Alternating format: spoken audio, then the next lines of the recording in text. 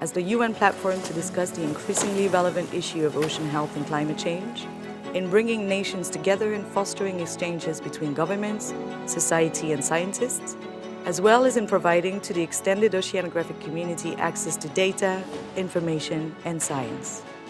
From UN conventions to community-based meetings, we bring to the table authoritative, vital ocean data to inform policy decisions, to support the implementation of the Sustainable Development Goals, and ultimately to harmonize humanity's relationship with the planet. To face a climate crisis of planetary scale, we are bringing together the world's leading expertise, decision makers, action-driven innovators, and engaged citizens around the UN Decade of Ocean Science for Sustainable Development. Join us to co-design and co-deliver transformative ocean science solutions to create the ocean we want. You too can be part of the ocean knowledge revolution.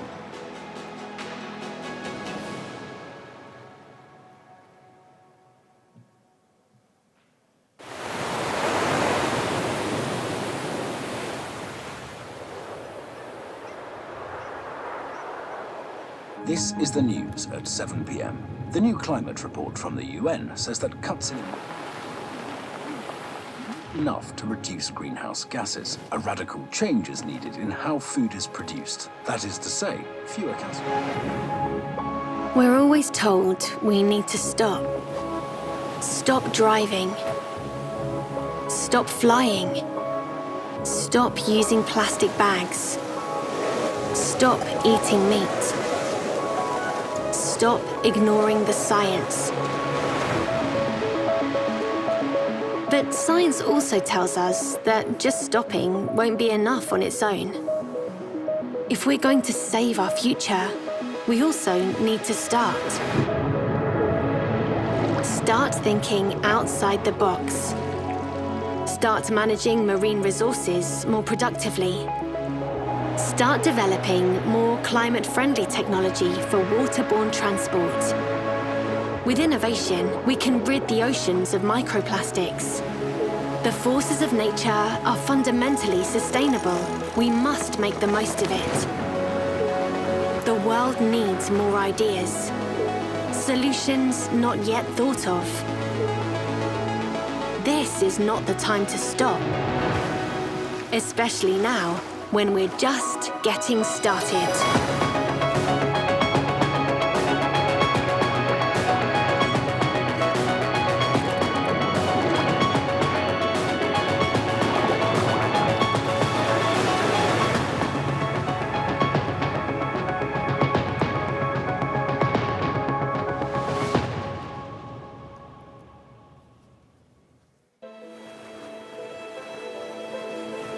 The ocean has always been a part of us Norwegians. It has provided us with wealth and prosperity, fisheries, shipping, offshore oil.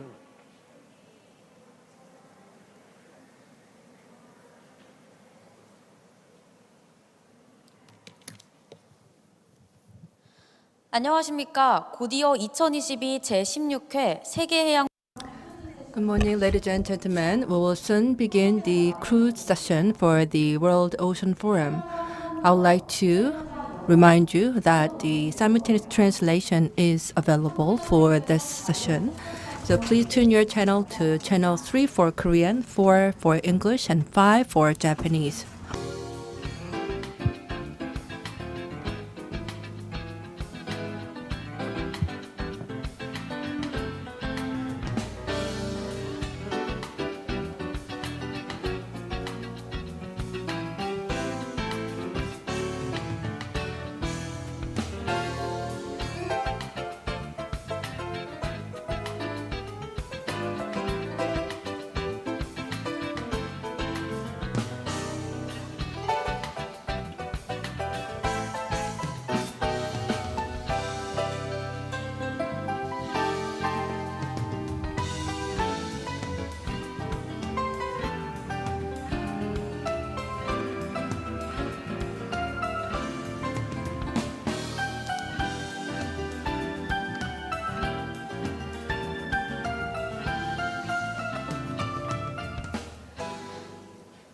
네, 그럼 세계해양 포럼 크루즈 세션을 이끌어 주실 전준수 학교 명예교수님 Now we are going to invite the Chun Jun-soo, professor of Seogang University, to the stage, who will serve us as a moderator for this cruise session.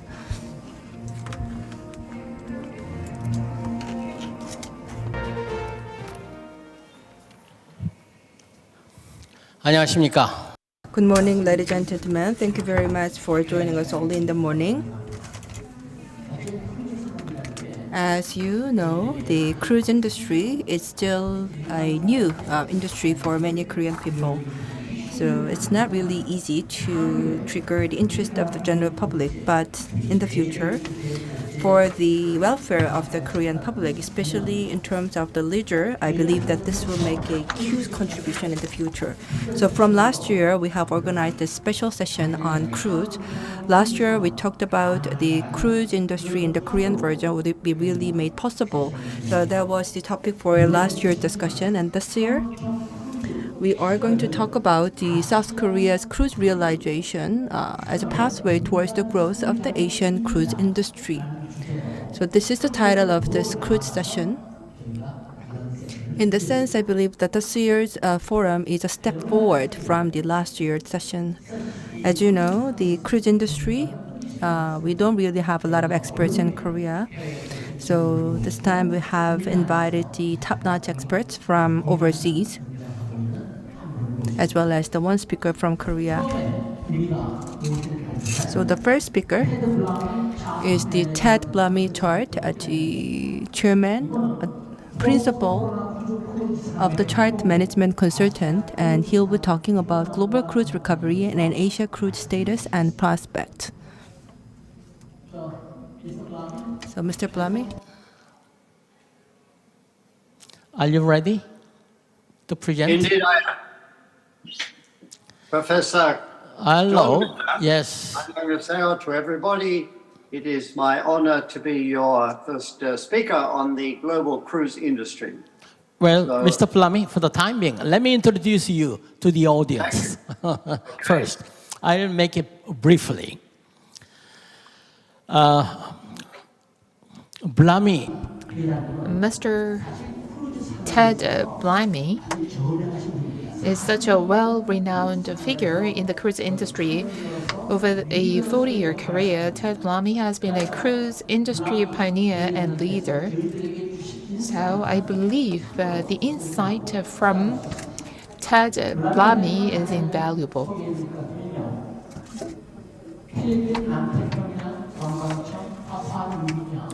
Well, he led and developed a cruise strategy for the Philippines, South Pacific Tourism Agency in Papua New Guinea, and he is conducting a market and operation evaluation for a new cruise port in Ho Chi Minh City, in the southern part of China. With that, he has made such a great contribution to the development of the Asia cruise industry and the market. Please welcome him with a big hand.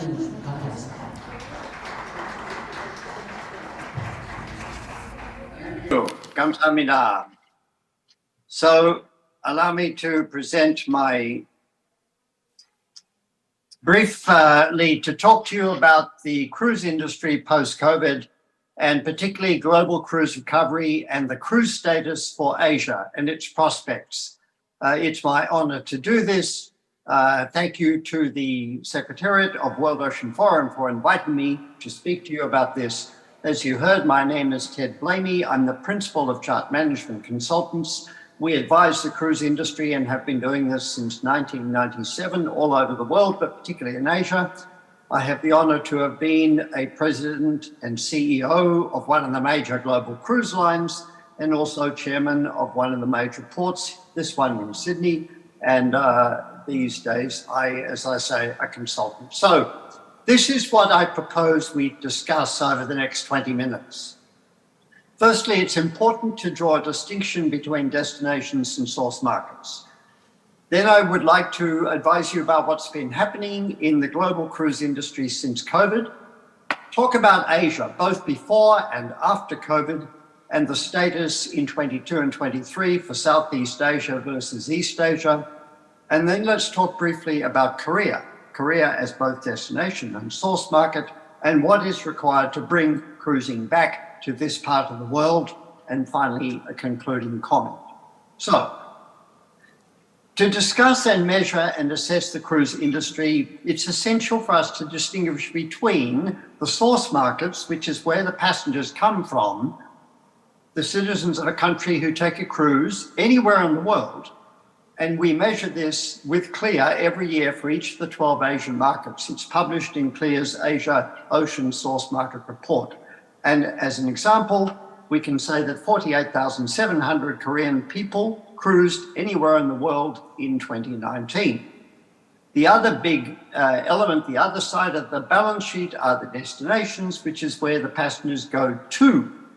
The ports, the islands, and so on, where cruise ships call on their itineraries. And this is measured in terms of deployment, capacity, and the port calls every year by us. And this is published in CLIA's other report, Asia Deployment and Capacity. For example, Busan had 101 transit calls, 8 turnarounds in 2019, which brought a potential 194,000 plus passenger destination days to Busan. So when talking about the cruise, be wary when somebody says the market is this. Are they talking about the number of passengers, where they come from, or are they talking about the number of passengers who go to the destination? So with this behind us, let's talk about what's happened to the global cruise industry since COVID. Well, it's back. It's back at close to full service. In fact, almost 100% of the global fleet is in operation. That means more than 550,000 berths on more than 270 ships are operating in more than 100 countries, with, of course, significant economic impact to the host countries, to the employees, and for jobs. And this is due to immense efforts to redesign the cruise experience since COVID, guided by experts in health and safety, with the governments and the health authorities working together, reflecting what the COVID status might be in different regions, with an holistic door-to-door safe strategy for the passengers, with response, contingency planning and execution all ready to go in place, with passenger, crew and destination health and welfare covered. The other exciting thing is that research done by CLIA, the Cruise Lines International Association, shows that holidaymakers are ready. They're ready to cruise again. 84% of past cruisers want to cruise now, and 69% of people who haven't cruised before. And this is reflected in great demand that's going on elsewhere in the world, not in East Asia, as we will see in a minute. So what about Asia? This is the calendar we produce every year to show what cruise ships are operating across Asia. And we see many cruise ships were deployed. I won't go through the table in general, but to summarize, there were 79 ships cruising in or through Asian waters, and they represented many different cruise lines. In blue, 19 premium and contemporary cruise lines. In pink, 11 upscale cruise lines. And in gold, 5 luxury and 4 green expedition cruise lines. That was pre-COVID. That meant 1,786 Asia cruises plus another 131 voyages. That's where a ship departs or returns somewhere outside of Asia, but goes through Asia. So that meant over 9,000 cruise days and a passenger capacity of over 4 million people in Asia, people from all over the world, Asians, Europeans, Americans, Australians. So also, at the same time, pre-COVID, Asia was a series of hugely important source markets. In fact, mainland China reached the number 2 position globally. There were big markets in Taiwan, Singapore, India, and Hong Kong and Japan. These are the numbers 2018 and 2019. You'll see how many thousands of people cruised and their share. But not only that, Asia was a heavily visited series of destinations.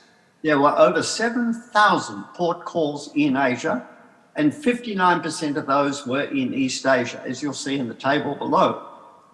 A quarter of the East Asian cruises were turnarounds. So that table shows you the number in East Asia, as also summary South Asia and South Asia. So a huge source market and a huge destination. So what happened in 2020? Well, everything stopped in March 2020 when the impact of the pandemic became clear. But it began again in a small way, but began already in July. And then there was a rolling sequence announced. First of all, the Dream Cruises Explorer was operating out of Keelung as early as July 2020. Out of Singapore, the World Dream operated from November, and then the Quantum of the Seas in December. In 2021, Hong Kong began operating cruises with the Genting Dream out of Hong Kong in July, the Spectrum of the Seas in October. And all through this time, as Saburo Tanaka will tell us, I'm sure, there were activity going on for domestic passengers with Japanese cruise lines operating out of Yokohama.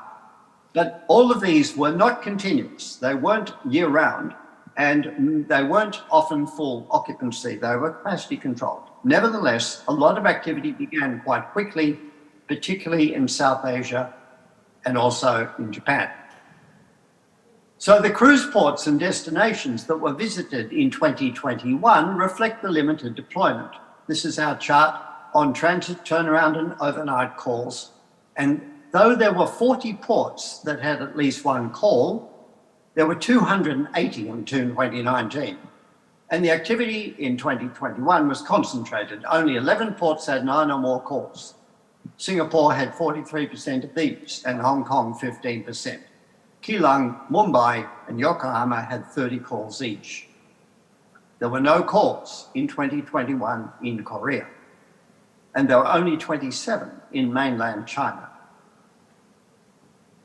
Very few cruise lines were active post-COVID. This is a summary of Asian deployment by cruise brand from top to bottom of the number of cruises. Just 6 brands were cruising anywhere in Asia, a total of 9 ships. Dream Cruises, 3 ships delivered 54% of all the cruises, and Royal Caribbean's 2 ships accounted for 28% of them. Mainland China was closed to internationals, but China Merchants Yidun had 13 7-night international domestic cruises from Shenzhen in the 4th quarter. Cordelia served the Indian market from September 21 with 29 cruises. And all the cruises, as you'll see in this table almost to the far right column, they're all very short.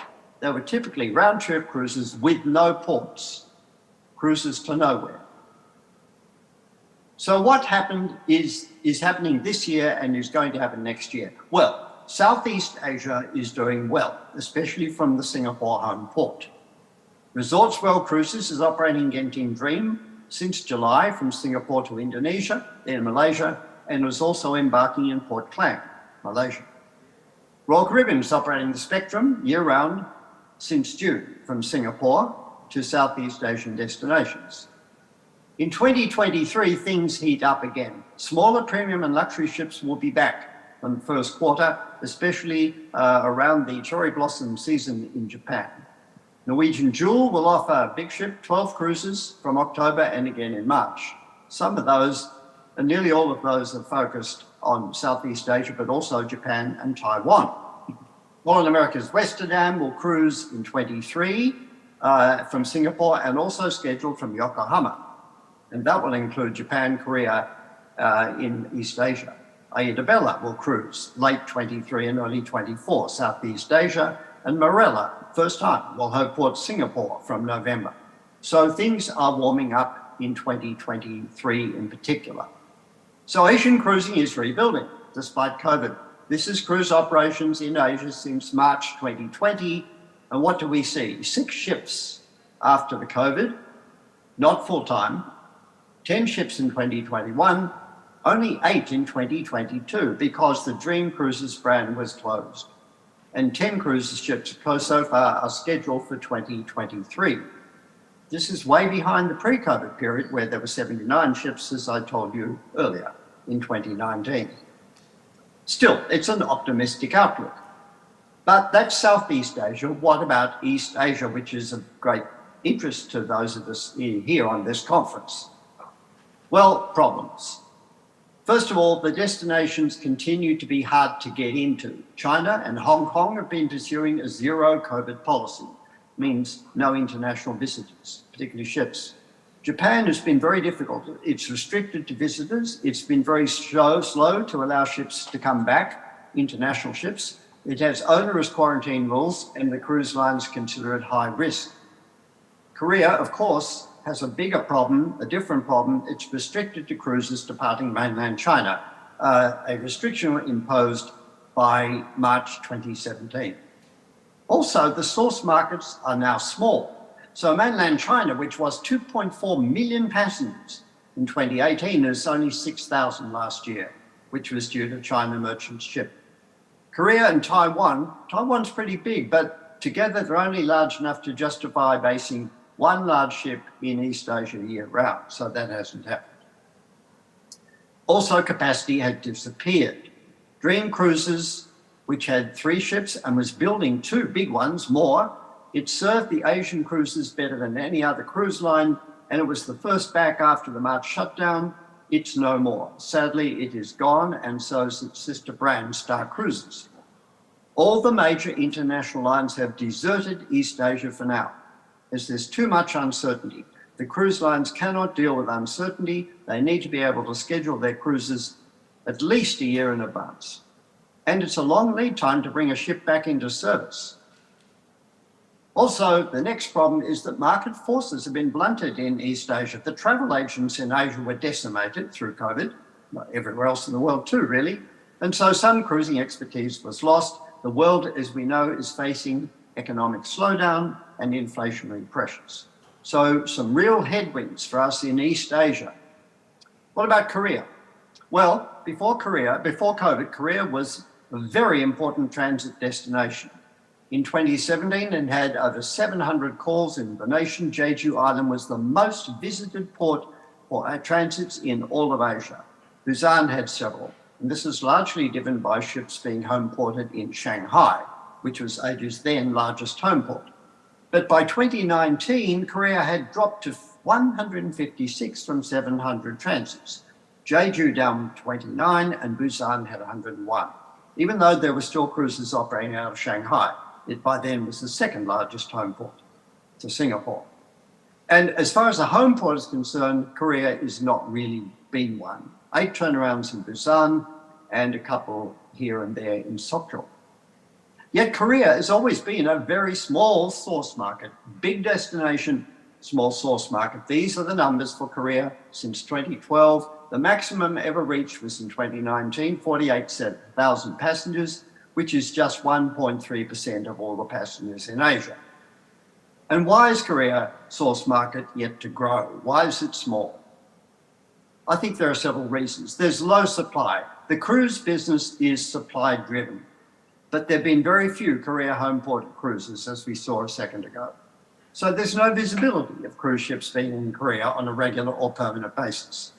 And also the onboard experience in general is not suited to Korean tastes.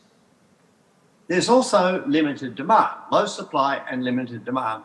There's some perception problems in Korea and awareness problems. For example, cruising is seen to be a luxury experience, unaffordable. This is, of course, not the case. Cruising is largely a mass market product with outstanding value for money, but not seen to be so by the Korean market. Going to sea in Korea is often thought to be, well, you do that for military purposes or for fishing, maybe for transport. Maybe it's even a bit scary. Well, it's not thought of primarily as a vacation product.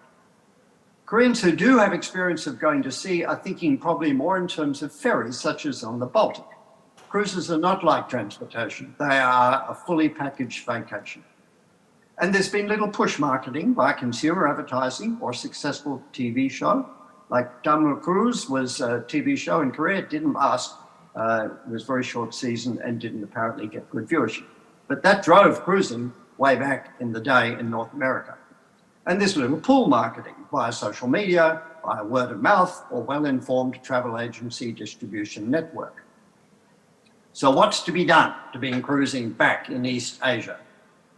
So everywhere in the world, to rebuild cruising, 3 core groups have had to come together in each nation: the cruise lines, and the membership body, the governments, local and national, and the Port Authority and Tourist Terminal.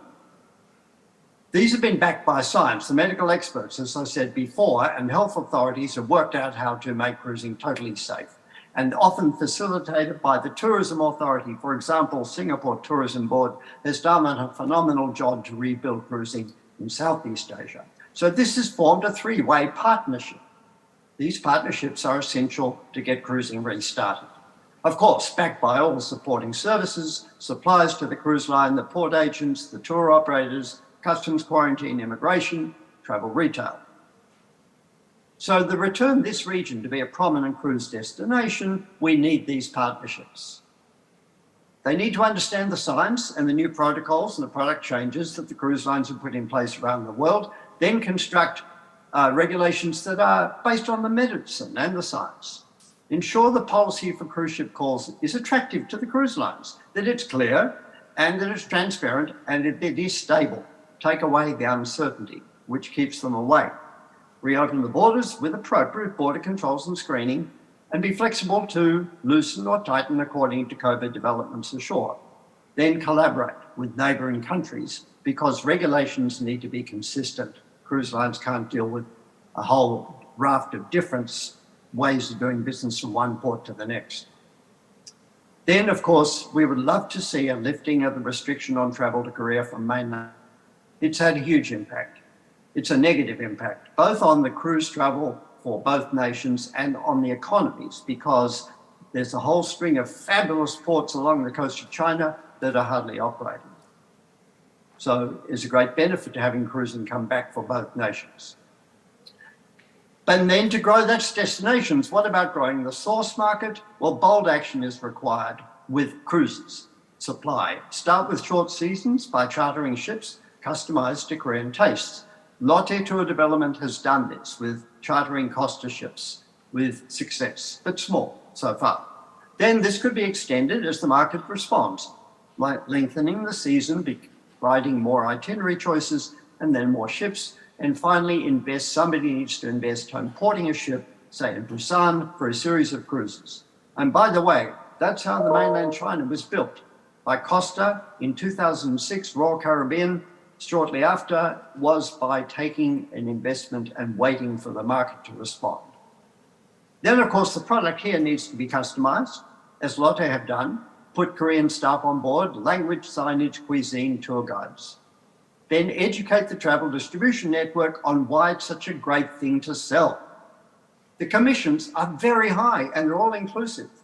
The clients are supremely satisfied, so the travel agents get repeat business. And it's the easiest thing for them to package. They don't have to deal with putting together a whole bunch of different things to make an itinerary. It's all there in the cruise.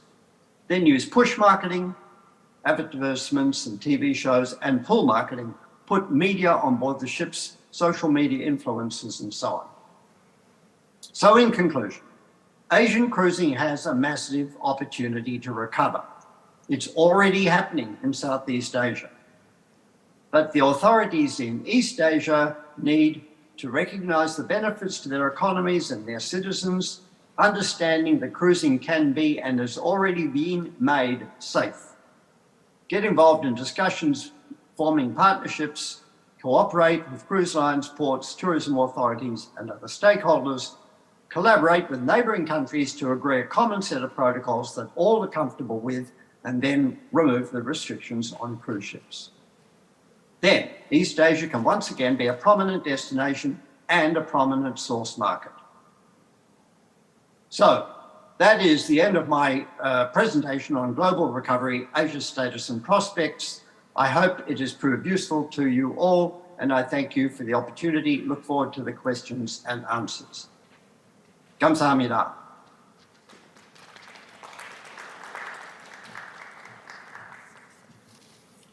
Thank you.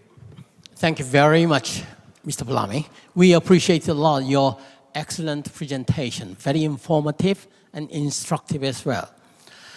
우리 블라미 회장님께서 So the Chairman Blamy, in particular in the Asian region, he talked about the 5 requests for the policymakers of the Asian countries. And also for the Korea's cruise industry, he gave me us the very specific proposal. 적절한 계절을 골라서 For a short-term charter, we should pick the proper season and to develop customized product for the Korean cruises. For example, entertainment, language, a Korean-speaking staff, and cuisine and so on, so that we can appeal more to the Korean customers, and so that we can create some ripple effect. And what is more important than that is to make sure that cruise is safe, that can be safe, that has been safe, and that is being made safe. So we have to make the government officials and the authorities know that it has been safe and it is safe and it's being made. It is being made safe. Throughout the human history, the people turn to ships in case of any disaster or crisis. Let me take an example of the Ark of Noah.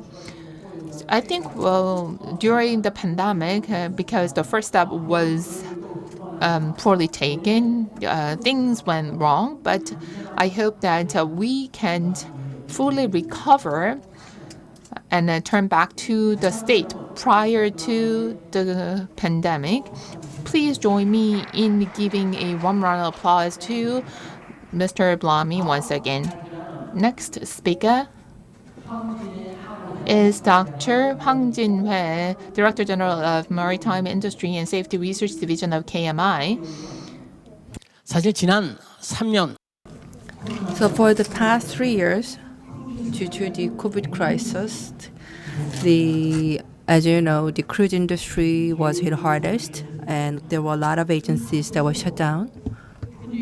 But even in the midst of such difficulties, Mr. Hwang gathered and brought together people in the cruise industry and hold seminars and also made a lot of proposals. So he was really a great contributor to the survival of the cruise industry through the COVID crisis. So in that sense, I believe that his presentation will be very insightful to all of us. As you know, one of the biggest difficulty for Korea's cruise industry is that we don't have cruise ships. And therefore, cruise ship financing to build cruise ship, that's very critical for the development of the cruise industry in Korea. So he will be giving us a presentation on challenges in cruise ship finance for the development of the Korean cruise industry. So please give him a big hand. Good morning. I am from KMI. My name is Hwang Jin-hwae. What I'm going to talk about today is the challenges in cruise ship finance for the development of the Korean cruise industry. My presentation slide is in English, though most of the audiences are Korean, and I would like to ask for your understanding in advance. So these are the contents of my presentation, and the Chairman Ted Blamy gave us a very good overview on the cruise industry trends, so I will briefly mention that. Then I'm going to talk about characteristics and necessity of the cruise ship finance, challenges, and then conclude the presentation. So let's first take a look at the global trend of the cruise industries worldwide. There are 449 cruise fleets in the world and 1 in Asia, so only 11%. And if you look at the segment of the cruise ships, since the Ted Blamy explained that very well, so will not be touching upon that. These vessels, they sometimes travel down to Southeast Asia, and also in Northeast Asia, aside from the 2 ships from the China and the Japan, there is no international cruise ships. And also by 2027, here you see the industry outlook. So the capacity will grow by 1,100. And because of the COVID crisis, you may think that the cruise industry came to a standstill, but you can see that a lot of cruise ships are well under normal operation. So this is the pre-COVID peak, and because of the COVID crisis, the number just plummeted. But then here you can see that a lot of recovery happened in year 2021, and also So now we have the 95% of the recovery. And by 2027, it is expected that it will actually grow by 128% or show 128% recovery. So the outlook is very promising. And next is about the volume of the ship order. And you see that since 2022, the ocean cruise ships are continuously placed on order. And the value is about $650 million. So it's very expensive. And also with the 2,300 cabin. And here you see the operation trends in Northeast Asia. And you can see that in March 2022, there were a few cruise ships. But then as time went by, you can see that the number of ships in the Northeast Asia have continuously declined. And so we really need a breakthrough in order to make them return to Northeast Asia. Korea, fortunately, we opened our border, whilst China is still keeps its border closed. And a lot of cruise ships have already left the Asian market. And if you look at the source market situation in Asia, you can see the passenger volume reached its peak around 4.2 million, but then it went down significantly. But centering around Singapore, there has been some slight increase. But in Asia, because we have a lack of ships and also we have very small scale industry here, so the growth is pretty modest, very sluggish, I guess. And also the cruise industry worldwide, you can see that except for the Northeast Asia region, a lot of operations have been recovered. But in Korea, because we don't have the flag cruise ships, and therefore we have to attract the foreign cruise ships to Korea to see the recovery of the industry. And that's actually a unique challenge that we are facing. Now let's take a look at the characteristics and necessity of the cruise ship financing. So cruise ship finance,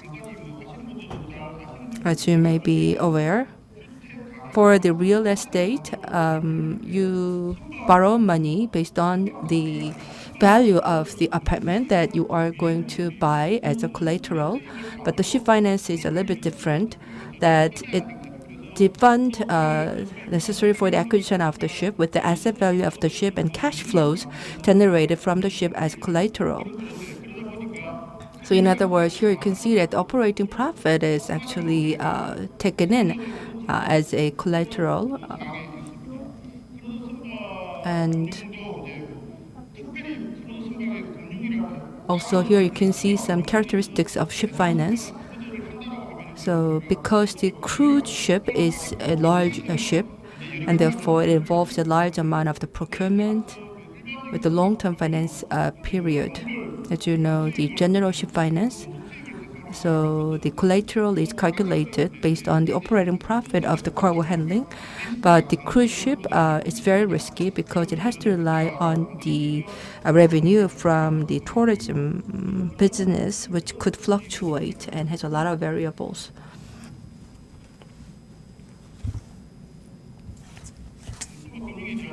And again, these are the definitions and differences of the cruise ship finance. So you can see that the profit structure is a bit different from the general commercial vessels. And also in terms of the risk, it's more vulnerable. And that's why the revenue of the tourist agency doesn't really go to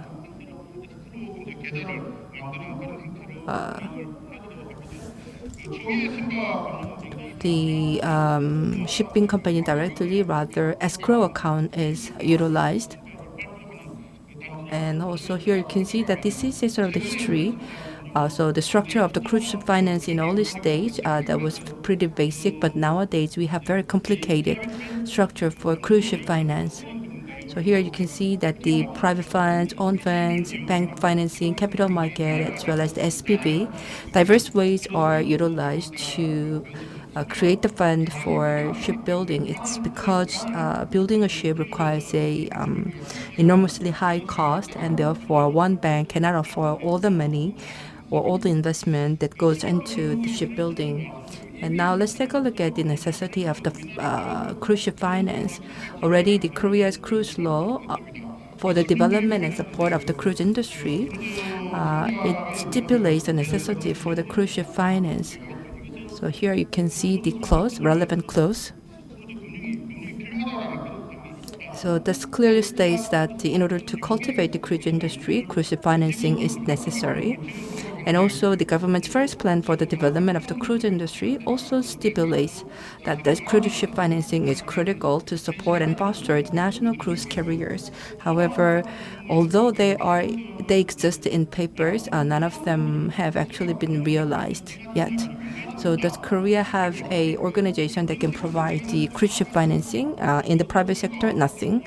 And also even in the policy financing institution, again, no public organization provide the financing for the cruise ship industry. Why? Because first of all, we have very little demand.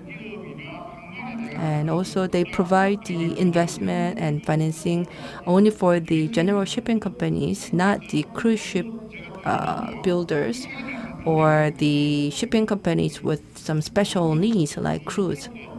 So we don't really have the structures or the organization available for cruise ship financing. But why do we need that then? So why do we need to have the ship finance? Here you see the total value chain of the cruise industry, and you can see that it actually comes from the cruise ships. So cruise ships travel around the world, create the tourism markets in their destinations. And also there is shipbuilders that provide cruise ships, and it requires the building staff, maintenance staff, and so on. So without cruise ships, we cannot really expect the full-blown growth of the cruise industry. If you don't have the cruise ships, then you only have the tourism industry, but there is no virtually cruise industry. In other words, if there are no cruise ships arriving from overseas, then you would not have the cruise industry at all. So this is the situation in Latin America. But unlike them, the countries in Europe or North America, because they have their own cruise ships, and therefore they have their own stable markets for cruise industry. And therefore, in order to cultivate the cruise industry, we really have to have the cruise ship finance to build cruise ships. And here you can see the recent cruise ship building prices. So the Viking Ocean, the cost is about $275 million for shipbuilding, and it can accommodate 378 passengers. So here you can see that this is excessively high and expensive. And also there is a 100 million ship with the 10,000 capacity or tonnage, Emerald. And if you look at the Dream Cruise, you see that the cost is about $1.8 billion. So here it's very clear that the private sectors cannot afford all this money to build the cruise ships. In Korea, we have the LNG carriers and also the shipping companies that make investment, and HMM recently saw the increase in the freight rate. However, when they build ships, they don't build ships with their own finance. Rather, 80% of the money comes from the government organizations or the public lending organization. And therefore, likewise, in order for cruise industry to flourish in Korea, we really have to have the government support. And for this, we have to have the public organization that provide the financing for the cruise ship building. So if you look at the container shipbuilding price, it's about $198 million on average. And LNG about $200 million. But here you see that the cruise ship is much more expensive than the LNG or the building of the general container ships. So that's why I keep mentioning that the private sectors cannot afford all these money. But if you look at the value of these vessels, you can see that the cruise ships are much higher than the container ships or the LNG carriers. like by 10 to 20 times. And therefore, from the shipbuilder's perspective, I believe that they have every reason to build cruise ships. Now, how can we provide financing then? So let's take a look at examples of the other countries. So here you see that the K-Shore and the Exim Bank in Korea, these are the relevant organizations, and also in Taiwan and Japan. We have the relevant organizations here, export credit agencies. In Germany, the Hermes and the France, COFACE, they are the export credit agencies that provide financing for cruise ships. So the Euler, Hermes, the COFACE, they provide the policy finance for shipbuilding, but in Korea, nothing. So what I like to tell you is that the policy finance institutions, from the overseas examples, we can see that they can provide stable financing for the building of the cruise ships, and therefore they really have to step forward and provide financing to build cruise ships. Now let's take a look at some challenges to overcome. So there are some prerequisites to grow cruise ship industry. So if there is no demand, then no policy can be implemented, and therefore we first have to create the demand, and then the policy finance should be provided. But in order for that to happen, there should be the development of the cruise companies, and also a lot of things should come into play and come together. Only then we'll be able to see the growth of the cruise ship industry in Korea. And based on that, the policy finance institution should come up with the appropriate financial products to provide the sufficient investment for the building of cruise ships. So if with the increasing demand, also the relevant government policies have to be divided. And therefore, I believe that the public policy and private demand, they should go hand in hand. But it should be the public policy that lead the process, and they should go first to create the demand. And so here you can see some prerequisites for the development of the cruise ship industry. So the government should first come up with a plan to secure the cruise ships. So the policy should be devised first.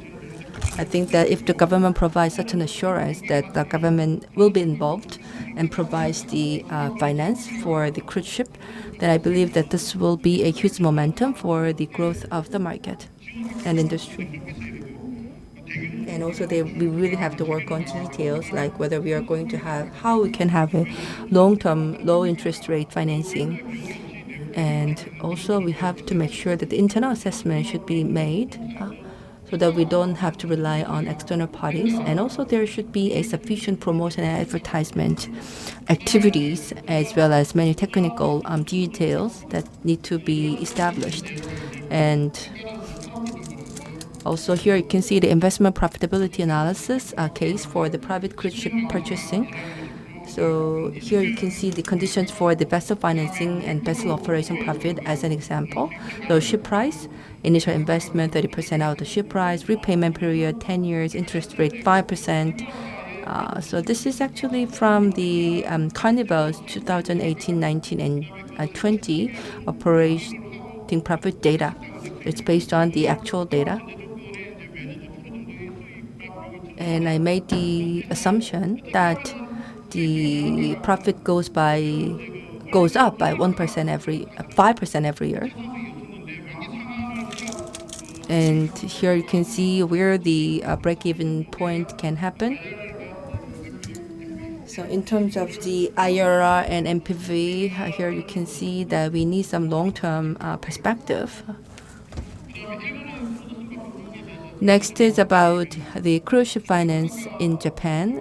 Later, Mr. Tanaka will talk about this more in detail, but in Japan, the Sumitomo Mitsui Trust Bank, they provide 60 billion Japanese yen for the cruise ship finance, or $540 million. So what we can see from this example is that even with the COVID crisis, and also when the performance was very low, and when shipbuilders suffered from sluggish business, that actually became the opportunity for Japanese bank. So they grabbed this opportunity. And also the Mitsubishi failed to build cruise ships, so they had to rely on overseas operators. So I think that it really gives us the clear lesson to Korean shipbuilders that if they cannot build cruise ships right now, then they cannot build cruise ships forever, and therefore they really have to be proactive and make preemptive investment. Some people are saying that if Japan cannot do it, how can Korea do it? But experts say that the Korean shipbuilding industry is 10 years ahead of Japan, and therefore we really have to be proactive in this matter. And here you see the structure of the cruise ship finance. So the government can provide the senior loan, and the private sectors can provide the junior loan. And we can come up with the diverse designs of these finance structure.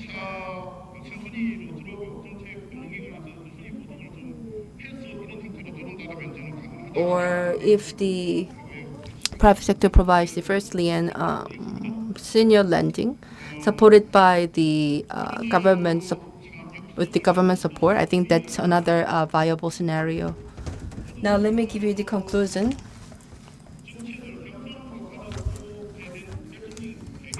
One of the reasons that the cruise industry is now under the supervision of the Ministry of Oceans and Fisheries is because it's related with the port infrastructure. And now we have a great port.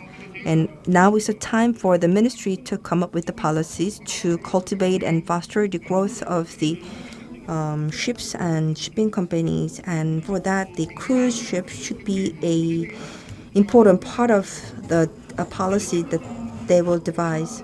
And also there must be the strong demand from the private sector. So the cruise tourism, cruise shipping, and cruise shipbuilding, when they come together, then it could lead to the various other industries. And for this, with that, Korea will emerge as a hub of the marine tourism. And in that sense, I think Korea's cruise industry is at a crossroads.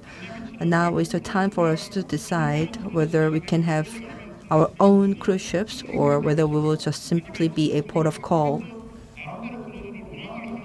So in other words, how can we secure the cruise ships and have our own cruise industry? So I think this is very important. And for this, the government and also the private sector should come up with strong will and proactive investment. And with that, thank you very much. Thank you very much, Professor. Thank you, Mr. Huang. So Dr. Huang talked about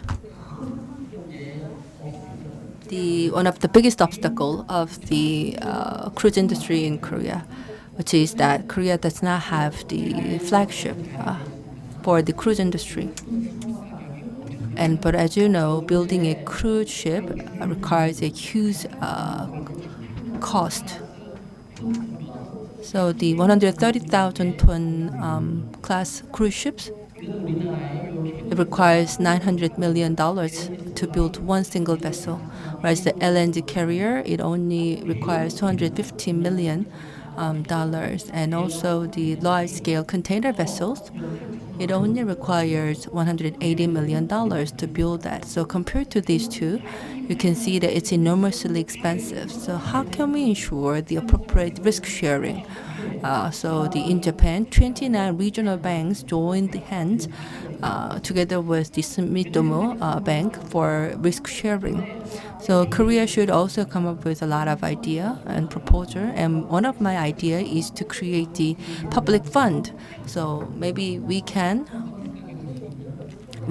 collect money from the general public to create the cruise ships. Thank you very much for your informative presentation. Let us move on to our last speaker, who is Mr. Saburo Tanaka, who is a Deputy Director General of the Japan Cruise Research Institute.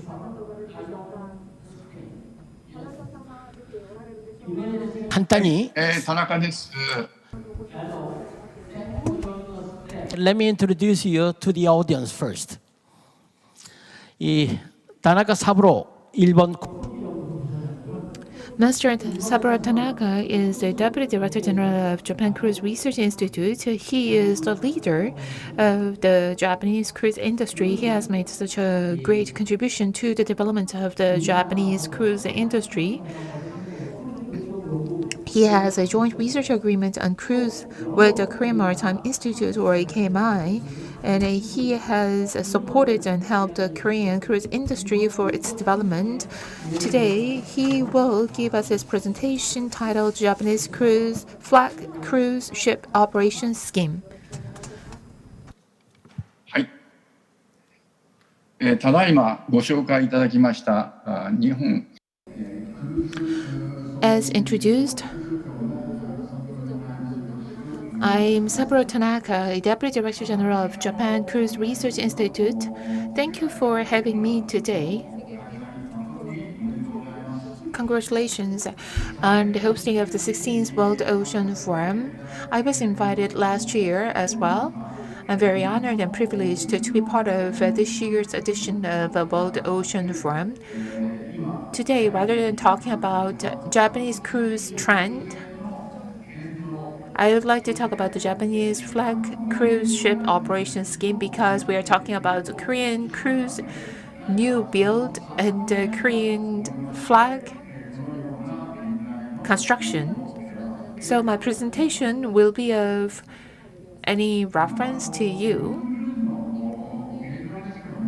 I won't be very pleased.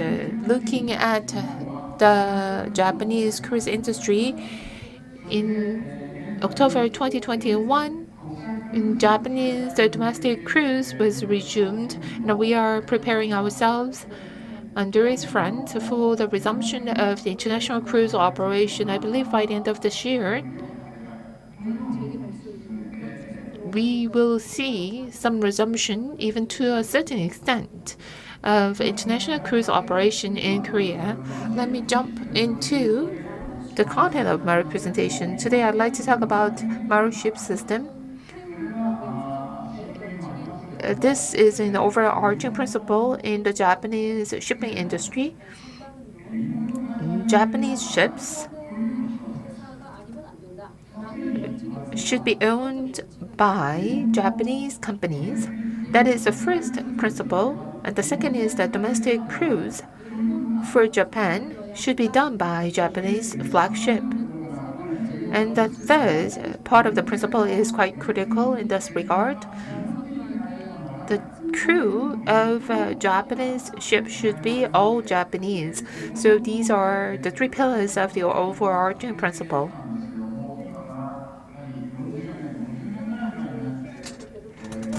So this is how Japan has operated its cruise and the shipping industry for the past 50 years or so. And at some point, the Japanese authorities began to consider whether it's economically viable to have all Japanese flagships for domestic cruise operation, and whether it is proper to have all Japanese crew for Japanese vessels. So, as an alternative, another idea was proposed, which is the Maru ship, which means the bareboat charter. Japanese ship owners bareboat charter to foreign ship owners, but this is related to international shipping as well, not just for cruise. As I mentioned, Japanese ship owners bareboat charter to foreign ship owners, and then foreign ship owners have foreign crew on board. And the third step, Japanese ship owners charter back the vessel which was subject to bareboat charter with foreign crew. That was an alternative approach taken by Japanese ship owners. This Maru ship approach was applied to cruise ship as well. The Maru ship system is for ocean-going ships, but Maru ship cruise ships are also allowed for short-term domestic cruises between international cruises. There was a special decree announced and came into force. The second characteristic is that although foreign crews on Maru ship cruise ships were limited to crews mainly engaged in the service sector, operating staff were later included as well. So now we are witnessing an increasing number of foreign staff working on board. Under this model, we have this operations scheme model, as you can see on the slide. This is very technical, so I will not go into details because that will use up all my time. So I would like to ask you to read this slide at your leisure, and if you have any questions, please contact me separately. So this is the structure of the Maru ship cruise ship operations scheme model. We have international foreign crew on board for the international cruise operation. I believe for Korea, when it has cruise vessels, by adopting this kind of model, Korea would be able to secure efficiency and effectiveness. This is only for your reference. Let me move on to the second part of my presentation. This is new shipbuilding plans in Korea under consideration.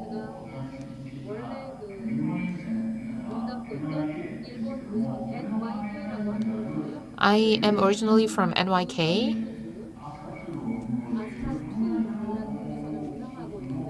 The company operates Shuka 2, a cruise vessel. So let me share with you the case example of this vessel and this company. In 2006, a new cruise ship was entered into service in 2006. And the vessel, Crystal Harmony, was built in 1990. And she was considered a successor to an aging cruise ship. It's very antiquated vessel, an outdated vessel. So people believed, or the operating company believed, that there should be a successor to this aging cruise vessel. But a new building plan was postponed due to difficulties in her main cargo business, or her parent company. NYK was involved in various businesses. The shipping company was considering continuing the cruise business, but decided that it could not be positioned as a priority in the medium to long term due to its low profitability compared to the transportation business, such as LNG. That was the decision or the status back in 2017. So over a dozen years later. As for NYK,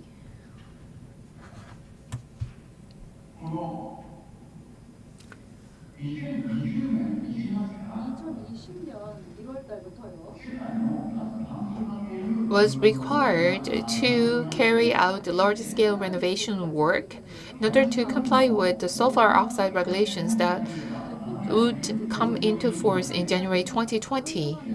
So it was facing a mandate to cut down its greenhouse gas emissions, which requires a significant amount of investment, hefty investment, to be honest with you. And considering the circumstances, new build was not plausible, so NYK explored various options. Then in 2019, about 3 years ago, the company sold 50% of its wholly owned operating company shares to a ship-related investment fund. the cruise ship underwent a major refurbishment at a Singapore shipyard in January 2020, and that served as a pivotal turning point. And with the investment in 2020,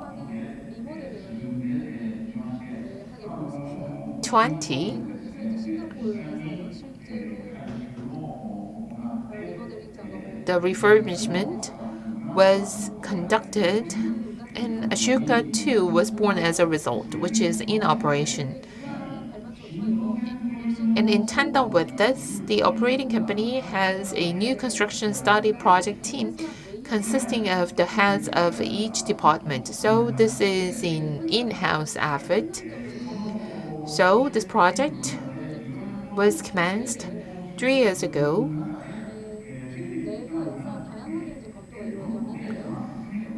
There was a multifaceted review conducted. So where to build the ship was the first question they raised. Even within Japan, we have Mitsubishi Heavy Industries, a shipbuilder. But as for cruise vessel, this is a whole new set of needs to be addressed.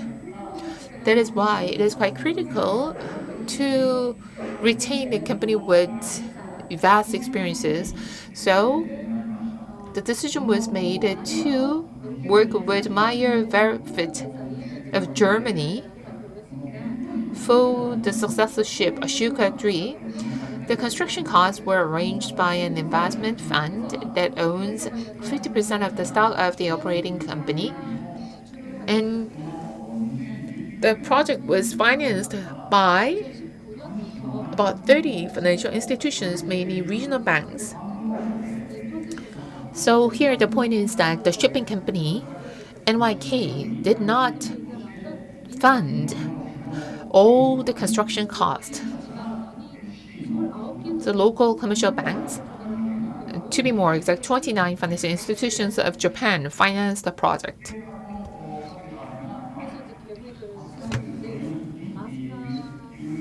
So the planning was completed. To give you an overview of A3, not Ashoka 2,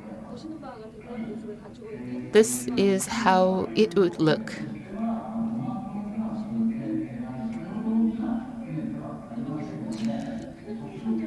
Well, the vessel is not that big.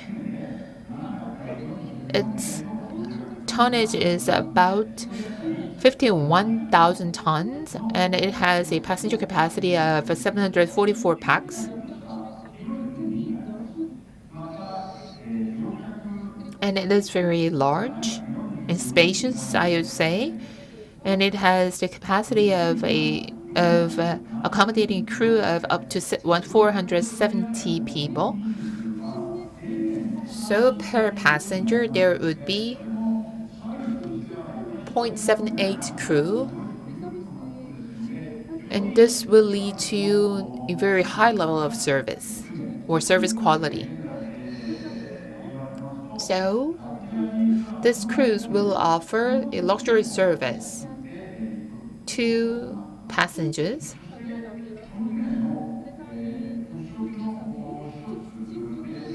One of the characteristics of this cruise vessel is that, as you can see at the top, although this is part of the outlook, the construction will start in 2023 and will come into service in 2025.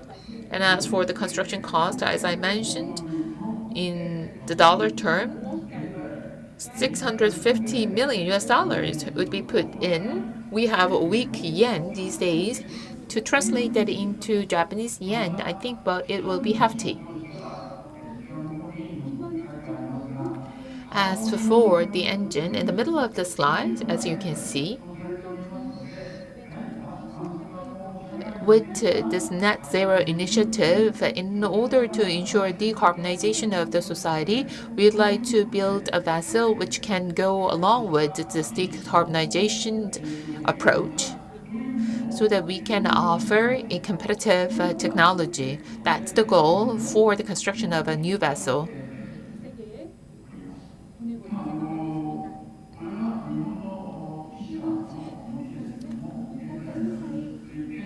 And this is the move of the Japanese company.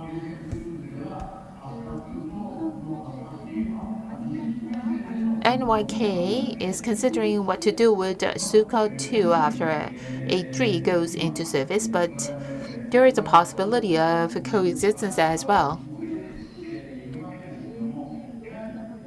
We are seeing the emergence of Northeast Asia as a new cruise area.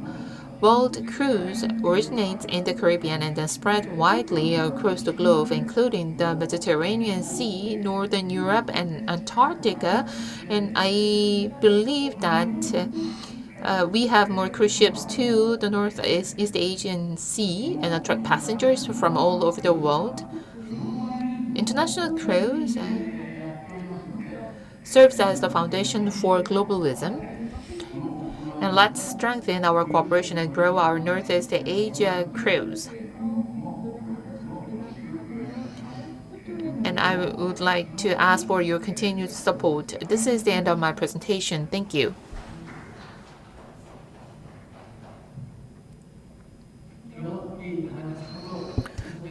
Please give a big round of applause to Mr. Tanaka Saburo once again.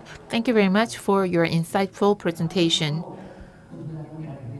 In his presentation, which grabbed my attention, is about the sustainability of the cruise industry. And as for A3, well, it has a passenger capacity of 744 and its tonnage is about 50,000, and it will accommodate 470 crew. So I think the level of personalized and customized service will be very high. It is such a luxury cruise. There are various options, and we have a casual cruise and so on, and there are various occasions we would go on a cruise trip, like the 70th birthday of your parents. And to celebrate the 70th birthday of your parents, then you would want something which is luxury and very comfortable, and a cruise would be a perfect solution for that. And if we can make the most of this kind of opportunity, then we can ensure profitability of the cruise business. And this is the end of all three presentations. Now I'd like to move on to the panel discussion with the presenters as well as three panelists. And then I'd like to hand the floor over to the MC of this program.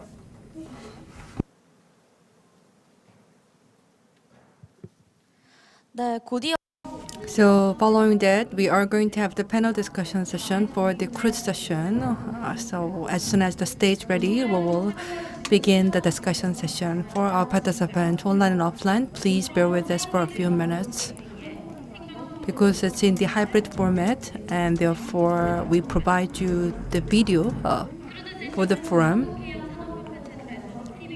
And also this cruise session is live broadcast.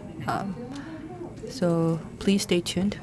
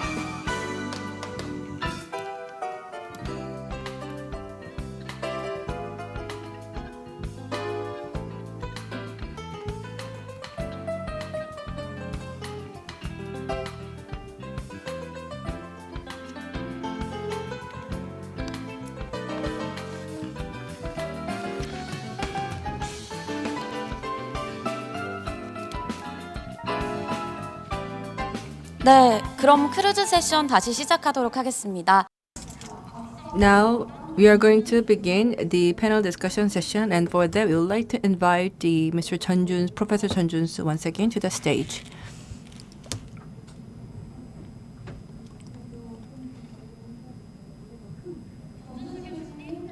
Professor Chun, can you please come up to the stage?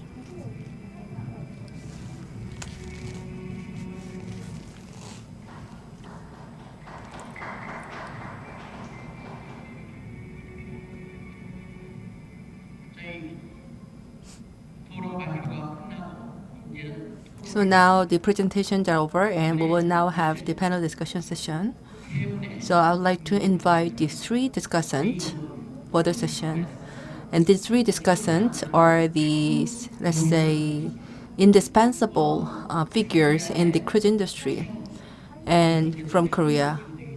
And in fact, the Professor Chang Jie-hao of the Sanghae Maritime University was supposed to join, but because of some personal reason, he could not join us today. So we would like to invite the three commentators from Korea, as well as the three speakers for the panel discussion session. And for our online participants, if you leave your questions on the chat window, then we will come back to you and give you the reply later. So I would like to invite the discussants to the stage now. Please come forward.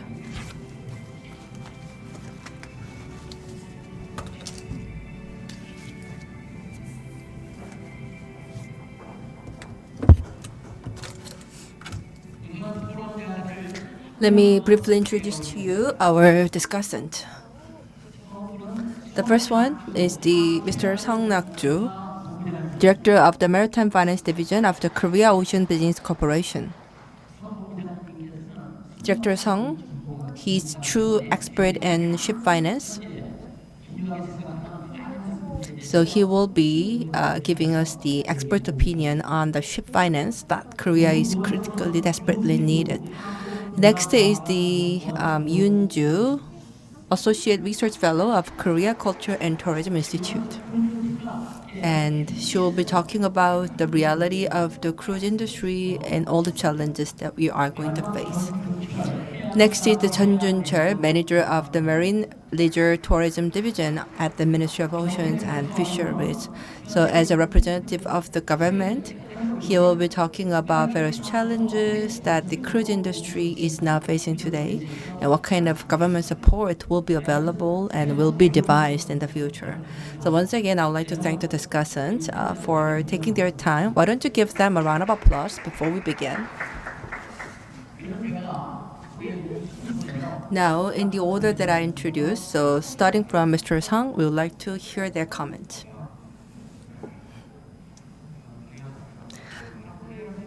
Good morning. I am from the Korea Ocean Business Corporation, KOBC. It has been around 4 years since its establishment. However, our mission was to promote the shipping industry and also enhance capacity of the shipping industry, in particular in terms of finance. And therefore, in our division, we have engaged in various projects despite relatively short history. And when it comes to cruise industry, I was not really that knowledgeable, especially before coming to this forum.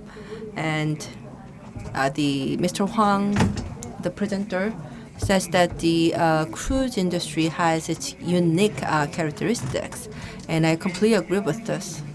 So the KOBC, we deal with various types of the vessels, and we don't really have the absolute criteria that we provide the finance for certain ships, but not for the other ships. We don't really have such a classification. So we provide the financial support not just to large carriers but also small carriers, as well as the special bulk ships and so on. But for cruise ships, actually it was the last year that I heard about that. But then I found that there is no operator being involved. So in order to provide finance, there must be the business operator, and also the details should be worked on, like whether it will only travel in the shores or will go out to the outer sea. and so on. But there are no operators yet, and also it's not really clear what kind of cruise ships will be built with what scale. So depending on the scales of the cruise ships, the things will be very different. So of course, if there are some practical and detailed plans for the cruise ship development, then of course I believe that the public finance organizations and also organizations like ours will be involved in the discussion, and we will take this issue seriously. But because currently we don't really have the specific plan. And as you know, the cruise industry, to build the cruise ships, it's really, really expensive. So in the sense, not a single financial institution can afford this huge cost. So as you can see from the Japan's case, the 29 regional banks were involved. And so in that sense, I think that we really need the participation by multiple financial institutions. And also because it involves a huge cost, so the lending period should be on the long-term basis. And so we also have to find out the financial institution that can provide such long-term lending. Another aspect that we should take into consideration is that we build the cruise ships. So we can build cruise ships domestically inside nation or outside, like in Germany. So Europe, if you build the ships in Germany, then you can actually rely on ECM that supports the export of the components and equipment that go into ships. So for example, like in Korea, if the equipment manufacturers make an export of their products overseas, that would provide ECM finance for support. And according to what Mr. Tanaka said, when the ship is built in Germany, the Hermes or the Coface of France, they are the ECM organization that provide project financing. And therefore, and also their credit rating is very high as a public government finance institution. And so depending on where the ship is built, whether it's domestic production or the overseas production, terms of loans will be different. And also the structure of the investment. So again, I think that this will create the conditions for financing.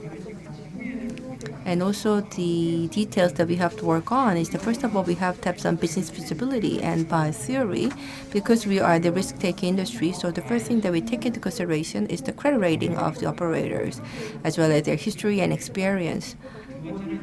And secondly, we also have to look at the profitability. So the routes, we analyze them. As you know, the profitability and business feasibility of the cruise industry are very diverse, and it also involves diverse industries, including casino and so on. So we have to have very extensive assessment. And also the finance institutions, we need the collateral or pledge. And so likewise, the cruise industry, we also have to understand the value of the collateral and how they can be changed. So these are the things that we take into consideration to come up with the appropriate financing terms. But anyway, I believe that there must be some detailed plan produced first. Then I think based on that plan, we can work on and try to come up with a solution together with the other policy institutions, finance institutions. Thank you very much.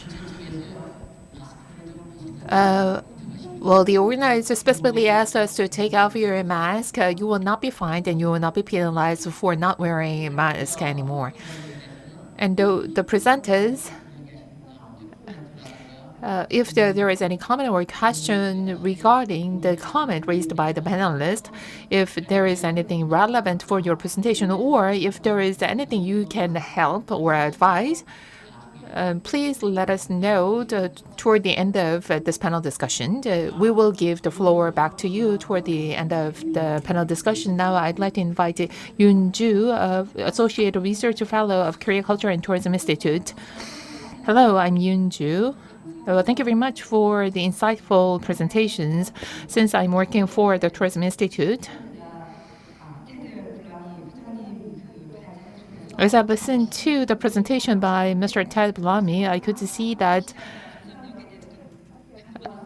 you have such an insight into the current cruise market. Thank you very much for your insightful presentation, Mr. Ted Blamy, once again.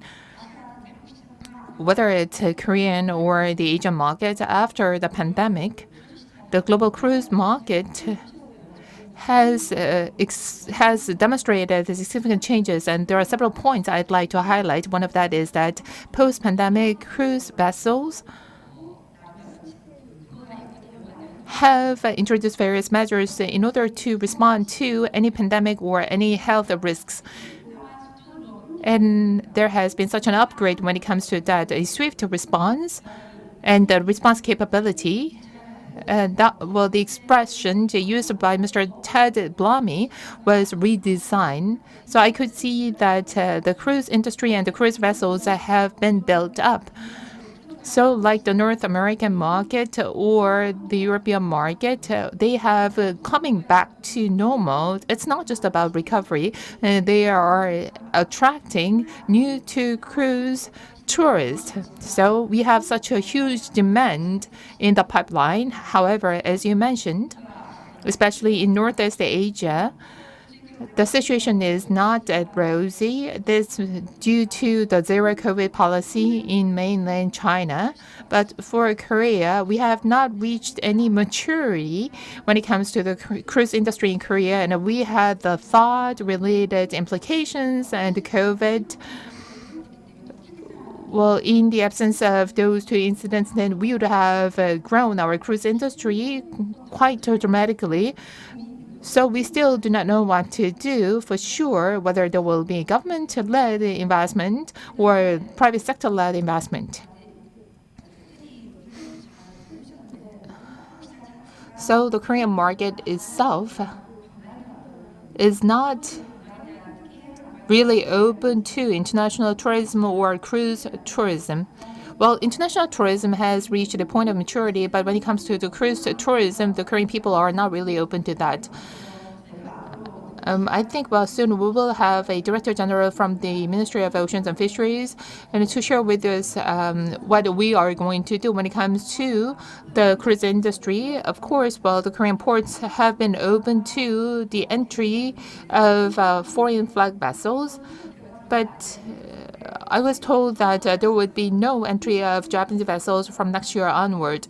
We are preparing ourselves, but we do not have any vessels entering the Korean waters. I believe cruise is a supplier-led market. If this is a capacity-led market, then what should we do? I believe we see the clear need for the Korean flag vessels. I think the Korean cruise market is very small. Nevertheless, if we have the Korean flag cruise line, that will serve as a pivotal point and catalyst for the development of the Korean cruise market. Well, the case in Japan is quite different from that of Japan. Well, Japan has its own national flag cruise industry, and its source market is quite huge. I know, it would be too much for Korea to have its own flag line for the cruise industry because the source market is very small. Actually, several years ago, we conducted our internal survey as to the outlook for the Korean and the demand for the cruise tourism. There was a potential demand was 180,000 to 200,000 potential customers or the tourists who would like to go on a cruise. So if we have such a potential, then we should have a vessel and cruise. If we want to create a route with Busan as a home port, and we would see some limitations up to Russia, then we would go all the way up to Vladivostok and toward the north, the south. We can go only as far as Taiwan. You mentioned the Korean cruise market, and you mentioned also that we should develop some Korean customized cultural services. And one thing we have to take into consideration further is that since I think since the demand for the neighboring markets is huge, I think most of international tourists they go to the Asian market because of the affordable airfare. But cruise it cannot be compared to this. But it's really affordable. It is really value for money. But people do not know that. So with that money, then we will use the LCC low-cost carriers, and I will spend several days in the Asian countries. But people do not know. People are not aware of that. So that means we have to develop a route where LCCs cannot take you to. There is a promotion and advertising as to the cruise, but it is quite limited. There is no experts. When I try to get some advice from a travel agency, I could not see any expertise. So we need to nurture experts offering that cruise is really value for money. It is really affordable. So based on that created a domestic demand, and with the Korean national flag cruise, then we will be able to grow the outbound market. This is the end of my comment. Thank you. 자, 마지막으로 우리 Last but not least, we would like to listen to the manager Chun Jun-chul of the Ministry of Oceans and Fisheries.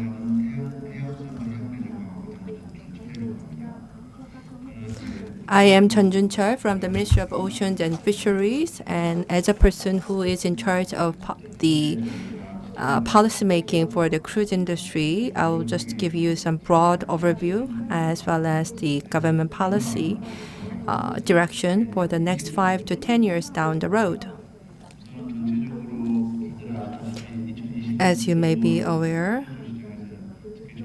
in February of 2020, that was the most shocking period for the Korea's cruise industry, because in the Princess vessel, there was an outbreak of the COVID-19, and that actually compromised the reputation of the cruise industry very severely.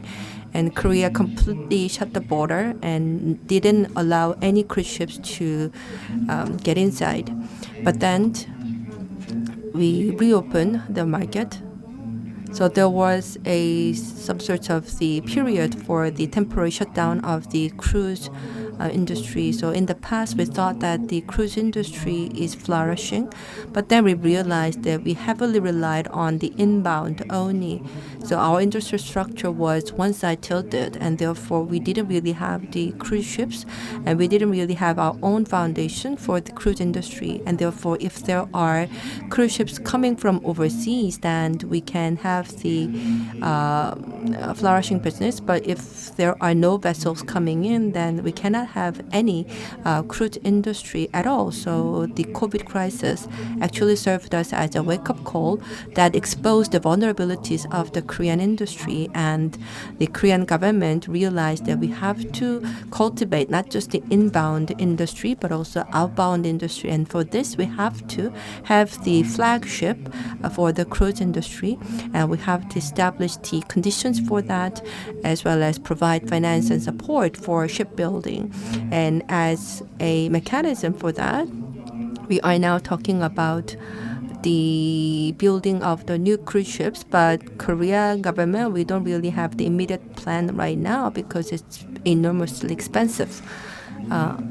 But if the new vessel cannot be built, then maybe we can import the second-hand ships to have and create the outbound market. So I think that as for the short-term measures, it is more likely to have the let's say the used vessels, import that and change it to the Korean vessel. And then we can have some small-scale operation based with these vessels. Then gradually we can expand that and move to the phase where we can build our own vessels. So for this, we have come up with the 5-year plan that promotes the inbound and outbound tour programs. So as for the inbound, yes, we have a lot of projects, but for outbound, our goal is to establish the national carrier for cruise industry, and for this we will cooperate with the relevant organizations. So whether we purchase the ships that are already built or whether we are going to build our own ships, anyway, the ministry has this goal for cultivating the outbound industry, and we'll continue to work on that. And we ask for your support as well. And thank you very much. 네. Thank you. Thank you. I really appreciate the practical approach here. Rather than building a new cruise vessel, we can purchase a second-hand vessel for the nascent Korean cruise industry.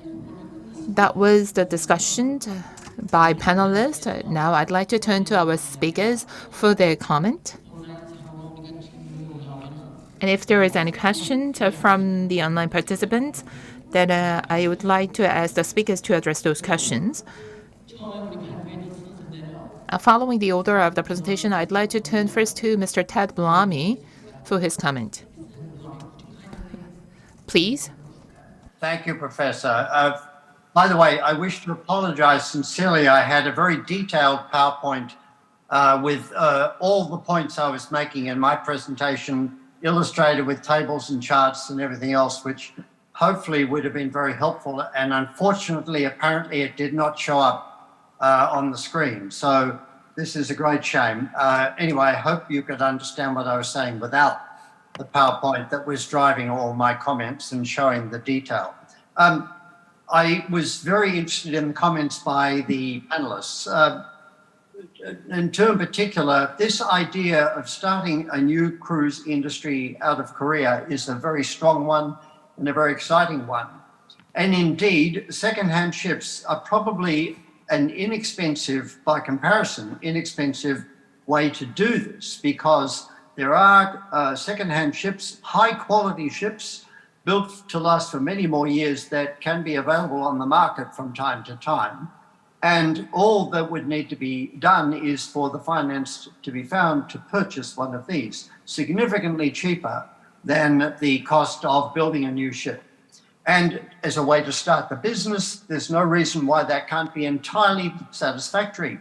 It's not as if these ships are used up.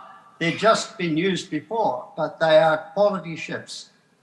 Indeed, during the pandemic, we saw, I think, Carnival Corporation alone removed some 20 ships from its fleet or more. I can't remember the precise number. So I recommend that that be considered before the building of a new ship by Mr. Jun and the MOF. The other thing I'd like to mention is a comment by Ms. Young about how the low-cost carriers are taking people to places already. And that's totally true for the Korean outbound market, which is a very healthy and active outbound travel market. But let's not forget that a cruise experience is entirely different to traveling on a plane, renting a hotel or rental car, trying to find your way around and everything else. The cruise is an entirely packaged vacation. It's not just the destinations that make it glamorous and exciting and fun. It's the onboard experience. It's the fact that you have no hassles. You only embark on your ship. You never have to pack and repack, unpack, repack. You don't. It's from our fine panelists. Thank you. Thank you. 예, 여러분들 뭐 통역을 통해서. So I'm sure that you have heard that already through the translation, so I'm not going to translate that. And now the Tanaka Saburo, can you also comment on that? Mr. Tanaka?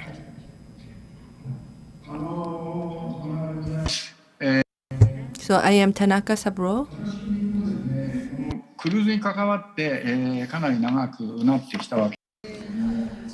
It's been such a while since I joined the cruise industry, and the same holds true for Japan. And as for the cruise industry as a whole, one important pillar is tourism, and the other important pillar is a ship and vessel, and another pillar is port. There are three elements we have to take into consideration: tourism, vessel, and a port. These three elements achieve harmony for the cruise industry.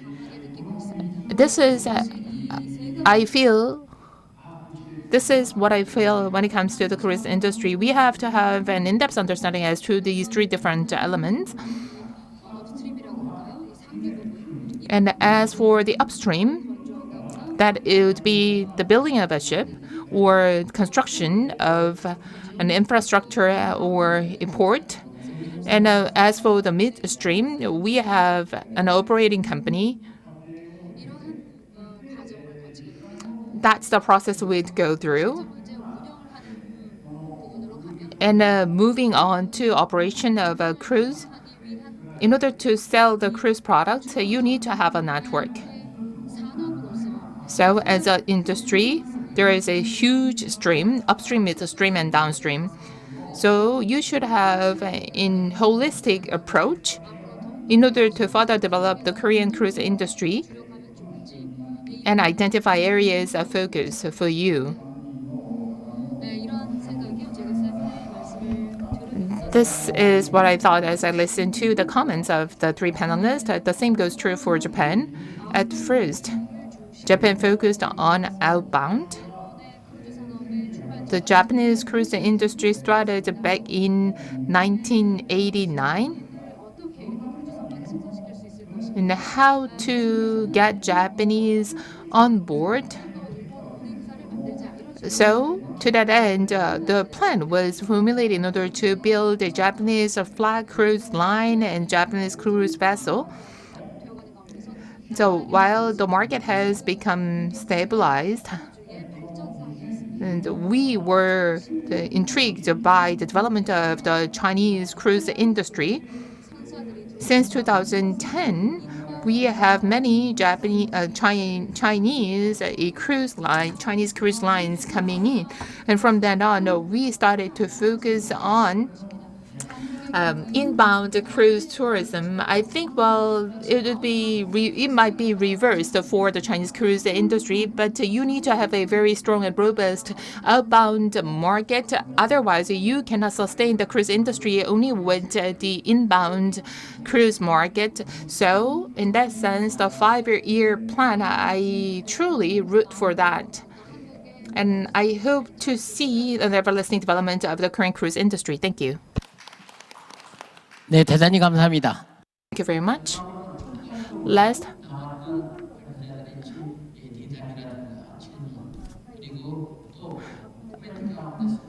I would like to turn to Dr. Hwang Jin-hee for his comment. 감사합니다. Thank you very much. So, all the speakers and discussants, I agree basically with what they say. And regarding the manager Chun Jun-che's comment, as well as mentioned by Ted Blamey, I think that purchasing the existing cruise ship can be a very practical, viable solution as a first step. And also the KOBC, aside from the newly built ships, maybe for the purchasing of the existing ships, if they can provide the appropriate financing, then I will be able to see pretty promising results. And also we have a long-term development plan for the cruise industry. And one of the goals under this plan is to promote outbound market, which is very significant. So we hope that we can promote the balanced growth of the inbound and outbound growth for the proper growth of the cruise industry in Korea. And also regarding the Mr. Sung's comment, yes, I agree with what he said, especially the KOBC for the cruise ships. I hope that they can create opportunities in a very proactive manner. And also he actually gave us a very positive view. So I believe that together with the ministry's plan, their plan will also create some synergy effects. And also the Yoon-ju from the KCTI, she mentioned the need to create a new market, and based on that, tourist market. And based on that, we can actually create a minimum demand for the sustaining of the cruise industry. And I, again, agree with this. And then Mr. Tanaka Saburo gave us a very good examples for Japan, which was very insightful for Korea. And the Ted Blamey, he I was just surprised about his knowledge. How can he be so knowledgeable about the Korean market, although he does not live in Korea? So I really learned a lot. And last time I actually met in person in Jeju Island, and I was delighted to hear his presentation. So in order for these proposals to come into being, I believe that we have to really deepen our understanding in the cruise industry, and the government should pay attention. But I think what's required is that the promotion should not be just for the sake of promotion, but the promotion should be led to the changes in perceptions, which will be led to the investment and also a lot of policy support. And in that sense, I think that the large-scale events are important, but at the same time, we have to have a small scale, let's say breakfast seminars that invite the opinion leaders of the region and locality. I think these will be a very good tools for promotion. Or for example, like for tourist agencies or university students, we can also have some small-scale competition or events that promote their understanding. So again, I think that the future is very promising, as we heard many good plans as well as the good case examples. So I'm very honored to be with you today. Thank you very much. So we don't have the questions from our online participants. 시장은 The Asian cruise market, I believe, is the most critical market for the next generation and for the future. I believe today's session will serve Korea and the cruise industry to further develop in order to lead the global cruise industry. I think the same holds true for any industries. We started small, but our end we will be prosperous. At the end of the day, I think this will be what we are going to experience for the cruise industry. Thank you very much for staying with us till the end of today's session. Please give another round of big applause to our panelists as well as the speakers. Thank you very much. Thank you. This is the end of the session. Thank you.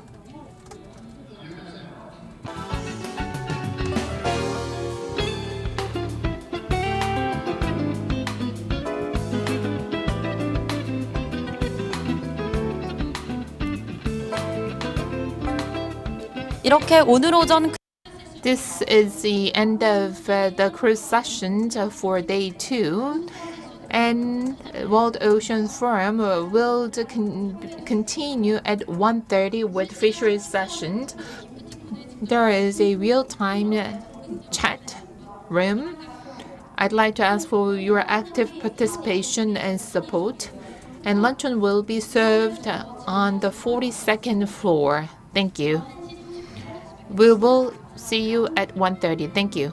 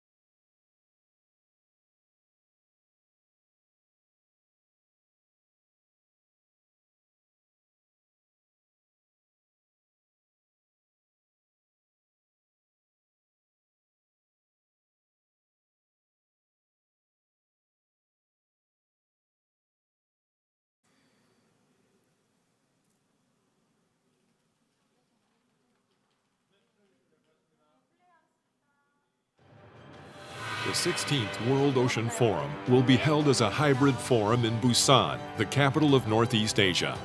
Time to listen to the world's renowned marine environment experts to make ocean as uniters. You can participate in the forum in person or online to listen to professional sessions and various events for sustainable development and check the trends of the global maritime industries faster than anyone else. We invite you to the 16th World Ocean Forum to be held in Latte Hotel Busan for 3 days from October 25th to the 27th.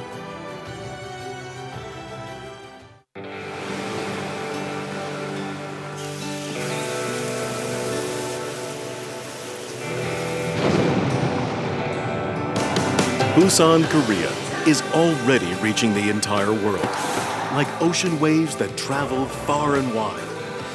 It's Busan, the perfect World Expo city, transforming our world, navigating toward a better future.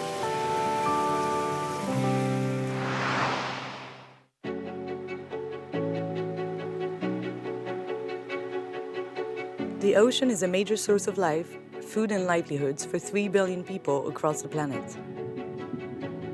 For over 60 years, UNESCO's Intergovernmental Oceanographic Commission has been working at the heart of the United Nations to generate the knowledge we need to conserve and manage this global marine ecosystem. We coordinate sciences, observations, data, and tsunami warning systems. We deliver knowledge, scientific understanding, and capacities to ensure the ocean is managed sustainably and equitably for the benefit of humanity and the planet alike. As ocean pollution, acidification, and warming grow, IOC's role has become crucial as the UN platform to discuss the increasingly relevant issue of ocean health and climate change, in bringing nations together and fostering exchanges between governments, society, and scientists, as well as in providing to the extended oceanographic community access to data, information, and science. From UN conventions to community-based meetings, we bring to the table authoritative, vital ocean data to inform policy decisions, to support the implementation of the Sustainable Development Goals, and ultimately to harmonize humanity's relationship with the planet. To face a climate crisis of planetary scale, we are bringing together the world's leading expertise, decision makers, action-driven innovators, and engaged citizens around the UN Decade of Ocean Science for Sustainable Development. Join us to co-design and co-deliver transformative ocean science solutions to create the ocean we want. You too can be part of the ocean knowledge revolution.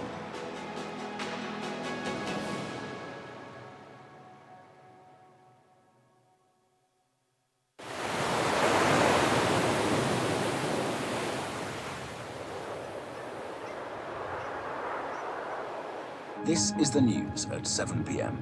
The new climate report from the UN says that cuts in enough to reduce greenhouse gases. A radical change is needed in how food is produced. That is to say, fewer calories. We're always told we need to stop. Stop driving. Stop flying. Stop using plastic bags. Stop eating meat. Stop ignoring the science. But science also tells us that just stopping won't be enough on its own. If we're going to save our future, we also need to start. Start thinking outside the box. Start managing marine resources more productively. Start developing more climate-friendly technology for waterborne transport. With innovation, we can rid the oceans of microplastics. The forces of nature are fundamentally sustainable. We must make the most of it. The world needs more ideas. Solutions not yet thought of. This is not the time to stop. Especially now, when we're just getting started.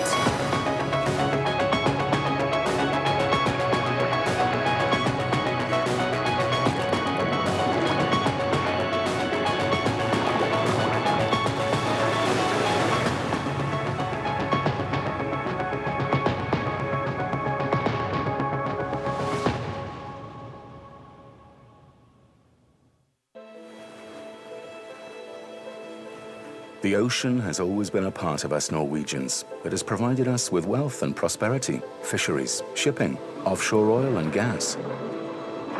Now we're on the brink of a new digital age, facing global challenges to sustainability, where the jobs we create must support a green future.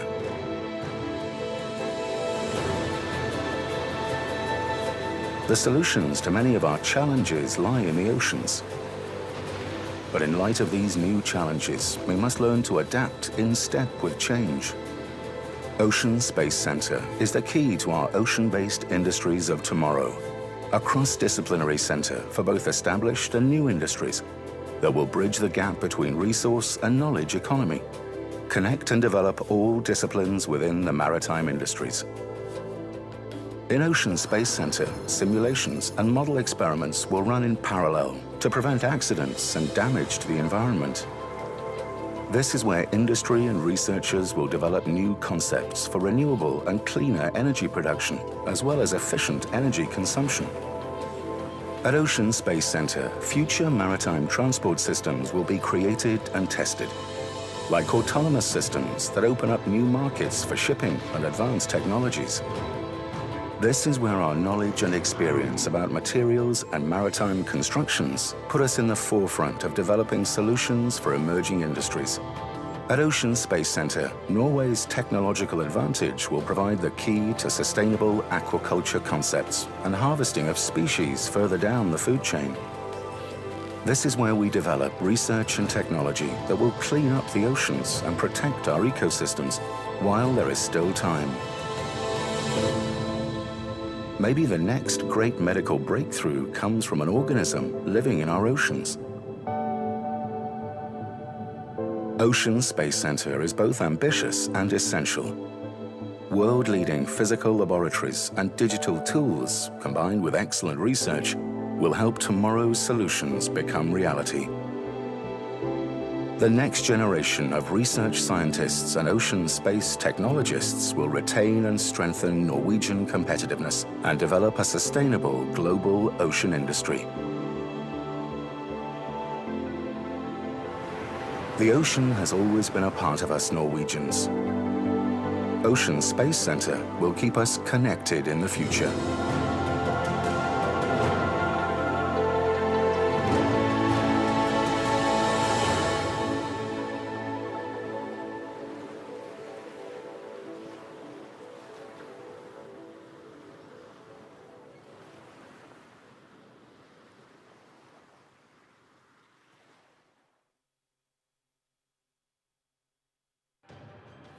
The 16th World Ocean Forum will be held as a hybrid forum in Busan, the capital of Northeast Asia.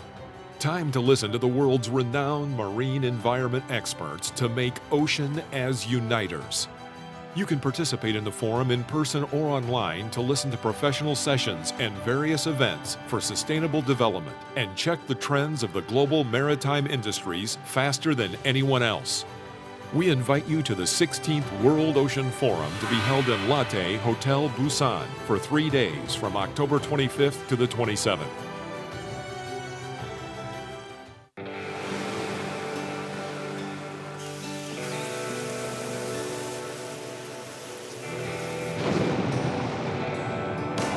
Busan, Korea is already reaching the entire world, like ocean waves that travel far and wide.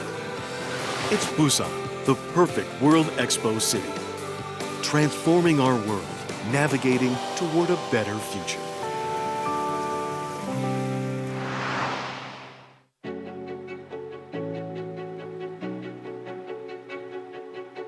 The ocean is a major source of life, food and livelihoods for 3 billion people across the planet.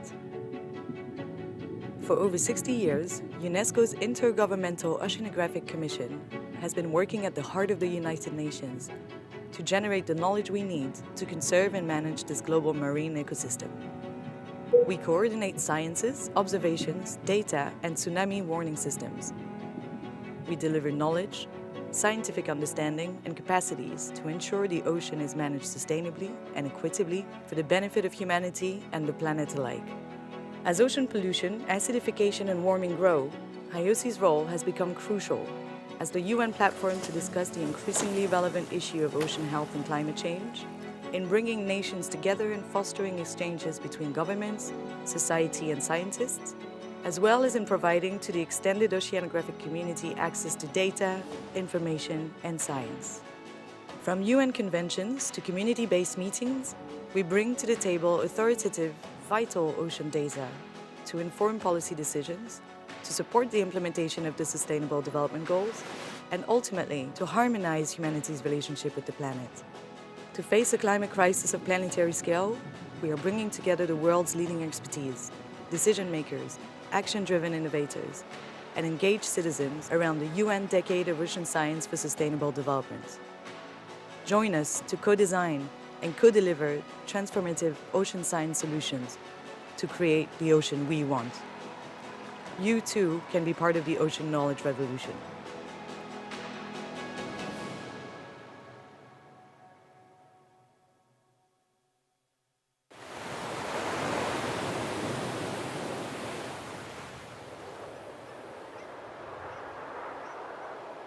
This is the news at 7 p.m. The new climate report from the UN says that cuts in enough to reduce greenhouse gases. A radical change is needed in how food is produced. That is to say, fewer calories. We're always told we need to stop. Stop driving. Stop flying. Stop using plastic bags. Stop eating meat. Stop ignoring the science. But science also tells us that just stopping won't be enough on its own. If we're going to save our future, we also need to start. Start thinking outside the box. Start managing marine resources more productively. Start developing more climate-friendly technology for waterborne transport. With innovation, we can rid the oceans of microplastics. The forces of nature are fundamentally sustainable. We must make the most of it. The world needs more ideas. Solutions not yet thought of. This is not the time to stop.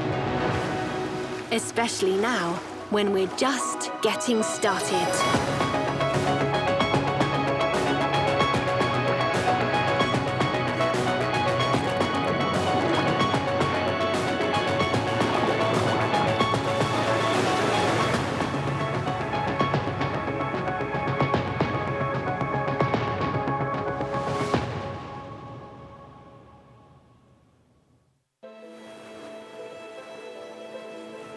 The ocean has always been a part of us Norwegians. It has provided us with wealth and prosperity, fisheries, shipping, offshore oil and gas.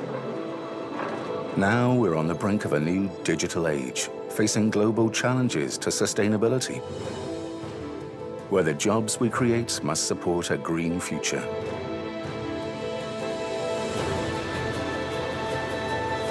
The solutions to many of our challenges lie in the oceans. But in light of these new challenges, we must learn to adapt in step with change. Ocean Space Center is the key to our ocean-based industries of tomorrow, a cross-disciplinary center for both established and new industries that will bridge the gap between resource and knowledge economy, connect and develop all disciplines within the maritime industries. In Ocean Space Center, simulations and model experiments will run in parallel to prevent accidents and damage to the environment.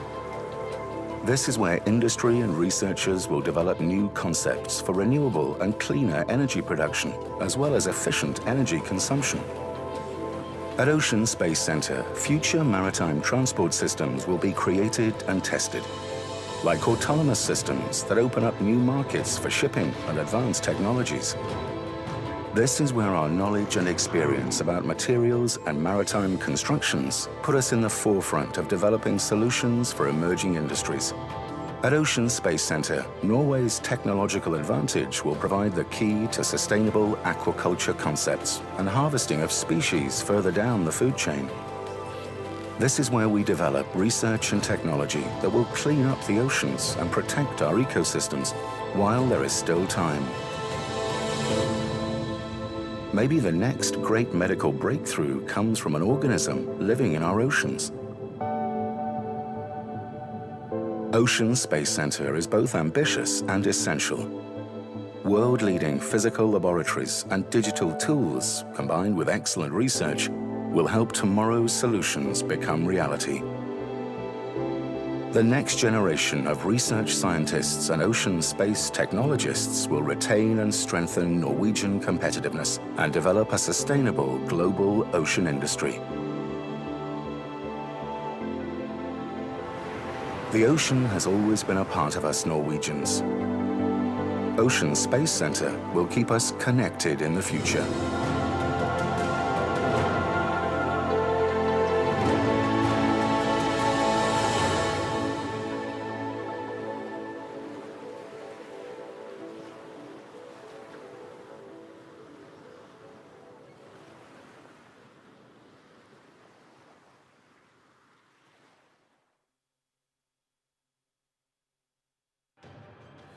The 16th World Ocean Forum will be held as a hybrid forum in Busan, the capital of Northeast Asia.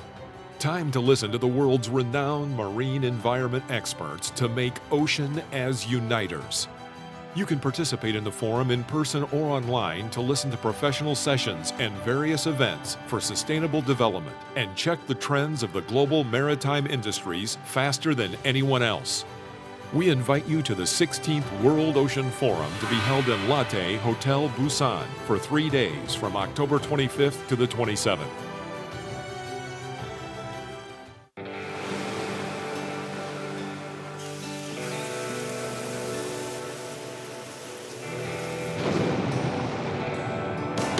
Busan, Korea is already reaching the entire world, like ocean waves that travel far and wide. It's Busan, the perfect World Expo city, transforming our world, navigating toward a better future.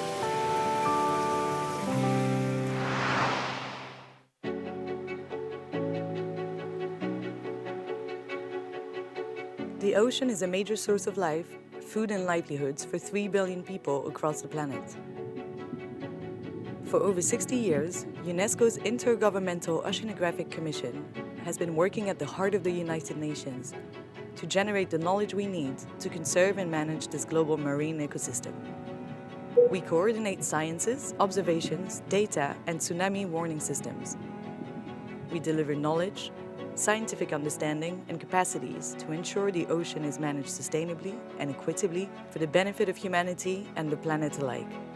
As ocean pollution, acidification, and warming grow, IOC's role has become crucial as the UN platform to discuss the increasingly relevant issue of ocean health and climate change, in bringing nations together and fostering exchanges between governments, society, and scientists, as well as in providing to the extended oceanographic community access to data, information, and science. From UN conventions to community-based meetings, we bring to the table authoritative, vital ocean data to inform policy decisions, to support the implementation of the Sustainable Development Goals, and ultimately to harmonize humanity's relationship with the planet. To face a climate crisis of planetary scale, we are bringing together the world's leading expertise, decision makers, action-driven innovators, and engaged citizens around the UN Decade of Ocean Science for Sustainable Development. Join us to co-design and co-deliver transformative ocean science solutions to create the ocean we want. You too can be part of the ocean knowledge revolution.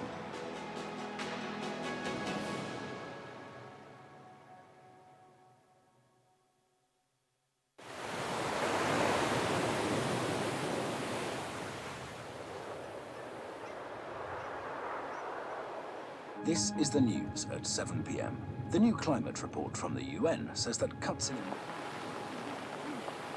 enough to reduce greenhouse gases. A radical change is needed in how food is produced. That is to say, fewer calories. We're always told we need to stop. Stop driving. Stop flying. Stop using plastic bags. Stop eating meat. Stop ignoring the science. But science also tells us that just stopping won't be enough on its own. If we're going to save our future, we also need to start. Start thinking outside the box. Start managing marine resources more productively. Start developing more climate-friendly technology for waterborne transport. With innovation, we can rid the oceans of microplastics. The forces of nature are fundamentally sustainable. We must make the most of it. The world needs more ideas. Solutions not yet thought of. This is not the time to stop. Especially now, when we're just getting started.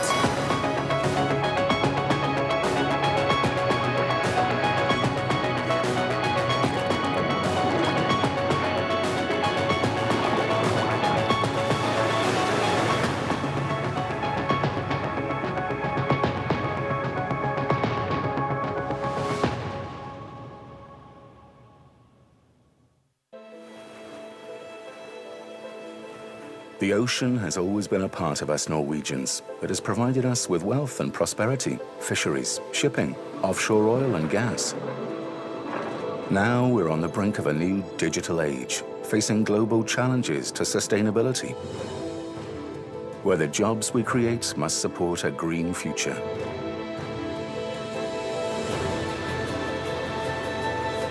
The solutions to many of our challenges lie in the oceans.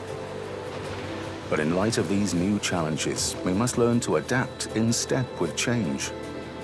Ocean Space Center is the key to our ocean-based industries of tomorrow, a cross-disciplinary center for both established and new industries that will bridge the gap between resource and knowledge economy, connect and develop all disciplines within the maritime industries.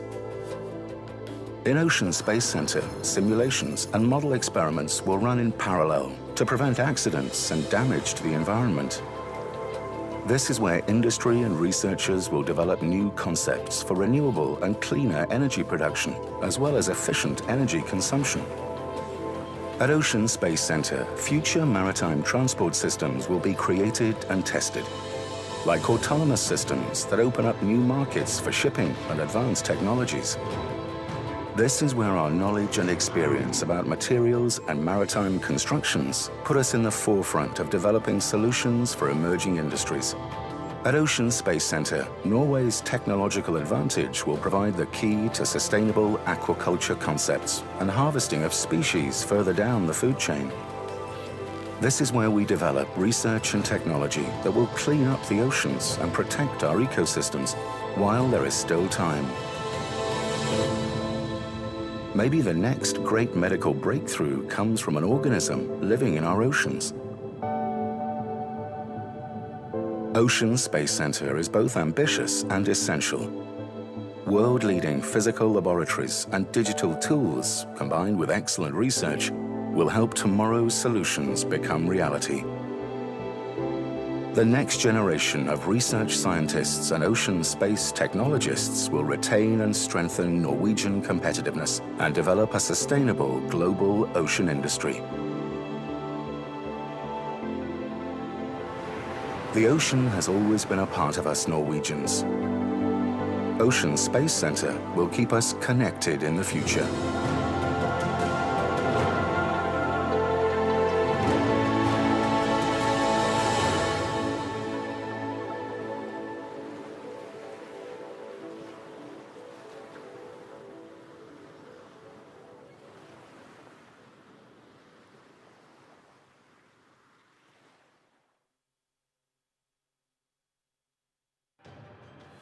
The 16th World Ocean Forum will be held as a hybrid forum in Busan, the capital of Northeast Asia. Time to listen to the world's renowned marine environment experts to make ocean as uniters. You can participate in the forum in person or online to listen to professional sessions and various events for sustainable development and check the trends of the global maritime industries faster than anyone else. we invite you to the 16th World Ocean Forum to be held in Lotte Hotel Busan for 3 days from October 25th to the 27th.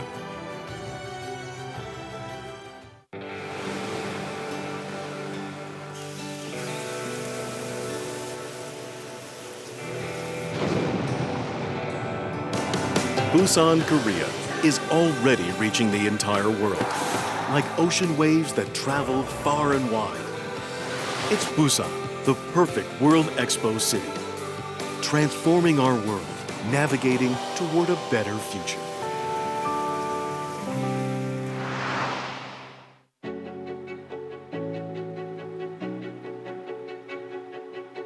The ocean is a major source of life, food and livelihoods for 3 billion people across the planet. For over 60 years, UNESCO's Intergovernmental Oceanographic Commission has been working at the heart of the United Nations to generate the knowledge we need to conserve and manage this global marine ecosystem. We coordinate sciences, observations, data, and tsunami warning systems. We deliver knowledge, scientific understanding, and capacities to ensure the ocean is managed sustainably and equitably for the benefit of humanity and the planet alike. As ocean pollution, acidification, and warming grow, IOC's role has become crucial as the UN platform to discuss the increasingly relevant issue of ocean health and climate change, in bringing nations together and fostering exchanges between governments, society, and scientists, as well as in providing to the extended oceanographic community access to data, information, and science. From UN conventions to community-based meetings, we bring to the table authoritative, vital ocean data to inform policy decisions, to support the implementation of the Sustainable Development Goals, and ultimately to harmonize humanity's relationship with the planet. To face a climate crisis of planetary scale, we are bringing together the world's leading expertise, decision-makers, action-driven innovators, and engaged citizens around the UN Decade of Ocean Science for Sustainable Development. Join us to co-design and co-deliver transformative ocean science solutions to create the ocean we want. You too can be part of the ocean knowledge revolution.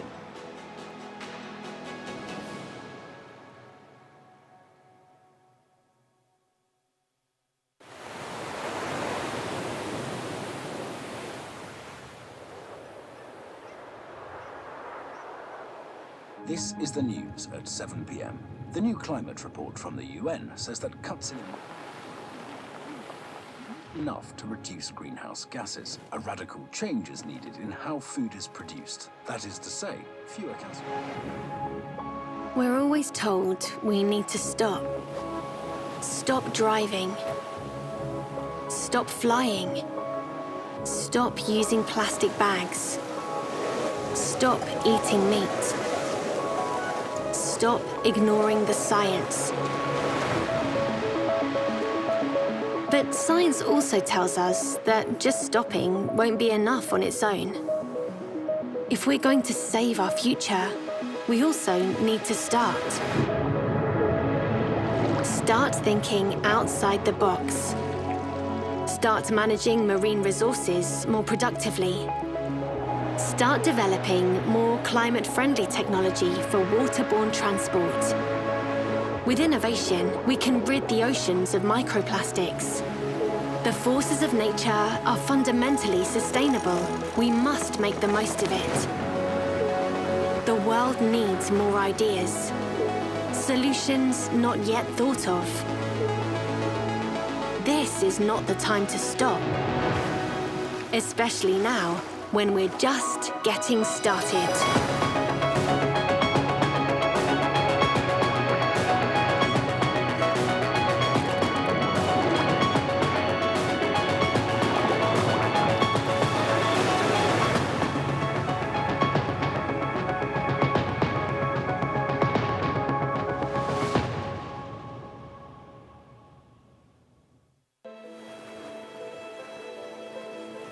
The ocean has always been a part of us Norwegians. It has provided us with wealth and prosperity, fisheries, shipping, offshore oil and gas. Now we're on the brink of a new digital age, facing global challenges to sustainability, where the jobs we create must support a green future.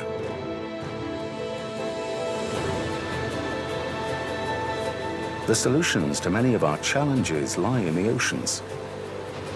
But in light of these new challenges, we must learn to adapt in step with change. Ocean Space Center is the key to our ocean-based industries of tomorrow, a cross-disciplinary center for both established and new industries that will bridge the gap between resource and knowledge economy, connect and develop all disciplines within the maritime industries.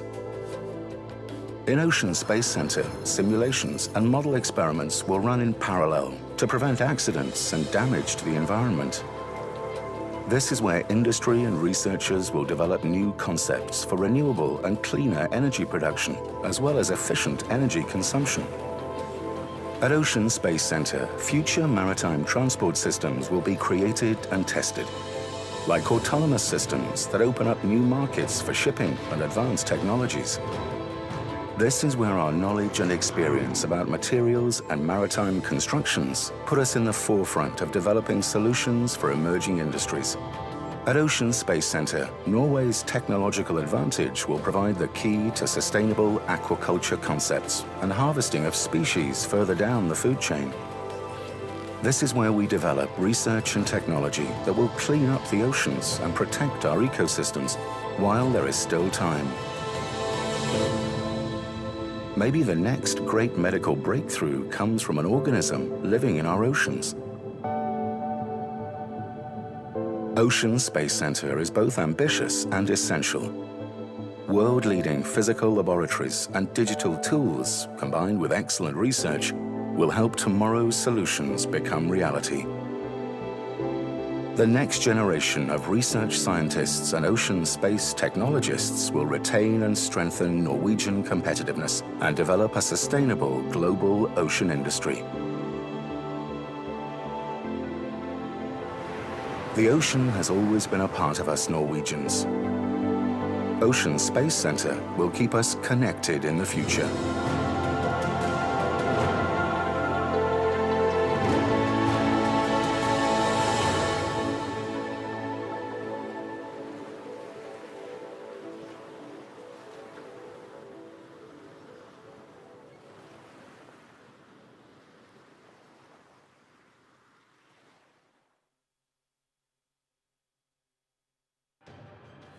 The 16th World Ocean Forum will be held as a hybrid forum in Busan, the capital of Northeast Asia.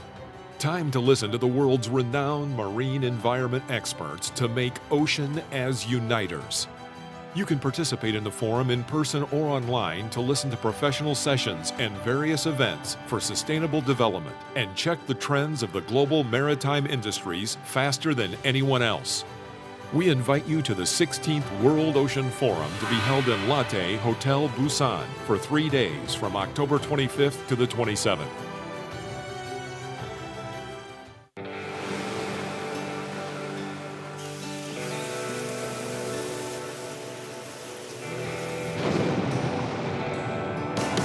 Busan, Korea is already reaching the entire world, like ocean waves that travel far and wide. It's Busan, the perfect World Expo city, transforming our world, navigating toward a better future.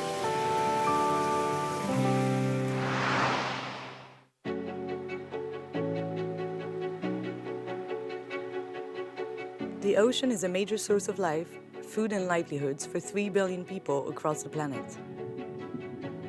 For over 60 years, UNESCO's Intergovernmental Oceanographic Commission has been working at the heart of the United Nations to generate the knowledge we need to conserve and manage this global marine ecosystem. We coordinate sciences, observations, data, and tsunami warning systems. We deliver knowledge, scientific understanding, and capacities to ensure the ocean is managed sustainably and equitably for the benefit of humanity and the planet alike. As ocean pollution, acidification, and warming grow, IOC's role has become crucial as the UN platform to discuss the increasingly relevant issue of ocean health and climate change, in bringing nations together and fostering exchanges between governments, society, and scientists, as well as in providing to the extended oceanographic community access to data, information, and science. From UN conventions to community-based meetings, we bring to the table authoritative, vital ocean data to inform policy decisions, to support the implementation of the Sustainable Development Goals, and ultimately to harmonize humanity's relationship with the planet.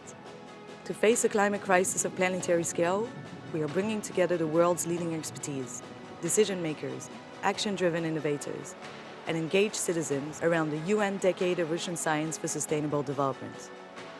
Join us to co-design and co-deliver transformative ocean science solutions to create the ocean we want.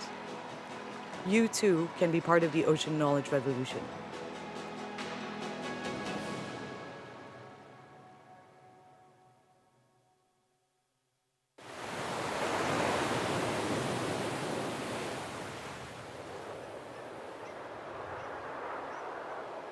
This is the news at 7 p.m. The new climate report from the UN says that cuts in enough to reduce greenhouse gases. A radical change is needed in how food is produced. That is to say, fewer calories. We're always told we need to stop. Stop driving.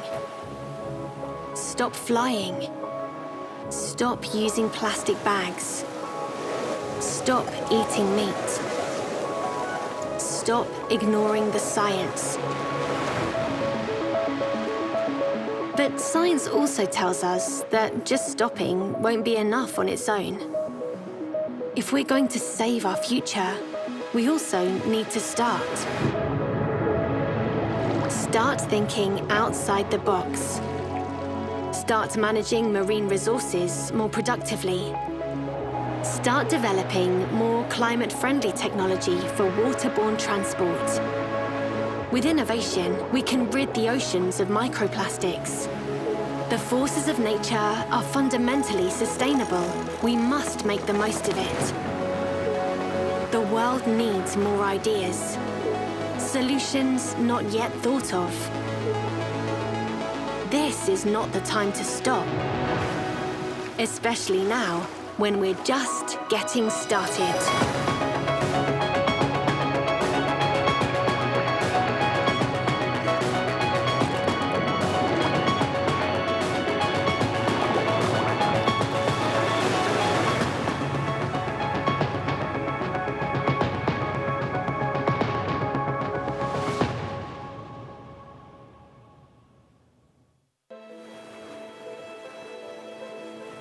The ocean has always been a part of us Norwegians. It has provided us with wealth and prosperity, fisheries, shipping, offshore oil and gas.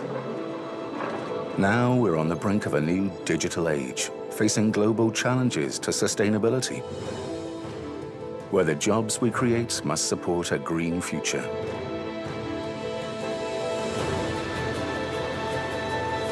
The solutions to many of our challenges lie in the oceans. But in light of these new challenges, we must learn to adapt in step with change.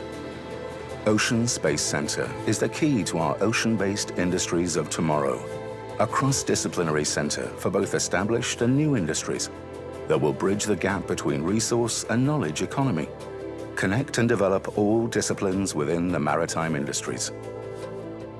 In Ocean Space Center, simulations and model experiments will run in parallel to prevent accidents and damage to the environment. This is where industry and researchers will develop new concepts for renewable and cleaner energy production, as well as efficient energy consumption. At Ocean Space Center, future maritime transport systems will be created and tested, like autonomous systems that open up new markets for shipping and advanced technologies. This is where our knowledge and experience about materials and maritime constructions put us in the forefront of developing solutions for emerging industries. At Ocean Space Center, Norway's technological advantage will provide the key to sustainable aquaculture concepts and harvesting of species further down the food chain. This is where we develop research and technology that will clean up the oceans and protect our ecosystems while there is still time. Maybe the next great medical breakthrough comes from an organism living in our oceans. Ocean Space Center is both ambitious and essential. World-leading physical laboratories and digital tools, combined with excellent research, will help tomorrow's solutions become reality. The next generation of research scientists and ocean space technologists will retain and strengthen Norwegian competitiveness and develop a sustainable global ocean industry. The ocean has always been a part of us Norwegians. Ocean Space Center will keep us connected in the future.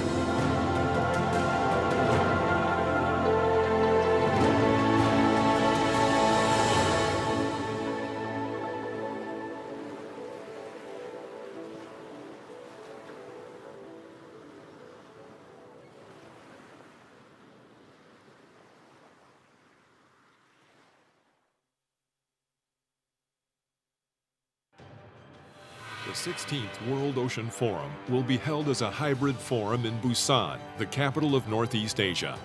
Time to listen to the world's renowned marine environment experts to make ocean as uniters. You can participate in the forum in person or online to listen to professional sessions and various events for sustainable development and check the trends of the global maritime industries faster than anyone else. We invite you to the 16th World Ocean Forum to be held in Latte Hotel Busan for 3 days from October 25th to the 27th.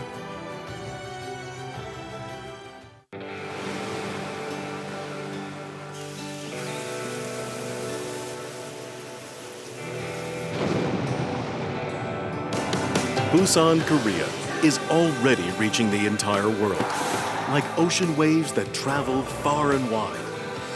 It's Busan, the perfect World Expo city, transforming our world, navigating toward a better future.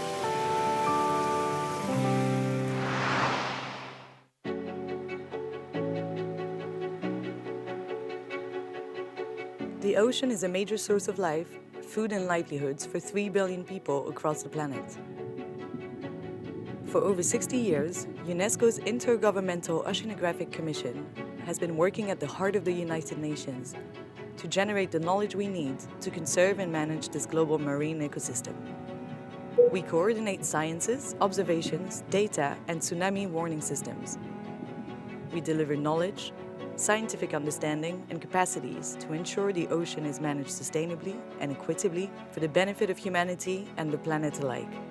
As ocean pollution, acidification, and warming grow, IOC's role has become crucial as the UN platform to discuss the increasingly relevant issue of ocean health and climate change, in bringing nations together and fostering exchanges between governments, society, and scientists, as well as in providing to the extended oceanographic community access to data, information, and science.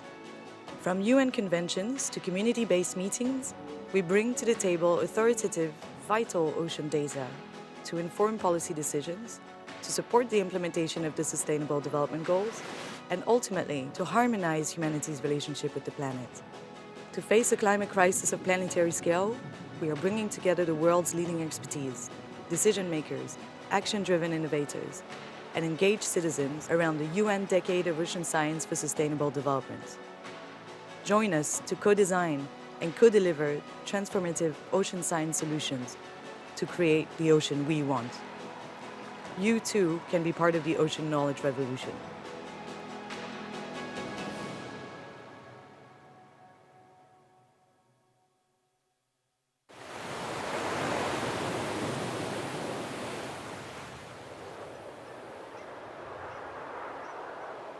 This is the news at 7 p.m. The new climate report from the UN says that cuts in enough to reduce greenhouse gases. A radical change is needed in how food is produced. That is to say, fewer calories. We're always told we need to stop. Stop driving. Stop flying. Stop using plastic bags. Stop eating meat. Stop ignoring the science. But science also tells us that just stopping won't be enough on its own. If we're going to save our future, we also need to start. Start thinking outside the box. Start managing marine resources more productively. Start developing more climate-friendly technology for waterborne transport. With innovation, we can rid the oceans of microplastics. The forces of nature are fundamentally sustainable. We must make the most of it. The world needs more ideas. Solutions not yet thought of. This is not the time to stop. Especially now, when we're just getting started.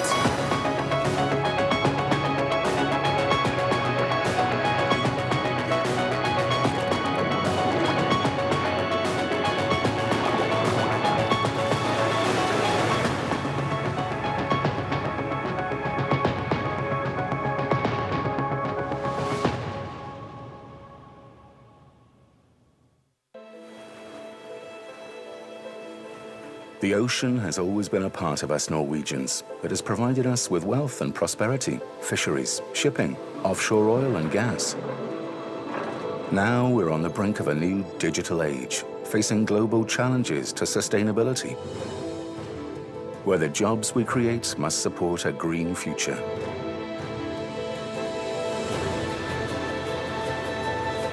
The solutions to many of our challenges lie in the oceans. But in light of these new challenges, we must learn to adapt in step with change. Ocean Space Center is the key to our ocean-based industries of tomorrow, a cross-disciplinary center for both established and new industries that will bridge the gap between resource and knowledge economy, connect and develop all disciplines within the maritime industries. In Ocean Space Center, simulations and model experiments will run in parallel to prevent accidents and damage to the environment. This is where industry and researchers will develop new concepts for renewable and cleaner energy production, as well as efficient energy consumption. At Ocean Space Center, future maritime transport systems will be created and tested, like autonomous systems that open up new markets for shipping and advanced technologies. This is where our knowledge and experience about materials and maritime constructions put us in the forefront of developing solutions for emerging industries. At Ocean Space Center, Norway's technological advantage will provide the key to sustainable aquaculture concepts and harvesting of species further down the food chain. This is where we develop research and technology that will clean up the oceans and protect our ecosystems while there is still time. Maybe the next great medical breakthrough comes from an organism living in our oceans. Ocean Space Center is both ambitious and essential. World-leading physical laboratories and digital tools, combined with excellent research, will help tomorrow's solutions become reality. The next generation of research scientists and ocean space technologists will retain and strengthen Norwegian competitiveness and develop a sustainable global ocean industry. The ocean has always been a part of us Norwegians. Ocean Space Center will keep us connected in the future.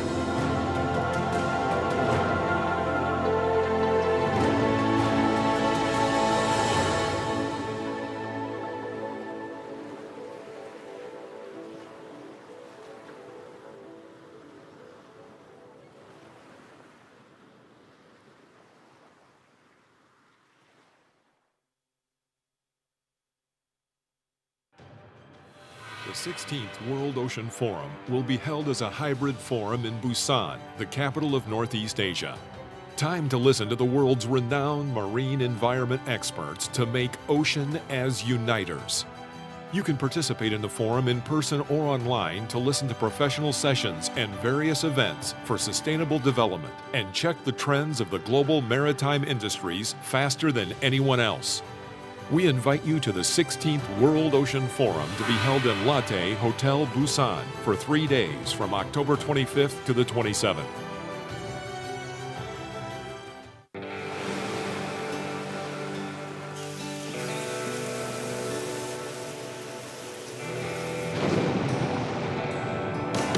Busan, Korea is already reaching the entire world, like ocean waves that travel far and wide. It's Busan, the perfect World Expo city. Transforming our world, navigating toward a better future.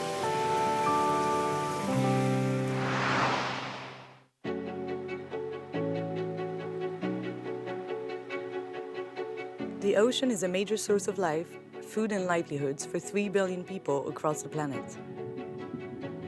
For over 60 years, UNESCO's Intergovernmental Oceanographic Commission has been working at the heart of the United Nations to generate the knowledge we need to conserve and manage this global marine ecosystem. We coordinate sciences, observations, data, and tsunami warning systems. We deliver knowledge, scientific understanding, and capacities to ensure the ocean is managed sustainably and equitably for the benefit of humanity and the planet alike. As ocean pollution, acidification, and warming grow, IOC's role has become crucial as the UN platform to discuss the increasingly relevant issue of ocean health and climate change, in bringing nations together and fostering exchanges between governments, society, and scientists, as well as in providing to the extended oceanographic community access to data, information, and science. From UN conventions to community-based meetings, we bring to the table authoritative, vital ocean data to inform policy decisions, to support the implementation of the Sustainable Development Goals, and ultimately to harmonize humanity's relationship with the planet. To face a climate crisis of planetary scale, we are bringing together the world's leading expertise, decision makers, action-driven innovators, and engaged citizens around the UN Decade of Ocean Science for Sustainable Development. Join us to co-design and co-deliver transformative ocean science solutions to create the ocean we want. You too can be part of the ocean knowledge revolution.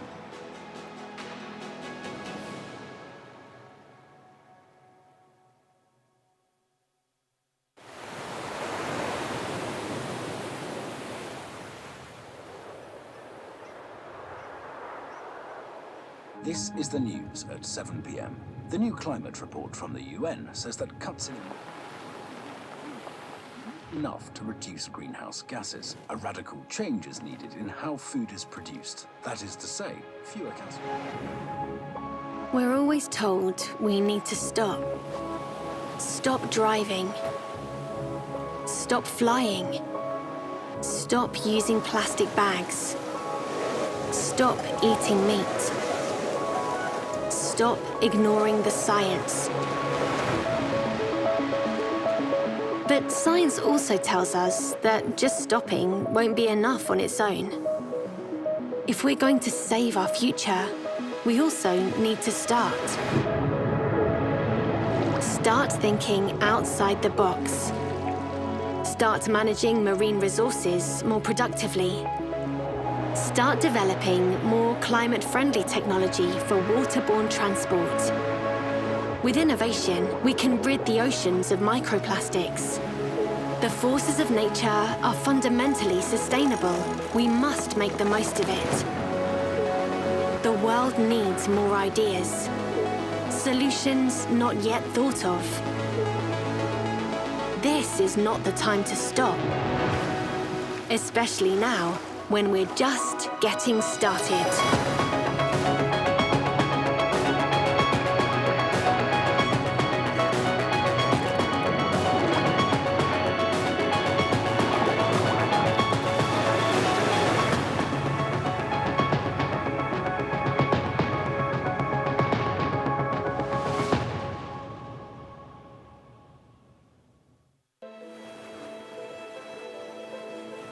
The ocean has always been a part of us Norwegians. It has provided us with wealth and prosperity, fisheries, shipping, offshore oil and gas.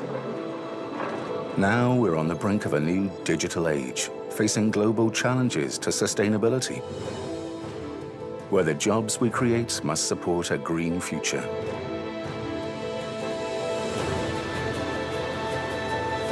The solutions to many of our challenges lie in the oceans. But in light of these new challenges, we must learn to adapt in step with change. Ocean Space Center is the key to our ocean-based industries of tomorrow, a cross-disciplinary center for both established and new industries that will bridge the gap between resource and knowledge economy, connect and develop all disciplines within the maritime industries. In Ocean Space Center, simulations and model experiments will run in parallel to prevent accidents and damage to the environment. This is where industry and researchers will develop new concepts for renewable and cleaner energy production, as well as efficient energy consumption. At Ocean Space Center, future maritime transport systems will be created and tested, like autonomous systems that open up new markets for shipping and advanced technologies. This is where our knowledge and experience about materials and maritime constructions put us in the forefront of developing solutions for emerging industries. At Ocean Space Center, Norway's technological advantage will provide the key to sustainable aquaculture concepts and harvesting of species further down the food chain. This is where we develop research and technology that will clean up the oceans and protect our ecosystems while there is still time. Maybe the next great medical breakthrough comes from an organism living in our oceans.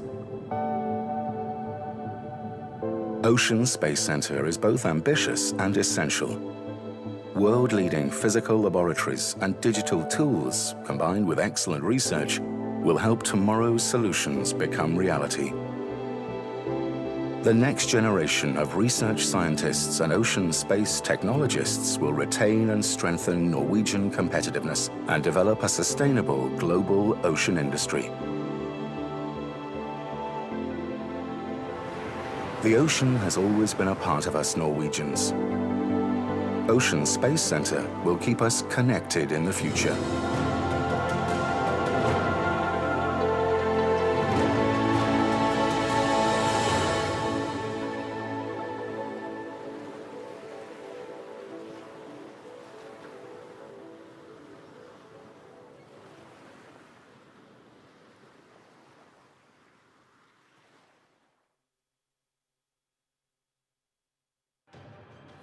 The 16th World Ocean Forum will be held as a hybrid forum in Busan, the capital of Northeast Asia. Time to listen to the world's renowned marine environment experts to make ocean as uniters. You can participate in the forum in person or online to listen to professional sessions and various events for sustainable development and check the trends of the global maritime industries faster than anyone else. We invite you to the 16th World Ocean Forum to be held in Latte Hotel Busan for 3 days from October 25th to the 27th.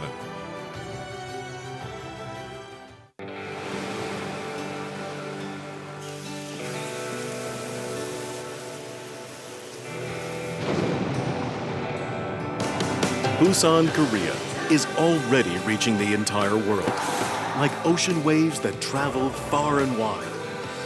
It's Busan, the perfect World Expo city, transforming our world, navigating toward a better future.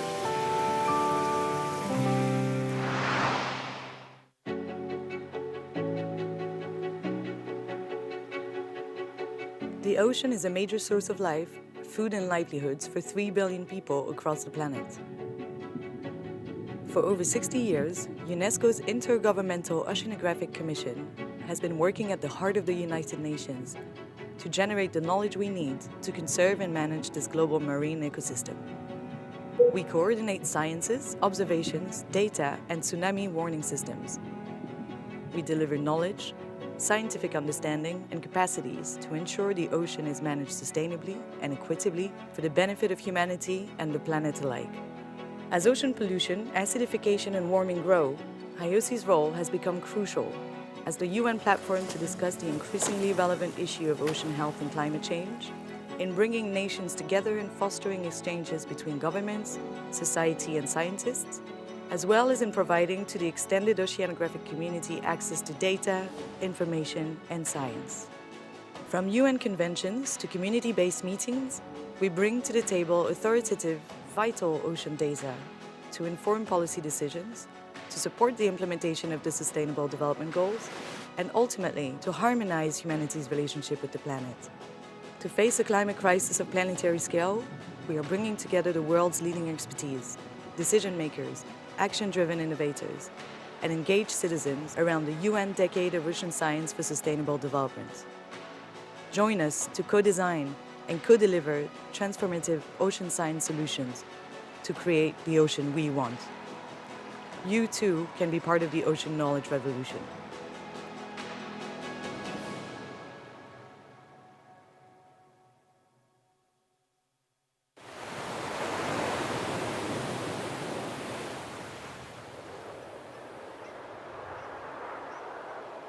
This is the news at 7 p.m. The new climate report from the UN says that cuts in enough to reduce greenhouse gases. A radical change is needed in how food is produced. That is to say, fewer calories. We're always told we need to stop. Stop driving. Stop flying. Stop using plastic bags. Stop eating meat. Stop ignoring the science. But science also tells us that just stopping won't be enough on its own. If we're going to save our future, we also need to start. Start thinking outside the box. Start managing marine resources more productively. Start developing more climate-friendly technology for waterborne transport. With innovation, we can rid the oceans of microplastics. The forces of nature are fundamentally sustainable. We must make the most of it. The world needs more ideas. Solutions not yet thought of. This is not the time to stop. Especially now, when we're just getting started.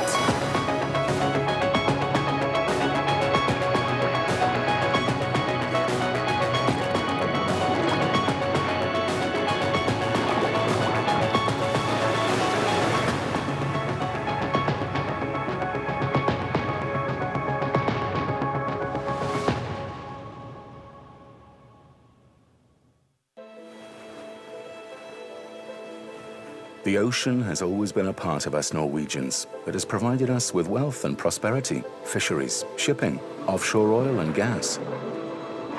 Now we're on the brink of a new digital age, facing global challenges to sustainability, where the jobs we create must support a green future.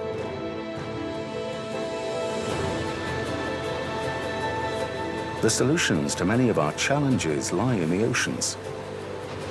But in light of these new challenges, we must learn to adapt in step with change. Ocean Space Center is the key to our ocean-based industries of tomorrow, a cross-disciplinary center for both established and new industries that will bridge the gap between resource and knowledge economy, connect and develop all disciplines within the maritime industries. In Ocean Space Center, simulations and model experiments will run in parallel to prevent accidents and damage to the environment. This is where industry and researchers will develop new concepts for renewable and cleaner energy production, as well as efficient energy consumption. At Ocean Space Center, future maritime transport systems will be created and tested, like autonomous systems that open up new markets for shipping and advanced technologies. This is where our knowledge and experience about materials and maritime constructions put us in the forefront of developing solutions for emerging industries. At Ocean Space Center, Norway's technological advantage will provide the key to sustainable aquaculture concepts and harvesting of species further down the food chain. This is where we develop research and technology that will clean up the oceans and protect our ecosystems while there is still time. Maybe the next great medical breakthrough comes from an organism living in our oceans. Ocean Space Center is both ambitious and essential. World-leading physical laboratories and digital tools, combined with excellent research, will help tomorrow's solutions become reality. The next generation of research scientists and ocean space technologists will retain and strengthen Norwegian competitiveness and develop a sustainable global ocean industry. The ocean has always been a part of us Norwegians. Ocean Space Center will keep us connected in the future.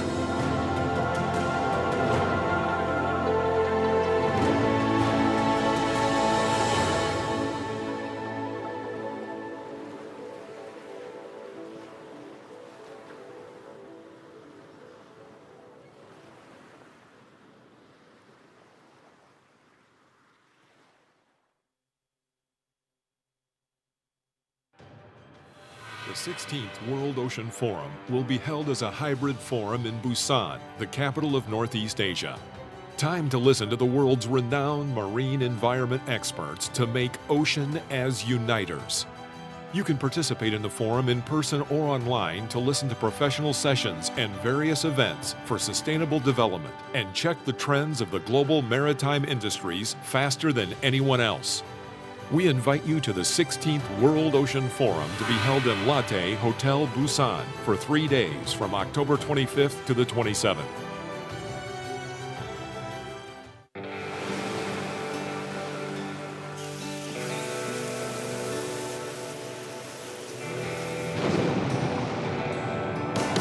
Busan, Korea is already reaching the entire world, like ocean waves that travel far and wide.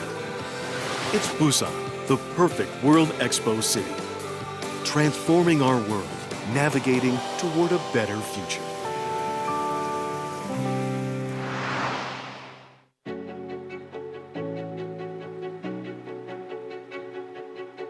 The ocean is a major source of life, food and livelihoods for 3 billion people across the planet.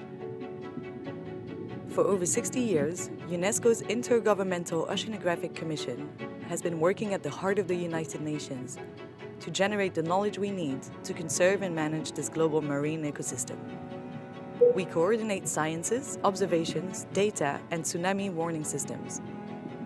We deliver knowledge, scientific understanding, and capacities to ensure the ocean is managed sustainably and equitably for the benefit of humanity and the planet alike.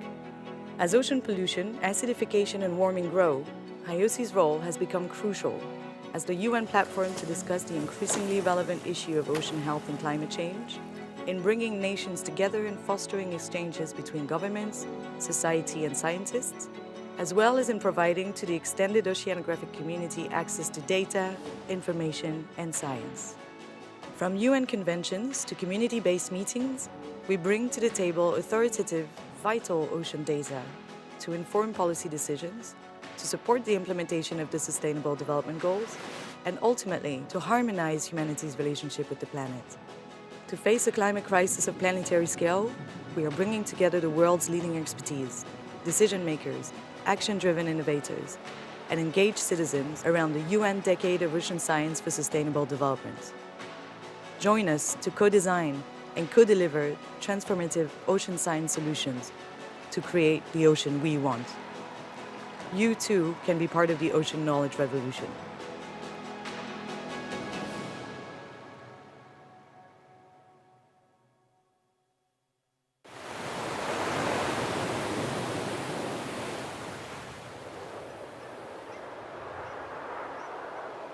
This is the news at 7 p.m.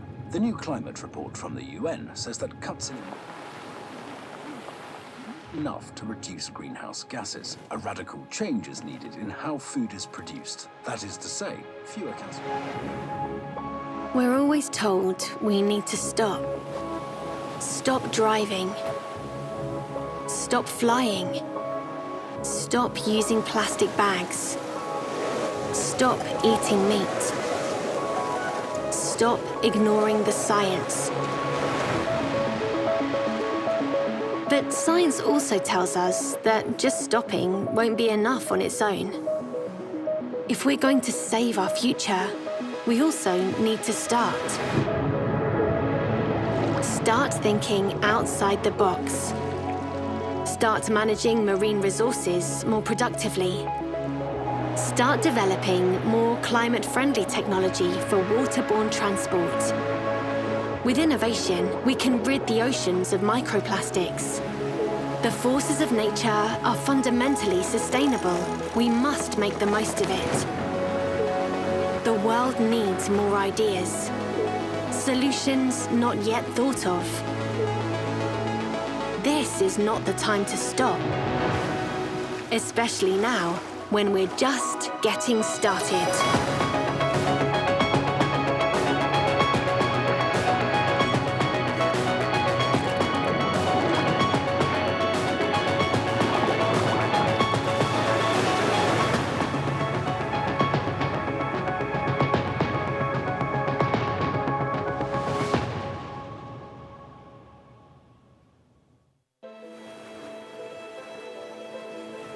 The ocean has always been a part of us Norwegians. It has provided us with wealth and prosperity, fisheries, shipping, offshore oil and gas. Now we're on the brink of a new digital age, facing global challenges to sustainability, where the jobs we create must support a green future.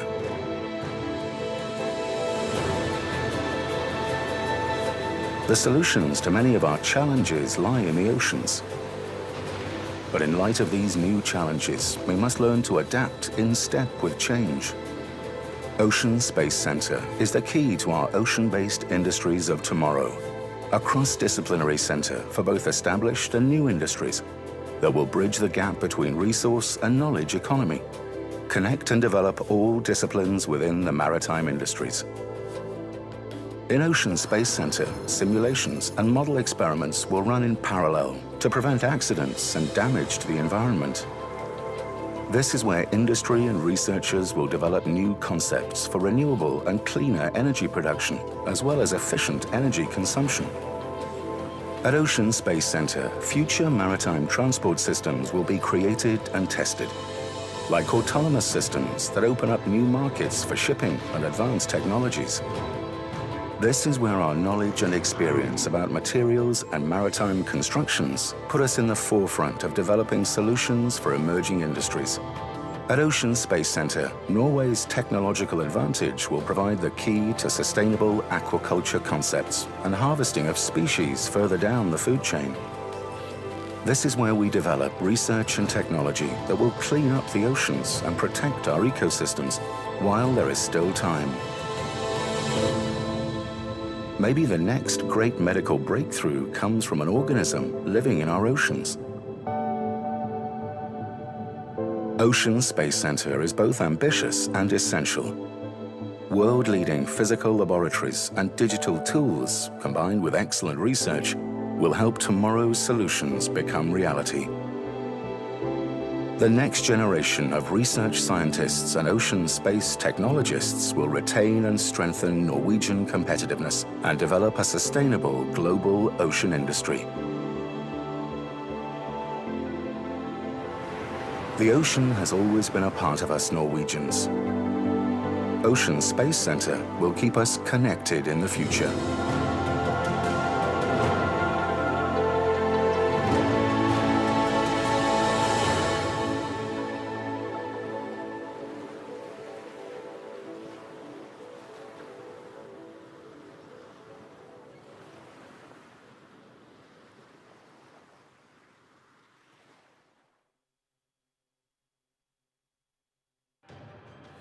The 16th World Ocean Forum will be held as a hybrid forum in Busan, the capital of Northeast Asia. Time to listen to the world's renowned marine environment experts to make ocean as uniters. You can participate in the forum in person or online to listen to professional sessions and various events for sustainable development and check the trends of the global maritime industries faster than anyone else. We invite you to the 16th World Ocean Forum to be held in Latte Hotel Busan for 3 days from October 25th to the 27th.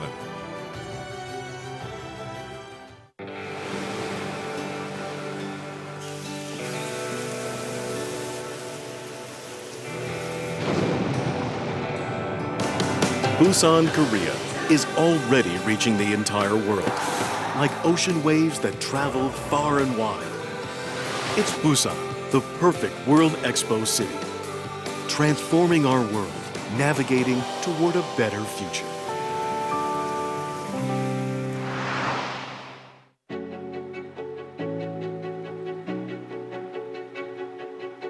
The ocean is a major source of life, food and livelihoods for 3 billion people across the planet. For over 60 years, UNESCO's Intergovernmental Oceanographic Commission has been working at the heart of the United Nations to generate the knowledge we need to conserve and manage this global marine ecosystem. We coordinate sciences, observations, data, and tsunami warning systems. We deliver knowledge, scientific understanding, and capacities to ensure the ocean is managed sustainably and equitably for the benefit of humanity and the planet alike. As ocean pollution, acidification, and warming grow, IOC's role has become crucial, as the UN platform to discuss the increasingly relevant issue of ocean health and climate change, in bringing nations together and fostering exchanges between governments, society, and scientists, as well as in providing to the extended oceanographic community access to data, information, and science. From UN conventions to community-based meetings, we bring to the table authoritative, vital ocean data to inform policy decisions, to support the implementation of the Sustainable Development Goals, and ultimately to harmonize humanity's relationship with the planet. To face a climate crisis of planetary scale, we are bringing together the world's leading expertise, decision makers, action-driven innovators, and engaged citizens around the UN Decade of Ocean Science for Sustainable Development. Join us to co-design and co-deliver transformative ocean science solutions to create the ocean we want. You too can be part of the ocean knowledge revolution.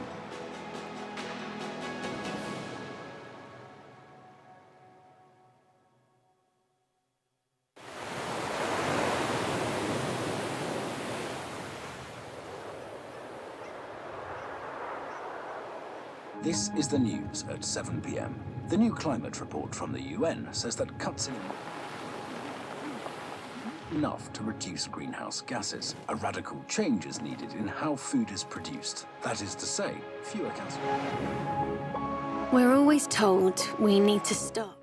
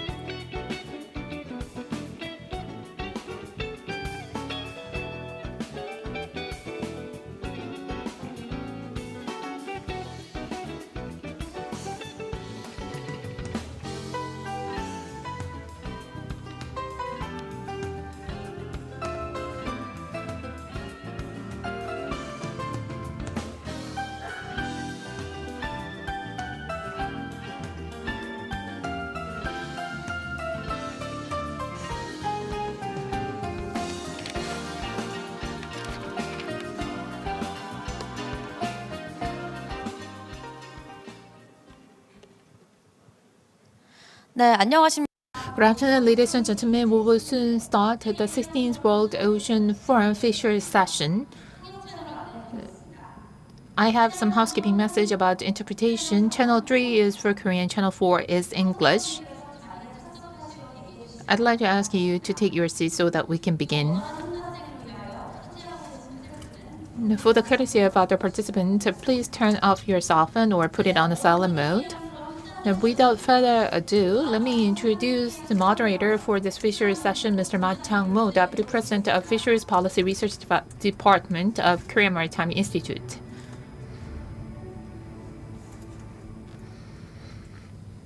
Good afternoon, ladies and gentlemen.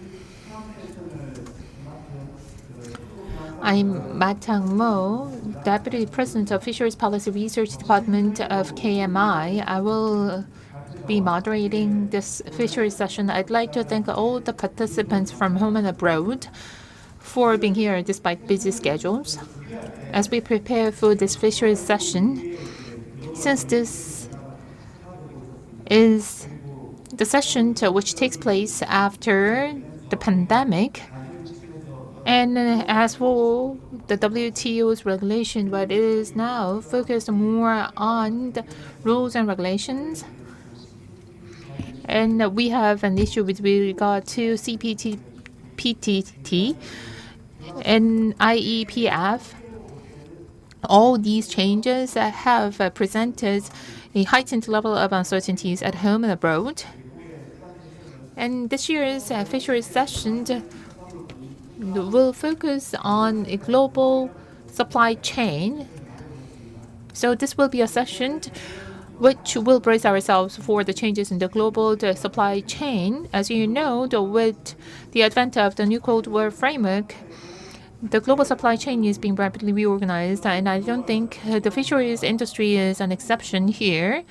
And then such a change in the global supply chain, we'd like to ask whether this will present a crisis or opportunity to the Korea's fisheries session. This is the ultimate goal of this fisheries session. So, under the theme of emerging mega FTAs, change in global supply chain, crisis or opportunity, we will have this fisheries session. Now, I would like to invite Mr. Cho Jung-hee, Vice President of KMI, for his opening remarks. Please welcome him with a big hand.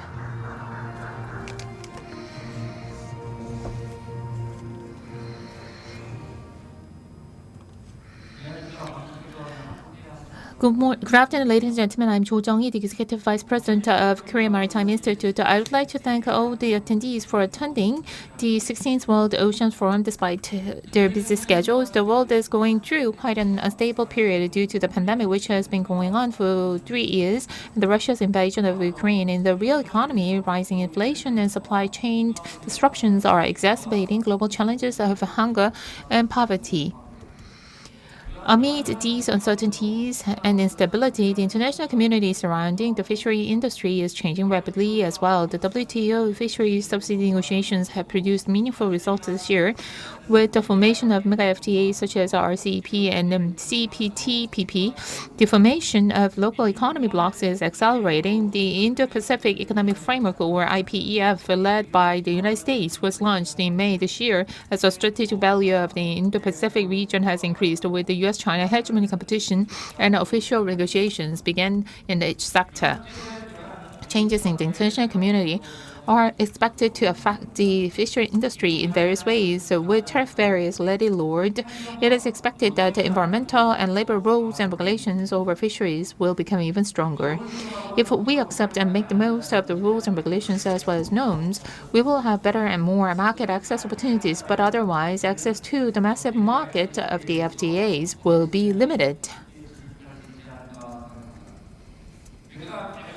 There are many challenges and opportunities laid out in the fishery industry in the era of mega FTAs, and I am convinced that the wisdom and insight of the experts gathered here today will be of great help in overcoming the crisis in the fishery industry in order to seize the opportunities before us. Lastly, I would like to express my gratitude once again to all the participants, presenters, and panelists who have attended from home and abroad and honor us with their presence. I'd like to express my heartfelt gratitude to Dr. Seo for traveling all the way down to Busan. I wish every good health and well-being to the participants and their families. I hope that this will be a great opportunity for you to enjoy this great autumn day in Busan. Thank you.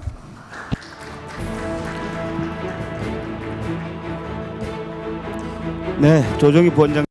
Thank you very much, Mr. Jo. Thank you for your good speech. Now, without further ado, we would like to begin the first presentation. Let me introduce to you the first speaker, the Marcio Castro de Souza, Senior Fishery Officer of the International Trade of Food and Agriculture Organization of the United Nations. So regarding the fisheries and aquaculture, he's also involved in the international trade. As you know, Globefish, this is a famous system in the fisheries industry, and he has been serving as a coordinator of this system. Currently, he's joining us online. So we would like to hear from Marcio Castro de Souza. First of all, it's a great pleasure for FAO to participate in the World Ocean Forum. Unfortunately, we cannot be in presence, but I'm pre-recording this message due to the fact that I'm going to be traveling today when this message is going to be shown. However, I'm going to be to attend live the debate after this presentation. So again, it's a great pleasure for FAO to be here at the World Ocean Forum in this 16th edition. And we really congratulate all the organizers in such an important event. My presentation is going to present basically the trends, challenges, and opportunities that the fisheries and aquaculture sector faces nowadays. And I'm going to basically focus my presentation on some FAO data that we release periodically. But of course, there are some sort of personal interpretation of the data. And I just would like to, as a good lawyer, I just would like to highlight that not necessarily every single issue that I mentioned here is endorsed and it represents the opinion of FAO. So thank you for your understanding on this. My presentation is going to basically touch upon 4 basic characteristics of the global fish markets and try to analyze, based on those 4 characteristics, the main challenges, opportunities, and trends that are occurring at the moment. So, and the first one is a quite obvious one, that we are one of the only animal protein sector that has this duplicity of sources, wild capture and also aquaculture. Then we are going to dive into the strong participation of developing countries in terms of supply of the products at a global level. The importance of international trade is also a very significant pattern that shapes the sector, and also the characteristic of having an extreme long value chain is also an important feature of the sector. As I mentioned before, the majority of the information that I'm going to mention here, they are based on FAO publication, and the flagship publication that we have in the area of fisheries is SOFIA, the State of World Fisheries and Aquaculture, is a publication that we release every 2 years. It was just released last June during the Oceans Conference in Lisbon, Portugal. And it's a very interesting and rich content-wise publication that covers a lot of information, including challenges, deficiencies, but also reporting best practices, reporting the trends, reporting some projections. So I really encourage all of you to download this publication to have a look at it. And I'm going to highlight some of the main messages of this publication. And although all the problems that we have seen at the global level that not only affected fisheries, but affected many of our lives, like the COVID, the pandemic, like the war more recently, the production of fisheries and aquaculture product has never been higher. And we all know also how important fisheries and aquaculture products are indeed in terms of food and nutrition systems. We are forecasting a continuous increase of the sector in terms of production.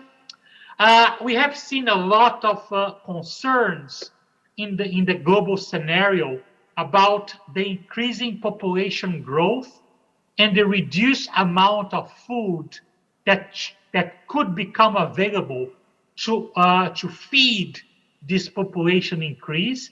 However, at the same time, we have noticed that the aquaculture increase of the global supply of fisheries and aquaculture products can indeed be an important element to overcome and to supply the food security and the need for food for this population increase. In addition to that, we have structural problems that continue to affect the sustainability of the sector, like overfishing, pollution. Fisheries management is critical. We are going to see that in more details in a couple of slides. And we have seen also a very positive result in terms of the sustainability levels, that the commercial fisheries landed are increased in a very good sustainable level. That's quite remarkable. Overcapacity is still a problem in many regions in the world, and governments should focus on that too. And maybe the most two comprehensive messages, and some of the two most important messages in order to really understand and have a sustainable industry. First of all, we have to recognize the importance of small-scale producers in the fisheries and aquaculture sector. By the way, we are running, 2022 is the International Year of Small-Scale Fisheries and Aquaculture, and they are crucial in terms of the supply of food, and we have to continue and give more importance in terms of governmental policy and support to them. In addition to that, fisheries and aquaculture products, the industry itself has to be looked in an holistical way.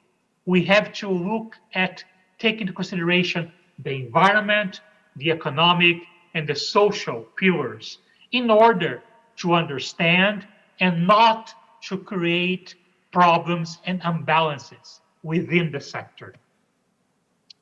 And when you look about the first pillar that I mentioned to you in terms of the double sourcing of fisheries and aquaculture products, the blue line here shows the production throughout the years of wild capture fisheries, and the orange and the red line, the red area, shows the one coming from aquaculture.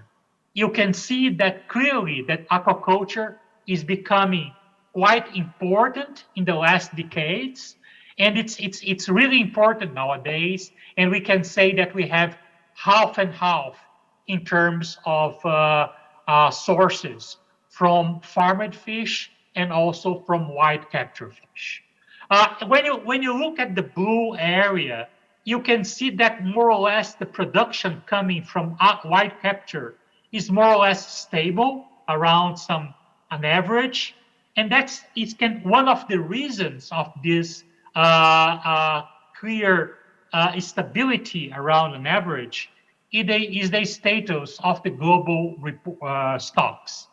I'm going to mention that in a couple of minutes. But one issue that's quite important too is that I mentioned the issue of developing countries being critical suppliers of the producers of fisheries and aquaculture products. And in this graph, you can hear clearly China, Indonesia, Peru, India, Vietnam, Russia, Japan, Norway, and Bangladesh as the top countries. And you can see clearly a strong presence of developing countries supplying fish to the world. As I mentioned to you before, the stocks, the global sustainability of stocks are facing problems at the global level. When you see the orange area of this graph, you can see really that the sustainability of the resources at a global level, the overfish stocks are growing in the last years, and the bluish area is decreasing. So the healthy stocks are decreasing. However, when you look at the percentage of the right side of the graph, and you see that the landings of sustainable stocks are quite high. So that's a very positive news. We are landing, so the commercial stocks are being relatively well managed at a global level, and we have reached 82.5% of landings being sustainable at a global level. That's a very strong number. And of course, this is the global number. When you look at the graph, the orange and the bluish areas are the global number of the sustainability of stocks. But when you look at some regional areas, you can see clearly that there are big differences around the world, and some areas are performing quite well. In this graph, the blue part of the pie show the sustainable stocks. So you can see clearly that many areas in the world are performing quite well in terms of sustainability of the stocks. As I mentioned, in terms of the production, we continue to foresee that aquaculture is going to continue to have this substantive increase in production up to 2030. And white capture is going to be more or less around the same average that I was mentioning before.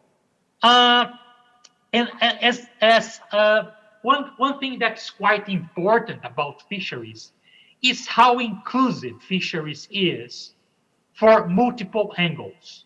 So we are talking about an industry that is important in economic and also in terms of social terms.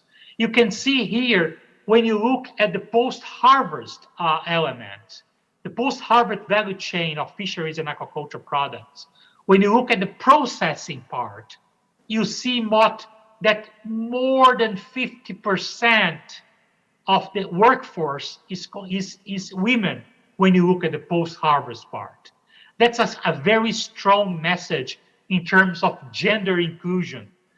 In addition to that, we can see clearly the economic importance of the sector when you look at the total first sale value of more than $400 billion, from which almost 300 billion are from aquaculture. So those are very, very strong messages in terms of the employment angle and the social part, but also in terms of the economic part. And I mentioned the issue of the importance of small scale, of giving the right importance to the small scale. We know that they contribute substantively to the supply and to the production of fish at a global level. We know that the majority of them, in terms of workforce, it's involved as small-scale fisheries. Also, the participation of developing countries, as I mentioned. So it's an industry that has this inclusion pattern in terms of social, with women, in terms of with gender, social in terms of small-scale producers, and also in terms of the participation of developing countries in providing the supply of fisheries and aquaculture products in the world. So in addition to that, one of the third elements that I was going to mention is the importance of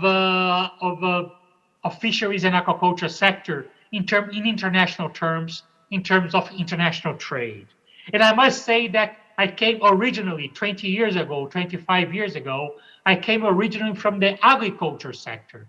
And when I first calculated this figure that I'm going to show to you, I was shocked. I never thought about this figure in the fishery sector. And this figure is completely astonishing, I must say. And when you look at the global exports of fisheries and aquaculture sector in terms of value, fisheries as an animal protein is more than the sum of beef, poultry, and pork. So we are talking about a sector that exports more in dollar terms than beef, poultry, and pork combined. That's amazing. That's really amazing. A significant part of fish production enters international trade, 37%. We have more than 200 countries involved in international trade, and international trade is growing at a rate of 6.9%.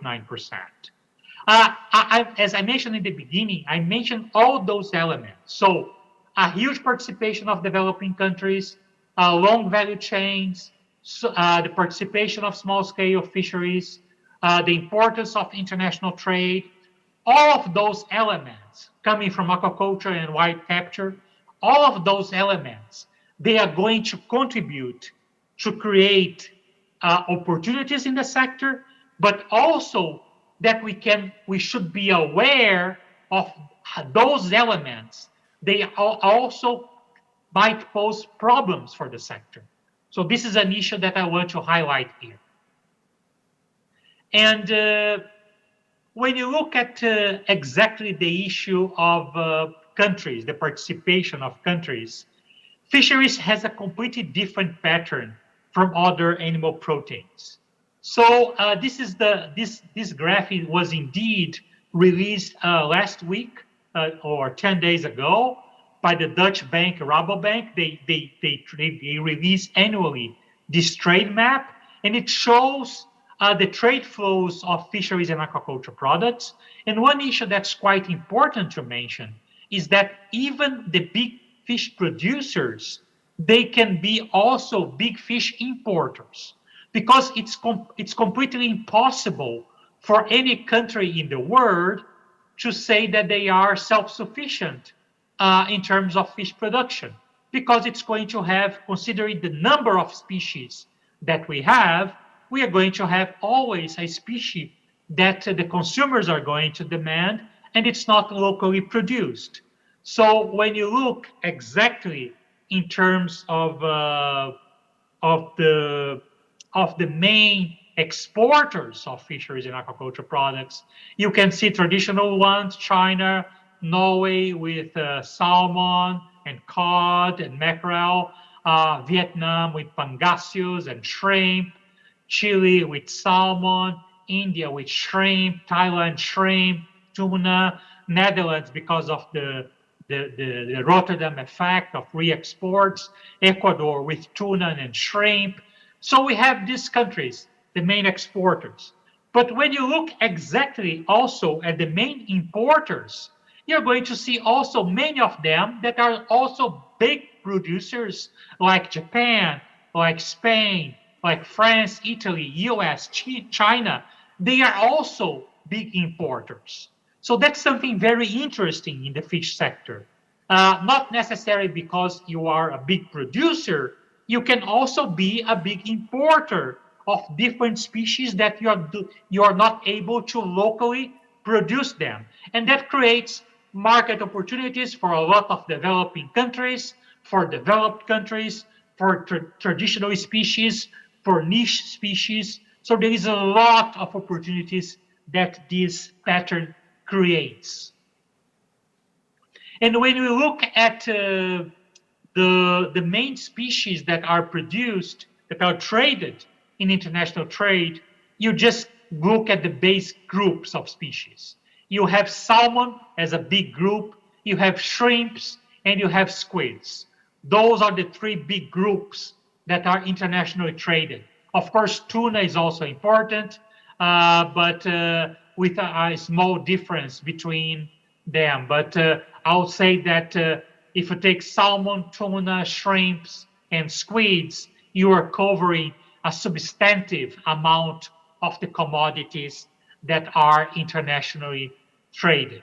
And since one of the aspects of this conference is exactly to deal with some trade agreements, I'm going to mention here some modern clauses in trade agreements that go beyond the traditional trade clauses in the fisheries area. And that's particularly interesting because what we are seeing now is that there are some new generation clauses in many preferential trade agreements, particularly in Asia, that covers many sustainability issues like fisheries management, biodiversity conservation, ship pollution, and that's something very interesting because you are only going to be able to reach a country that is part of that trade agreement with a preferential rate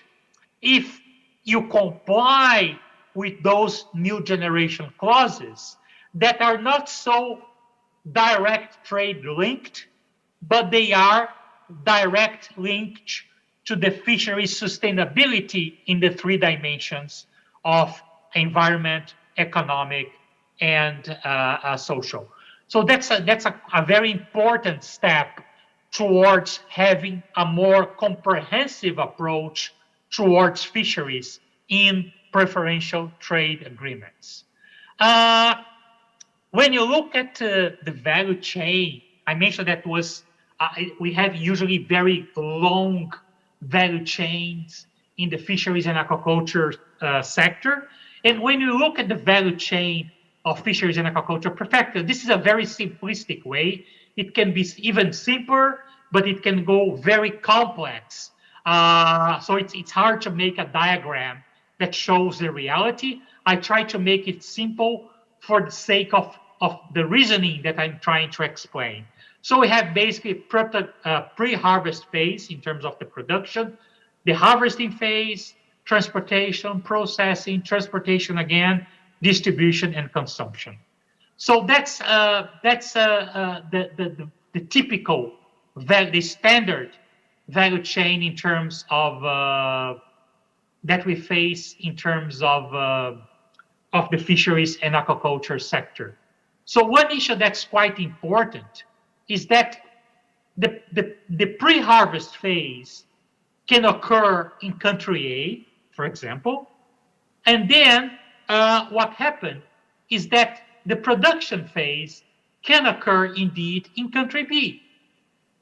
And then we can go for processing in country C. And then we can go for distribution in country D.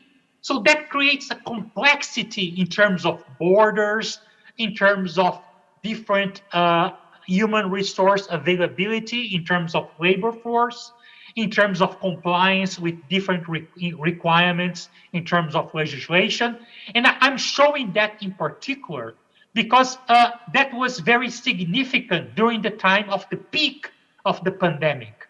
Because we have closed borders, we have fishing vessels facing problems in terms of the disembark of the crew, because they are not allowed to disembark in many countries due to restrictions of the pandemic.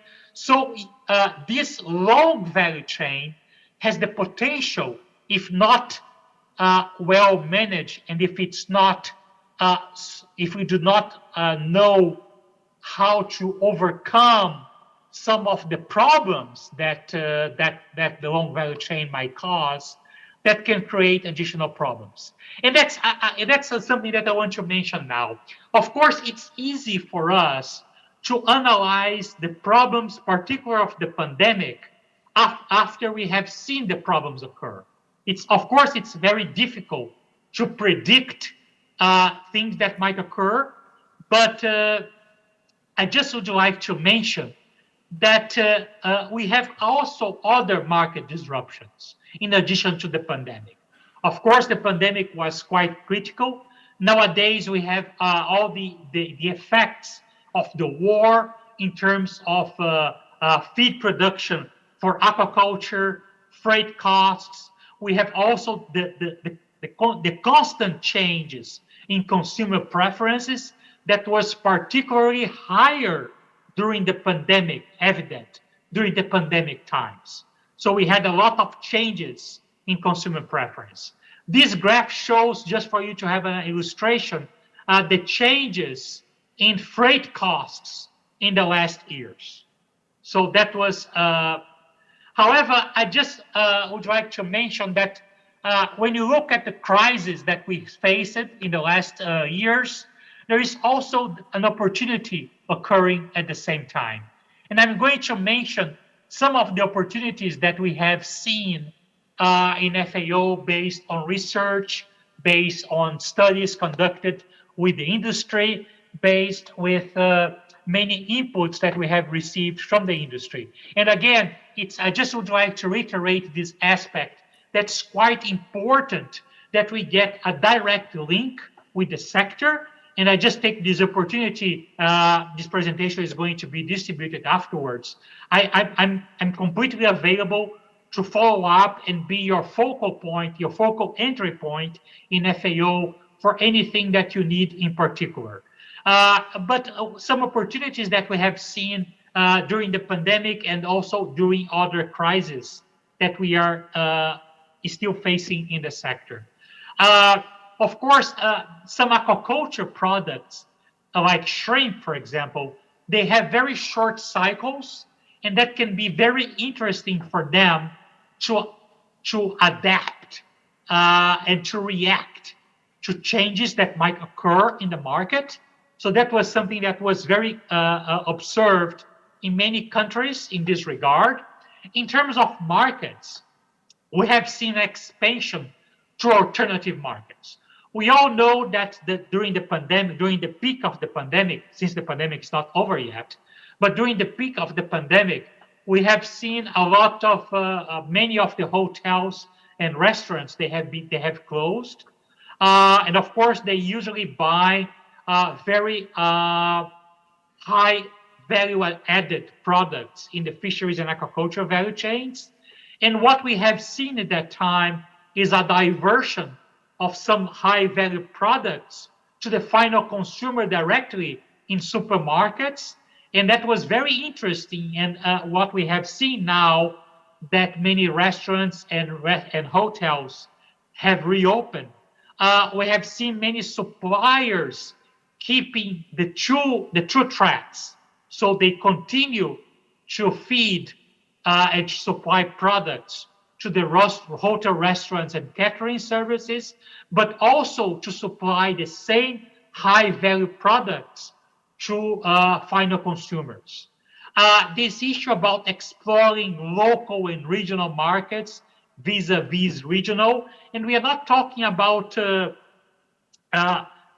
changing the local to international or vice versa, but we are talking about adding more markets, adding local, adding regional, adding neighboring countries, adding international markets to the regular supply of fisheries and aquaculture products.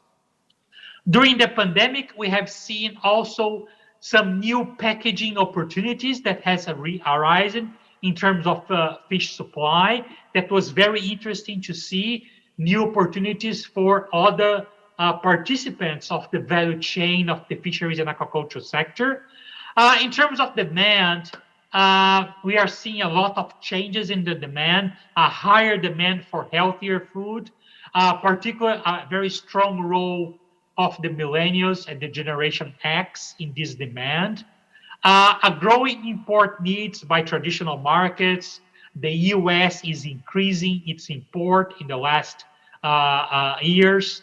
Home cooking, that became a very hot trend during the pandemic, continue to stay as a concrete option for fisheries and aquaculture products.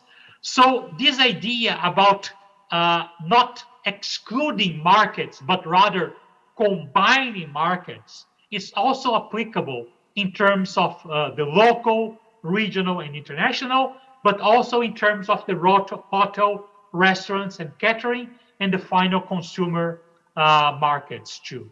So that was something very, very important. As I mentioned, we cannot predict the future. However, information can be a very useful tool for us to provide strong and good elements for us to adapt to changes, to adapt to new trends, and to reduce any kind of vulnerability of the sector. And in this regard, information, as I mentioned, is fundamental. I just would like to mention one FAO project called Globefish that we handle in our area here in FAO in Rome. It produces a lot of market analysis for the major international products. We produce also a market profile for all countries. I'm illustrating here with China. We have the main products produced by the countries, the main products exported by the country, and the main imported products of the country. At the left top here, we have the Globefish price dashboard. It's a price dashboard with European prices of fish that is constantly updated. And at the bottom left here, you have a link that you can check all of the main resources directly associated with fish trade at FAO, but also at other international organizations. Again, I would like to thank for this opportunity. It was for me a great pleasure to be here. I'm available live for questions, comments, and please, again, I just would like to reiterate that please use me as your focal point here in FAO for any information that you might need, any support that you might need. Please use me as your entry point. My contacts are going to be distributed, and I'm completely available. So thank you very much. A very good continuation of the event to the organizers, and thank you for inviting FAO to this important and very event. So thank you very much, and have a great day there. Thank you. Thank you, Mr. Marcio Castro de Souza, Senior Fishery Officer. I was not able to cut in the middle of the presentation, so we are slightly behind the schedule. As a keynote speaker, he focused on the aquaculture and the production of fishery products and the seafood. It had its own value chain, but the presentation to cover the changes in that supply chain as well as the value chain. He also addressed various topics, including the female labor as well as the self-scaled fishing farms, and he also captured the trend as well. Now I'd like to turn to multilateral trade, mega FTA, and the bilateral FTAs. We have the expert in this field, Dr. Seo Jin-gyo, a senior research fellow of Trade Agreement Team at Korea Institute for International Economic Policy.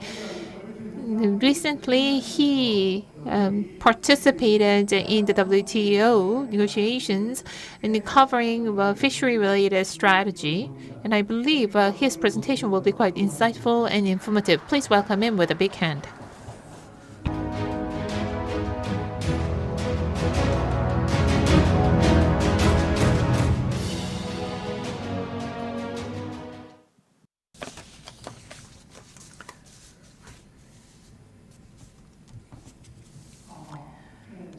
Can you hear me?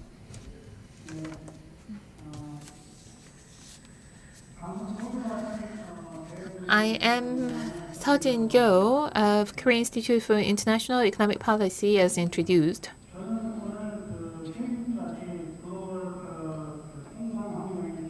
Today I'd like to talk about changes in global trade environment. And I will also look into the implications for the Korean fishery industry.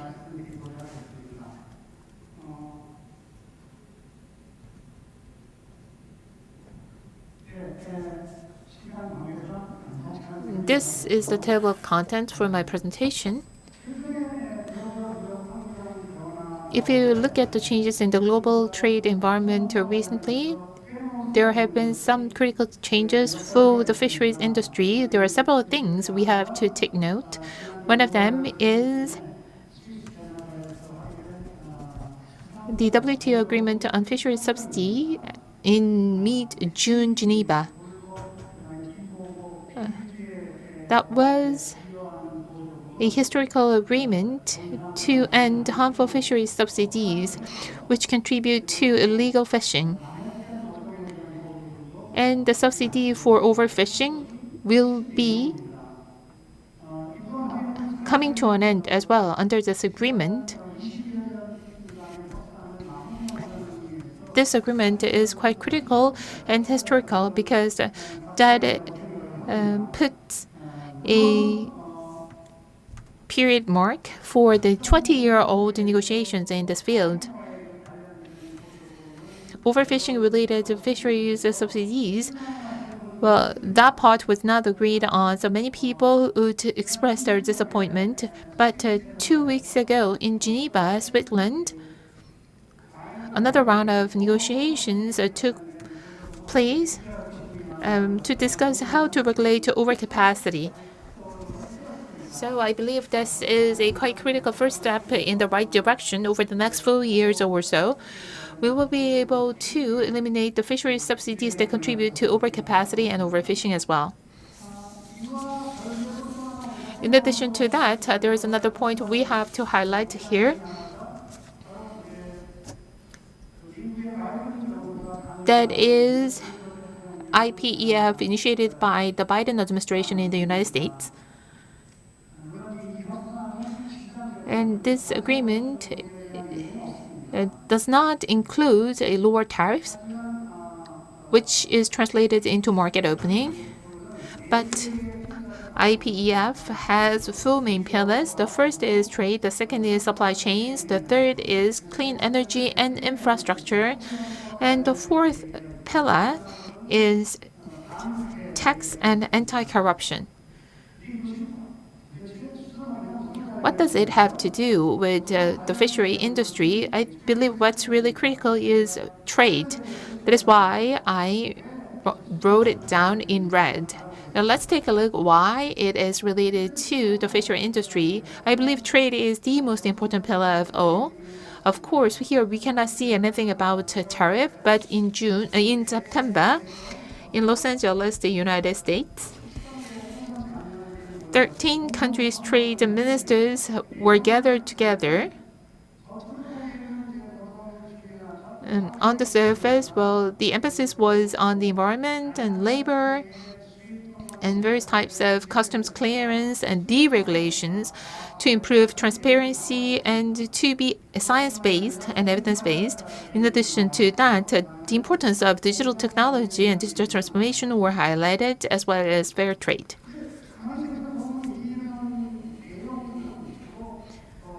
But these items are the areas where advanced countries are really good at. So trade pillar negotiation will be advantageous to advanced countries, many believe.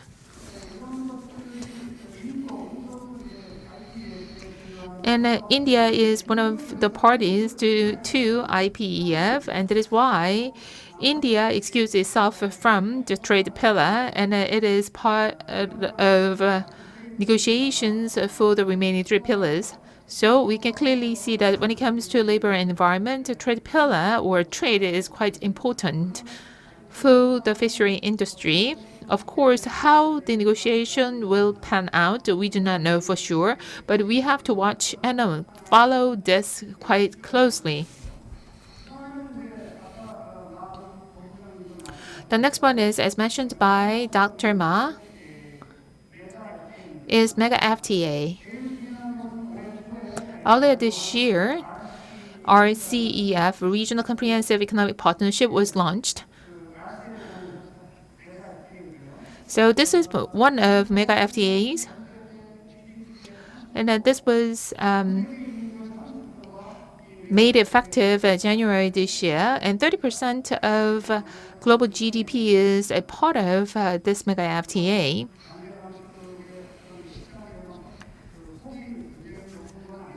Well, the market opening, the pace of market opening, it would not be that fast, but with this RCEP, the interregional trade will increase. I believe the regional supply chain will be solidified.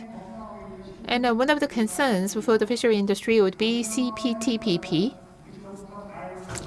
Last year, the Korean government pushed ahead with joining CPTPP, but it was suspended. But it is, I believe, likely that the Korean government will be a party to CPTPP. In this case, we will see a significant drop in tariff rate. And the CPTPP also put an emphasis on environmental protections, digital economy, as well as labor. When we talk about the environment here, that is related to fisheries subsidies. So this is in line with the WTO as well. Last but not least is digital court. Although we do not pay that much attention yet to this part, there are digital economy agreements around the globe. Singapore, New Zealand, and Chile, those three countries signed and concluded the first digital-only trade agreement, which is called DAPA. And more recently, the UK and Singapore signed a digital economy agreement, and Korea is preparing itself to be part of this DAPA. Since it is inevitable for the global community to make this digital transformation and digital transition, that is why even in the fisheries industries, we have to prepare ourselves for this digital transformation and digital court. Then what are the implications of such change for the Korean fishery industry? First, the fishery subsidies will be inevitably reduced. So we cannot and should not expect any fishery subsidies because this is the mainstream change. Whether it's WTO or CPTPP, most fishery subsidies are prohibited. In order to ensure environmental sustainability, if there is anything against environmental sustainability, subsidies will not be continued. But if subsidies contribute to the conservation of fish stocks, I believe to a certain extent will be allowed. But fishery industry will have to prepare itself for the future without subsidies. The second implication is that environment and labor are emerging as key issues in any trade agreement. To put it simply, labor issues and human rights condition violations, and especially forced labor, will be strictly prohibited. I don't think the Korean fishery industry is free from any allegations of human rights violation. So here on the right, you can see the findings from interviews with Thai fishing crew and victims of trafficking. 94% did not have any contract, and 80% reported that they have never felt free. So 80% of the respondents answered this way. This means that their working condition is one of the worst. So the Korean fishery industry should brace itself for the stricter regulations when it comes to the environment and labor. And the third implication we can see is that since there will be no fishery subsidies and there will be stricter regulations in terms of the environment and labor, that means that we should focus more on qualitative market access and approach when it comes to the trade agreement. And the major 20 economies cover 80% of the global trade, or even more than that, 85%. If you take a look at the average tariff, it's only 5.8%.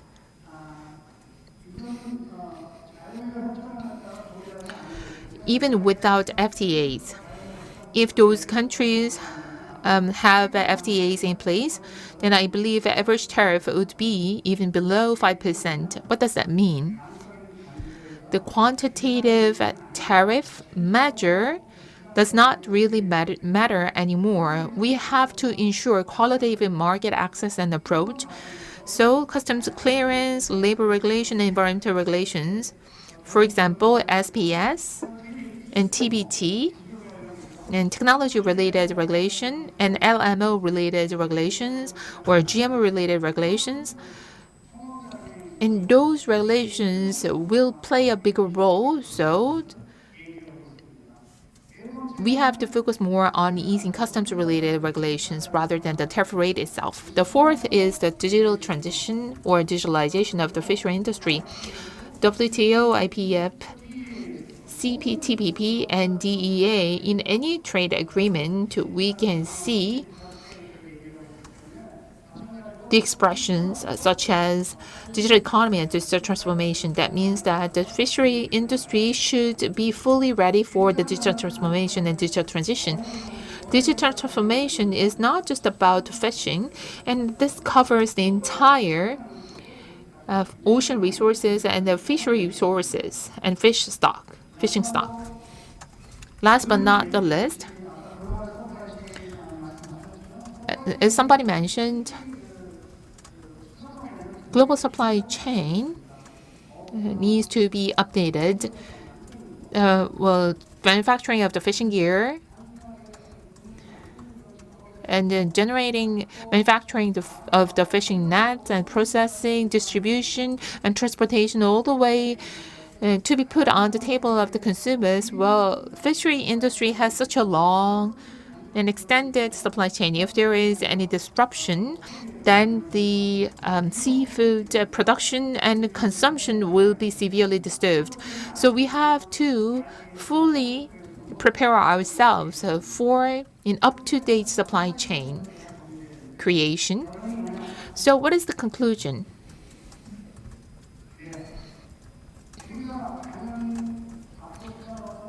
The fishery industry will have to focus on the environment as well as the sustainability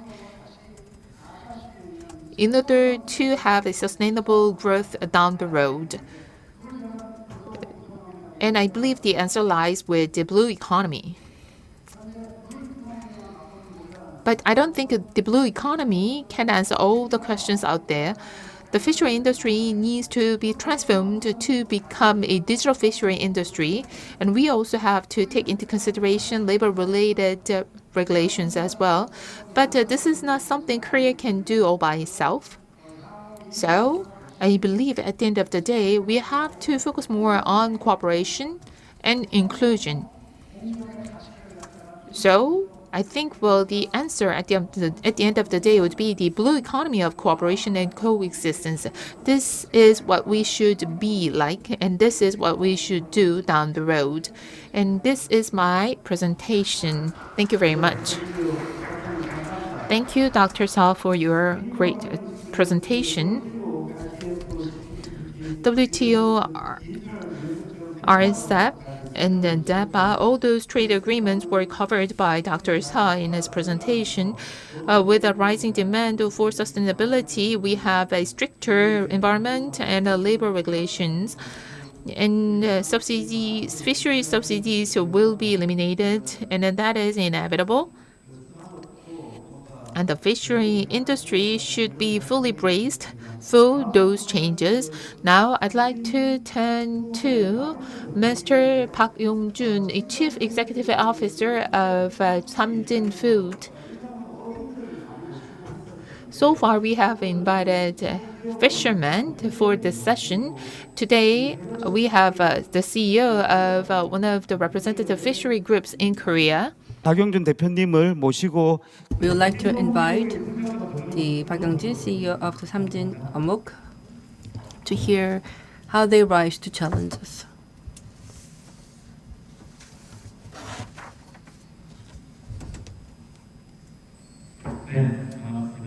Good afternoon. As introduced, I am Park Young-jun, CEO of Samjin Food, and today I would like to talk about the Samjin the challenge, response, and also the vision for the future.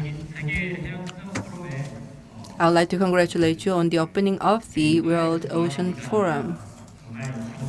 And not just based on data, but based on experience.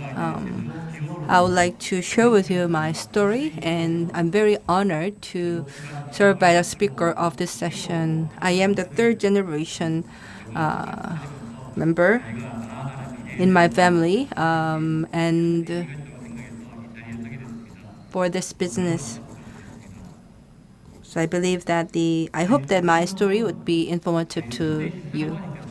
So Samjin Fishery, it was established in 1953 by my grandfather, and my father took the helm and ran the company for about 30 years.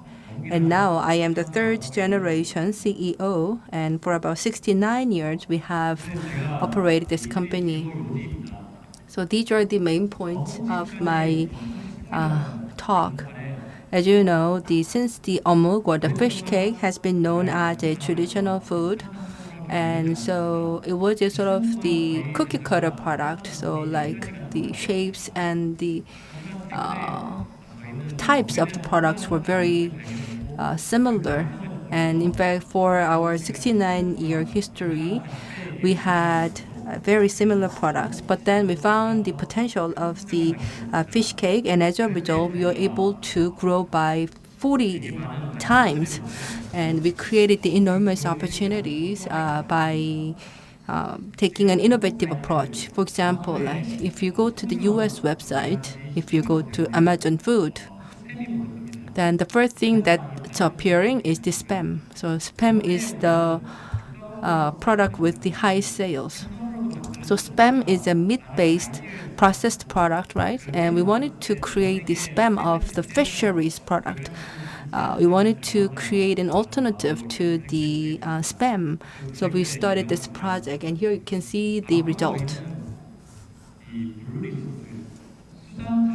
So we will continue to tap in these blue resources to create healthy food.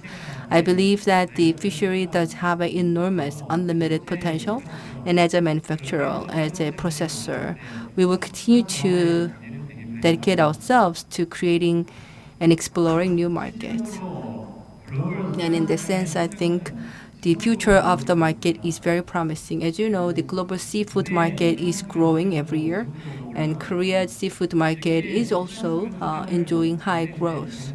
And I believe that our company has also made a valuable contribution to such phenomenal growth. And also, the Samjin Omuk has come up with a new innovative concept of the fish cake bakery, or fish cake cafe. And because of these innovative concepts, we were able to have the 40-fold growth in 10-year time. So what kind of attempts have we made? Let me briefly explain you about them.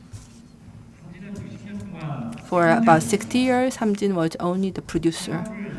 In other words, we processed the seafood, and we provided the seafood ingredients to other businesses. So we were in the B2B business. But then we changed ourselves, not just to become a producer, but become a seller, retailers for consumers. And 10 years ago, we discovered that the consumers love bakeries. Why? Because bakeries produce fresh foods, the cakes and breads that are cooked freshly every day. So we thought that we have to learn from bakery. So that's how we started to engage in the P2C business. And we wanted to provide the fresh seafood product to consumers that are cooked and made every day. So we combine the concept of the fish cake or fish seafood with the bakery. And this has become the new channel for general consumers. So these fish cake bakeries, stores, now we have more than 100 across the nation, therefore creating the big market for our business. And through this innovative experimentation, we discovered the huge potential of the seafood product, and since then we have continuously pushed our envelope. And so this is another product that we came up with in order to meet the customers' diverse needs. And so nowadays, a lot of Koreans, they love camping. So we created the RTE product for campers. So just with the hot water, consumers can enjoy hot fish cake soup in the outdoor camping site. And this is the Easy Snack product. So the fish cake and seafood can be consumed as a convenient snack. And they are now delivered to the convenience store in the form of the fish cake with rice. And these seafood resources, we thought that it can be consumed not just as a snack, but also for a proper meal. So for example, like we created the fish cake burger. So that was again another new attempt that we made, and we actually enjoyed a hefty sales with this product. And also we try to utilize the local resources, local exotic, unique resources. So for example, like cod or flatfish, it's a major fish on the Jeju Island, and we wanted to utilize the flatfish to create the high value added processed products. So we created the Jeju flatfish snacks or pancakes.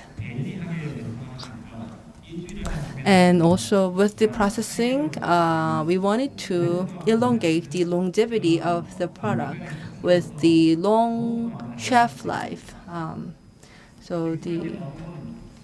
I believe that this could further expand the potential of the seafood product. Up until today, the seafood actually caused a lot of environmental problem because the packagings that are used mainly were the plastics and so on. But through and by utilizing more environment-friendly packaging such as papers and so on, I believe that we can expand the markets for processed seafood. And also with the novel products, we are trying to approach the U.S. and other markets, and we actually have provided their products to the overseas platform.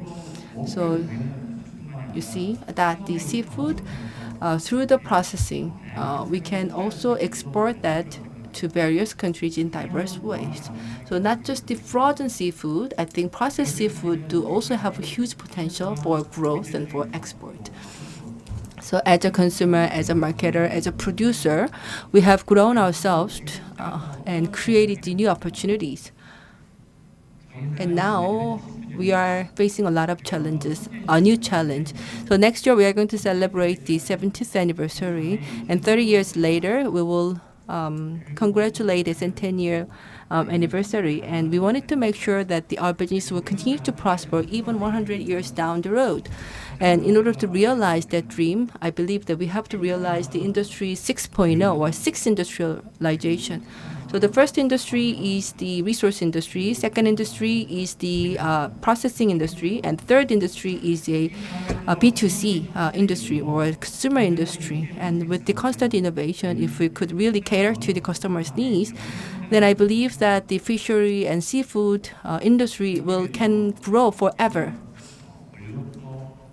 But in order to have this kind of business, from the raw material to the sales, we have to have this process in place, and we are trying to build it and build the right ecosystem. But still, we have a lot of challenges. For example, like the situation surrounding the processing industry in Korea is deteriorating with the higher wages and also population aging, as well as the increasing cost of production. And because of that, our revenue is constrained, but that's why we have to create the markets for high value, and we really have to target the niche product.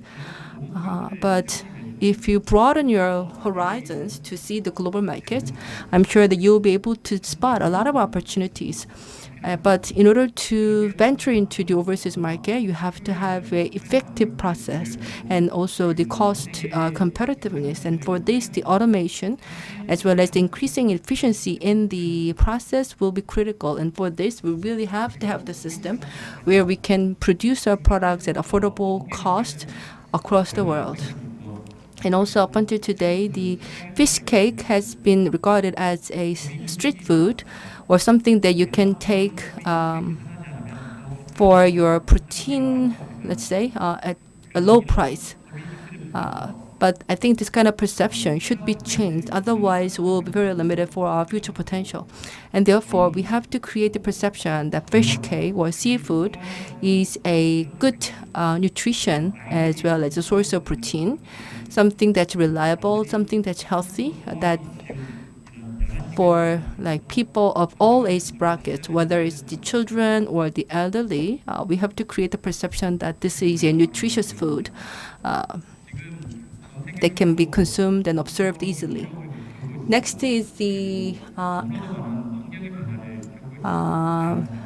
stock management. So the fishing stock has a lot of problems nowadays, including the pollution and so on, overfishing and so on. So without addressing these issues at a fundamental level, we will not be able to have the source of our production, and therefore we really have to address the environmental issues. So we have to pursue environment-friendly aquaculture, and also we have to pay heed to the future technologies such as the cultivation of the protein. And I believe that we also have to focus on the raw material and feed product industry. Aquaculture currently focuses on the high value added products, including the tuna and salmon. However, what's more productive and what can be more efficiently produced is the stocks for feed, for future food. So in the sense, I believe that we have to develop more capacity for this kind of market, and we have to cultivate the feed market. Environmental issue is a serious concern that we are facing today, but I think processing industry is very attractive in many ways. For example, like you cut out the head, tail, and also you filter out the skin. You remove the skin. In other words, you remove the environmental harms and produce something that can be safely and environment-friendly consumed at the table, dining table. So if we could successfully address the environmental issues as well as ethical issues, then I believe that the processed seafood could emerge as the most reliable food source in the future for humanity. And this is the future of Samjin. So 100 years after, when we celebrate the 100th anniversary, I hope that this fish cake could be taken to the space as a food for the astronaut. Thank you very much, Mr. Yongjun Park, the CEO of Samjin Food. So I would like to ask for your full support for the 100th anniversary of Samjin Food in 30 years' time. As I listen to the presentations, starting with the FAO Senior Fishery Office's presentation all the way to Mr. Park's presentation, I came to see that those presentations are in the same vein. Well, from production and distribution and logistics all the way to the consumption, we are in this long and extended supply chain. We are also faced with the challenges arising from that. Environmental issues, ethical issues, how are we going to tackle those issues? Otherwise, the fishery industry cannot grow fast father. So we could see great lessons and implications. So this is the end of the presentations for emerging mega FTAs, changes in global supply chain crisis or opportunities. We have been going on for about 1 hour. Now, I would like to move on to the panel discussion with the presenters and panelists for the Q&A session as well as for comment. So why don't we take a short break while we are arranging the seats? Please stay with us. Thank you.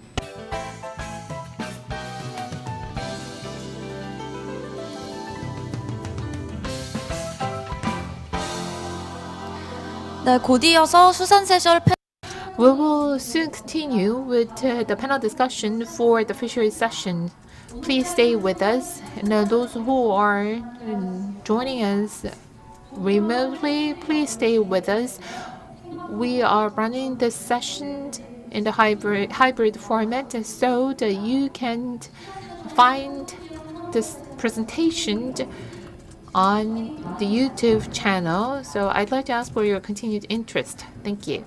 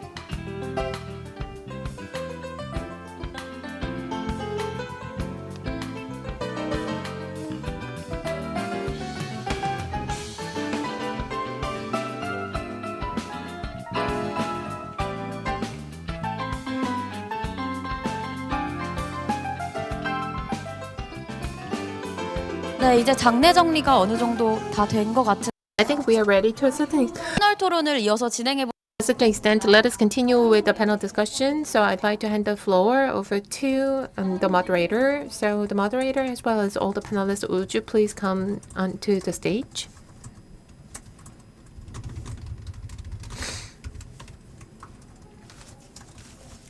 네, 안녕하세요. 한국해양수산개발. Good afternoon. I'm Ma Chang-mo of KMI.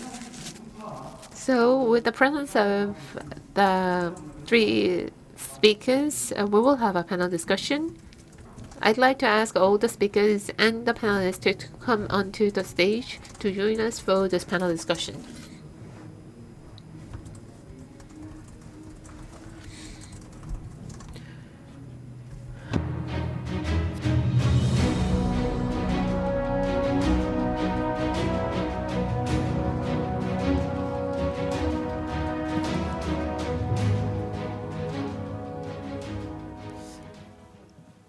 토론자분들 마이크. So I think all the speakers can take off their mask, face mask. So one of the speakers is joining us online. And from my far left, we are joined by Mr. Park Yong-han, International Commerce and Trade Division Director at the Ministry of Oceans and Fisheries. Now we are joined by Ms. Chung Myung-hwa, Director of Overseas Fisheries Research Department at KMI, and we are also joined by Professor Kim Do-hoon of Marine and Fisheries Business and Economics at Pugyang National University. Is Professor Kim here? Yeah, we are joined by Professor Kim Han-ho of Seoul National University. Well, very nice to meet you all. And we are also with our keynote speaker, Mr. Marcio Castro de Souza, the Senior Fishery Officer at FAO.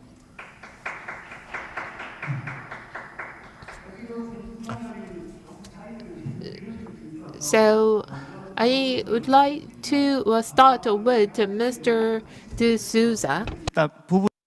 So if you couldn't really have time to discuss, maybe you can introduce yourself and also add some comments that you couldn't do that in your presentation due to the time constraints. So Mr. Marcus, so can you please comment first? Yeah, thank you very much again. And I think it was, as you mentioned in the beginning, at the end of the presentations, I think it was a very perfect match, the three presentations that we had. And I just would like to highlight one major aspect that was present in all presentations, is that how sustainability, including the new WTO fisheries subsidies agreement, the new market requirements, the new trade agreement requirements, how sustainability is indeed framing the sector as in a very positive way towards continue to reach markets, but also keeping and open new opportunities. So I think this message that sustainability and all the issue about the blue economy, how that is going to shape our future in terms of being sustainable is not something that is considered any longer a plus, but it became like a basic core requirement for the sector in order to keep and conquer new markets. So I think that was a very strong message that was present in all presentations and creates this continuity of flow in terms of the information that we face here today. So I think that was, I just would like to stress that, the importance of sustainability in framing the market. So thank you again. 예, 마르시오 카스트로스 주셨습니다. Well, so he emphasized the importance of sustainability once again. Thank you very much. And if you have any questions, then please post your comment. And this is the message for the online participants. Then we will address those questions. Now I'd like to turn to Professor Kim Han-ho of Seoul National University with regard to the international norms. I know, well, you are well versed in the agricultural practices when it comes to the norms. So would you please share your advice with us?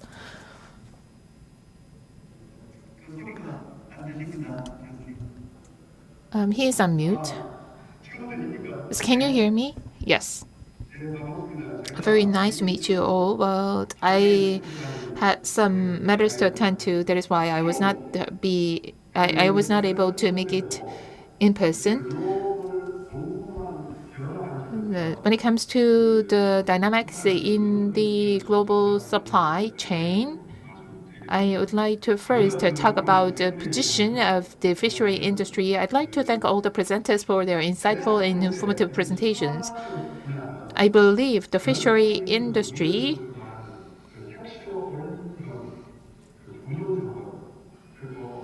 has been dependent on natural resources up until this point.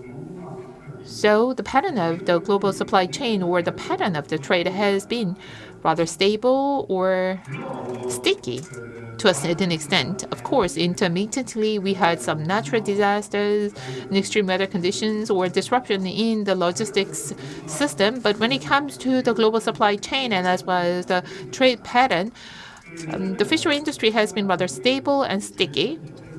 If you take a look at the trade pattern, as for the export market, 10 countries cover over half of the trade volume. The United States, Japan, and European countries, when it comes to the import volume, account for over 50% of the import volume. So the flow of the trade has been rather stable. And advanced countries tend to import, and developing countries tend to export. That has been the pattern. And the regional distribution has been almost perpetuated for such a long time. So it has been rather stable, but to a certain extent, it has been too sticky. If you take a look at fishing vessels statistics, 2/3 or 67% of the fishing vessels are located in Asia. And as for fishing crew, 90% or 85% of the fishers are based in Asia. So the regional distribution has been stationary.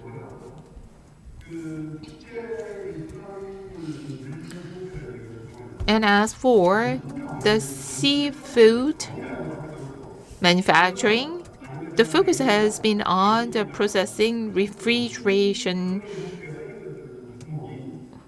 and the simple processed food account for 40% of the international trade volume. As we can see, the fishery industry and the fishery market, from the perspective of the global supply chain and from the perspective of the global value chain, has not been really sophisticated. So the pattern has been stationary, whether it's about product mix or import pattern or export pattern. But recently, we see a clear sign of change. So in order to brace ourselves for the future, we have to take note of the fact that this stationary pattern is about to break down. As mentioned by the keynote speaker, as well as by Dr. Seo, as we can see in the case of Samjin Food, such a pattern can be transformed completely. So far, the fishery sector in the international trade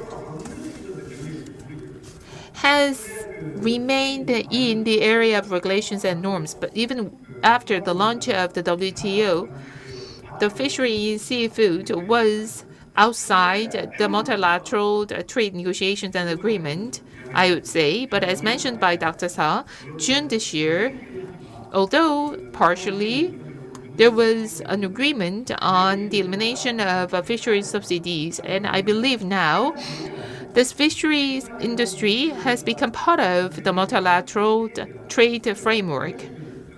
Over the several decades, there has been a great concern over the sustainability of the WTO scheme because there was a clear division between the developing countries and advanced nations. So for over 20 years or so, WTO system has been under suspicion. But with this agreement in June, with this fishery subsidy agreement, a WTO system has identified a new engine for the next several decades. Although the recent agreement is only on the ban on illegal subsidies, but there are various other types of subsidies for overcapacity and overfishing. And I believe for the next 4 years, with the next round of negotiations, we will be able to successfully conclude the fisheries agreement. But unless we become successful in this next round of negotiations, then the entire fisheries agreement will be broken down. So I believe in that sense, the fisheries agreement is a linchpin for the WTO system in its entirety. If one small part and components does not work, then the entire system might collapse. This goes true for the fisheries agreement as well. So I believe for the next few years, all the relevant countries would make a dedicated effort in order to conclude successfully the remaining part of the fisheries agreement. And that this will have a certain impact on the global supply chain. And if you take a look at the agricultural industry, back in 1995, the Uruguay round was concluded with the launch of the WTO system. And over the years, the agricultural supply chain has undergone significant changes and transformation. With the launch of the WTO system, the agricultural exporters have witnessed their role shifted more toward the producers and exporters. So with the change in the trade environment, there would be some change in the global supply chain as we have witnessed in the agricultural sector. Another point I'd like to mention is that as I listened to the presentation by Mr. Park of Samjin Food, I believe that was the confirmation of my ideas. So far, the trade in the fishery industry has been focused too much and reliant too much on the natural resources. But from now on, I believe we would move toward the technology-based trade pattern as mentioned by Ricardo.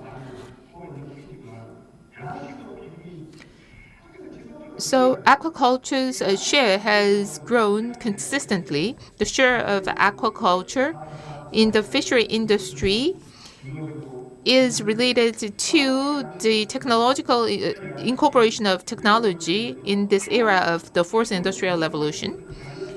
So this is not something completely dependent on natural resources or inherent resources. This is the testament to the transition toward the fourth industrial revolution as well as the digital transformation. Mr. Park, in his presentation, mentioned that the focus has been shifted from the role of producer to the distributor, producer, and marketer. So that's the move taken by Samjin Food. I believe this is the food industry's global trend. Although I'm not sure, I think this is to a certain extent linked to the fulfillment service as well. So whether it's a distribution, sale, package, and everything is done in an integrated manner, so that you can stay closer to your customers and clients. With the introduction of technology, for the fish cake industry, the shelf life has been extended to quite significantly. And this has a significant impact on the global value chain as well as the global supply chain. Let me take an example. Switzerland, which does not produce a single grain of coffee, has the largest export volume of coffee.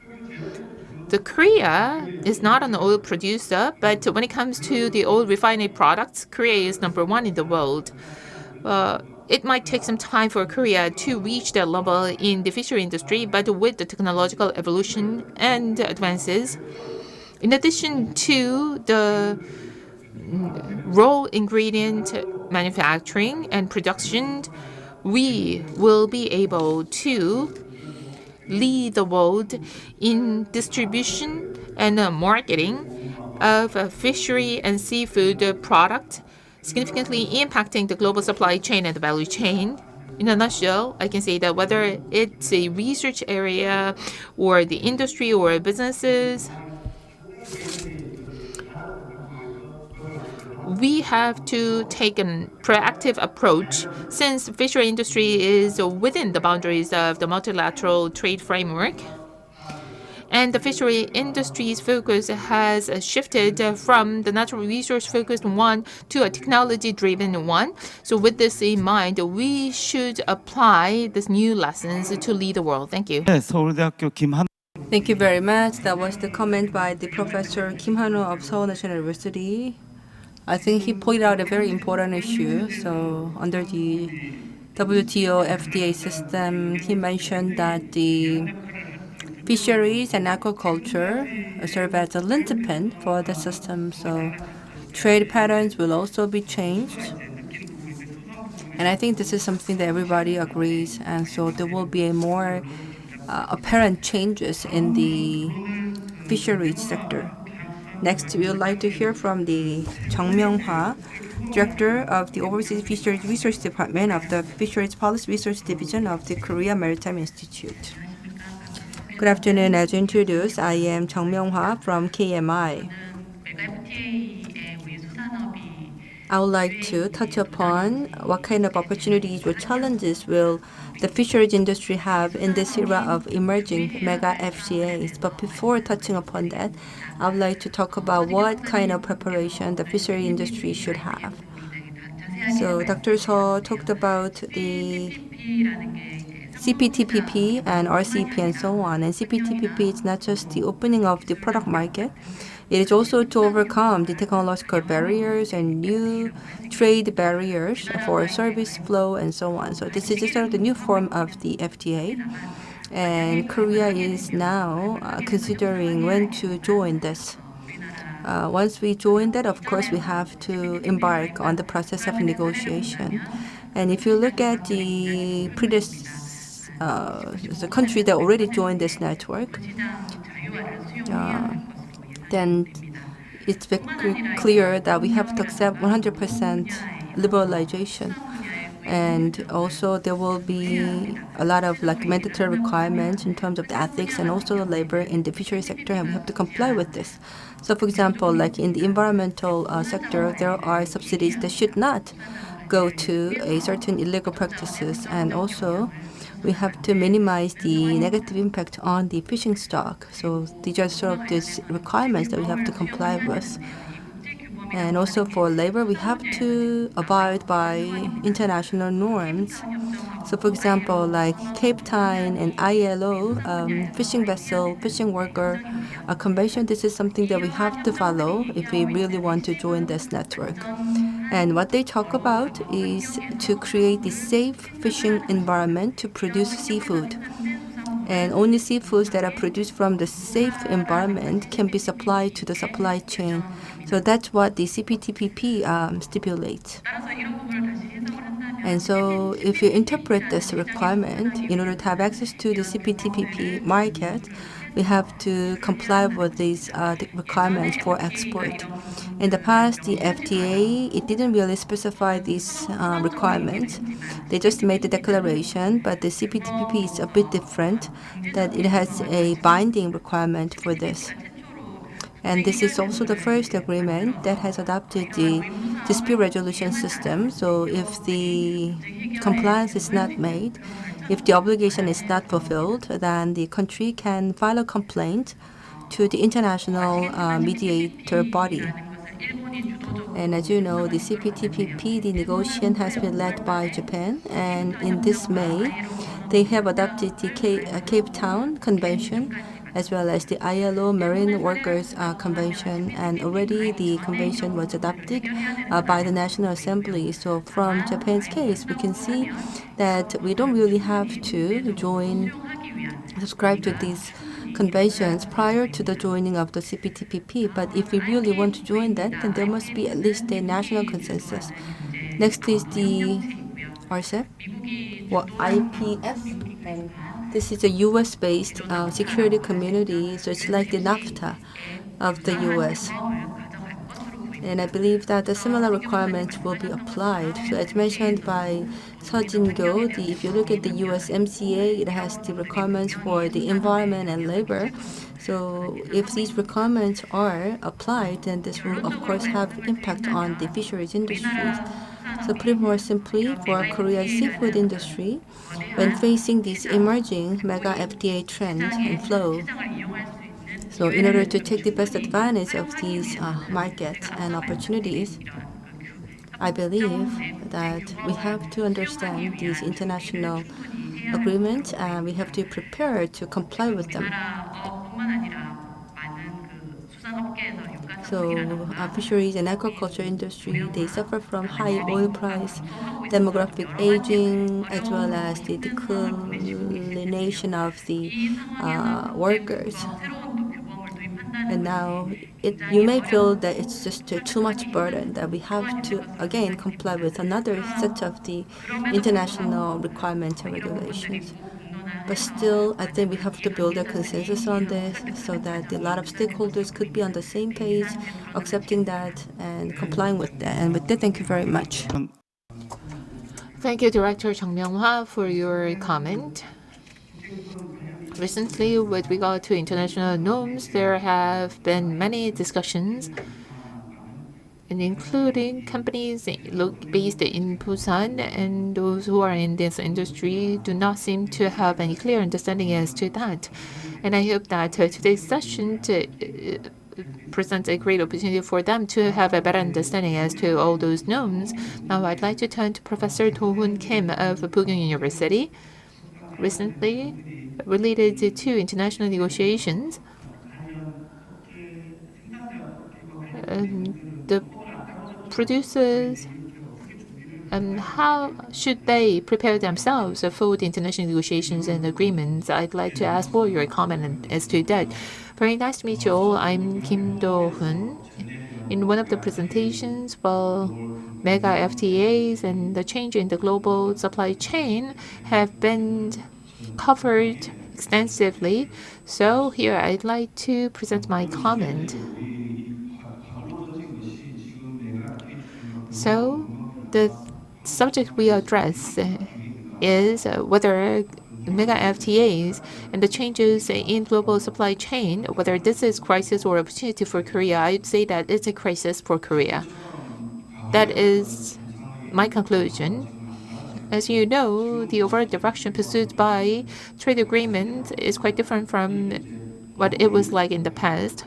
Now, whether we will be part of CPTPP or not, that's something we will have to discuss later. Well, we have international norms and norms about governance, norms about production, norms about distribution, and norms about consumers. Only when you meet all those norms, then you can be internationally competitive. So far, we have been focused too much on the domestic market, but you know what? Change has been quite rapid these days, picking up some speed. Now, with that in mind, we have to consider how to respond to change in the trade and how to pursue the healthy and sound development of the fishery industry. I believe there is such a long way for us to go. In order to turn this crisis into opportunity, we have to redouble our effort. As for the production-related norms, there are three categories. The first is sustainable seafood resource management. And the second is labor-related norms. And the third is environmental-related norms, protection of the marine environment, and so on. We have to address these issues to ensure Korean fishery industry's competitiveness. If you take a look at the structure of Korean fishery industry, Whether we are ready to compete with other countries, not really. We do not have any price competitiveness. Furthermore, when it comes to the environment and environmental protection, we are not really competitive. We are not enough to meet all the requirements up there. The structure of the fishery industry is rather outdated. So since the 1970s or 80s, well, we have not changed when it comes to the industrial structure at all. So it's really cost intensive. Now we have many safety-related accidents. So we have been faced with limitations. And over the several decades, we have been highly dependent on fishery subsidies. If there is any change, then this will negatively affect the management of the fisheries business. So, how to deal with this issue down the road, that is the issue we have to address. So, the norms or this mega trend, this is really nothing new. From a longer perspective, we should have recognized this. For example, responsible fishery practices and the norms. So from the mid-1990s, what would be coming was so evident. And some countries which have actively responded have been way ahead of us, and those countries who have not prepared themselves for this have to struggle to a certain extent. CPTPP, if we become part of it, there would not be possible for us to have any significant level of tariff for the private sector produced fishery product, and that will have negative impact on the aquaculture product. So how much subsidies will be reduced? We do not know, but there will be a direct impact. So there would be two-pronged response for us, and we should be able to take measures in order to protect our fishery industry to a certain extent. For example, direct compensation for the damage and so on, which has been in place under the auspices of the Ministry of Oceans and Fisheries, but the way it is conducted should be different from the past. The level of compensation for damages should highlight the protection aspect for the fishing community. And as for a longer term direction, we should pursue innovation in the fishery industry. When we say innovation, we should have a regulatory framework which goes beyond the current level of regulation, and to encourage the employment of young people and to attract young talent. And we should go through in restructuring of the fishery industry, modernizing outdated vessels to save energy and to ensure energy efficiency. As mentioned by Mr. Park of Samjin Food, the aquaculture has been on production, but the focus should be shifted toward processing. That is another option for us to explore in order to ensure innovation in the fishery industry. As for the government support, I think the nature as well as the scope should be different down the road. And the fishing community should become younger and should become tech savvy, making the most of the available technologies. At the end of the day, as mentioned by Dr. Seo, we should have digital transformation. This presents opportunities as well as challenges. To make digital transformation, there should be policy effort and support, and there should be a business viability ensured. So this is easier said than done. So we should fully recognize how serious this issue is. I think that is the most urgent task at hand, and we should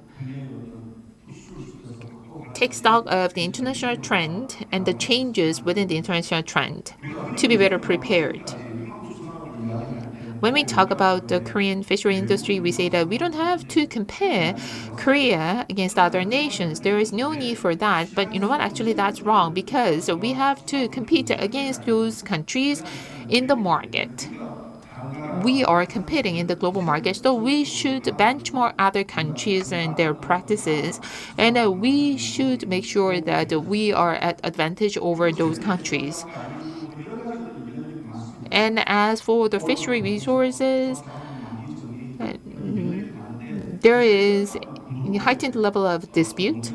But rather than focusing on the dispute and controversy, I believe now is the time for us to substantiate what we have in the fishery industry. So we should strengthen the scientific research efforts. And with that, I'd like to conclude my comment. Thank you. 네, 부경대학교 김도훈. Thank you. That was the Professor Kim Do-hoon of the Pugyong University. So at first, he said that we are in the crisis, but in order to turn the crisis into opportunities, I feel that we have a lot to do. And so we have to really work on them. Next, the Bang Yong-han from the Ministry of Oceans and Fisheries. I'm sure that you are having a lot of difficult times. So the FTA negotiation just finished, and now you have to also prepare for RCEP and many others. So yes, as introduced, I am Bang Yong-han from the Ministry of Oceans and Fisheries. So the current trends, as well as the WTO and IPF and CTPP, regarding these agreements, I really enjoyed the presentation.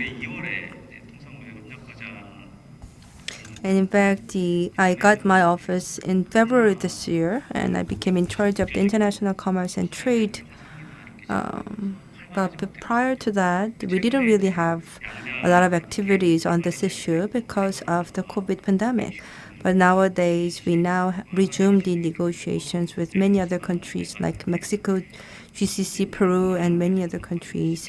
We have also put a lot of attention on the mega FTA, RCP, and so on. So a lot of things are happening all simultaneously together. So we have green responsibilities. And for WTO,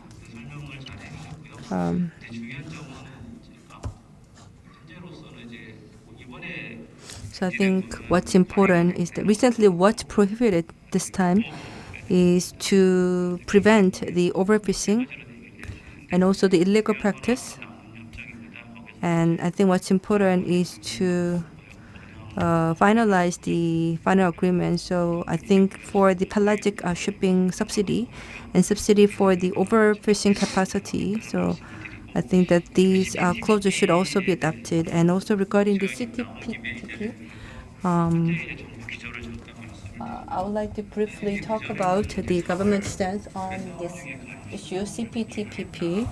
Previously, our goal was to submit the application letter by this April, but then the government recently shifted its stance, and it says that rather than fixating the period of the application that will lend a serious ear to the voices of the farmers as well as the fishing community, especially when it comes to the CPTPP.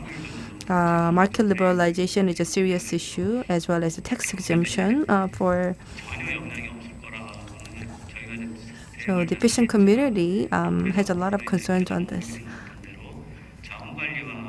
And also the resource management, stock management.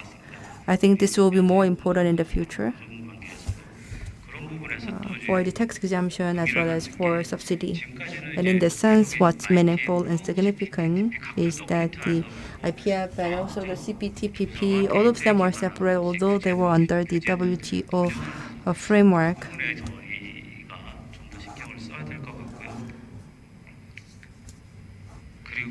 But so I think we have to work on this further.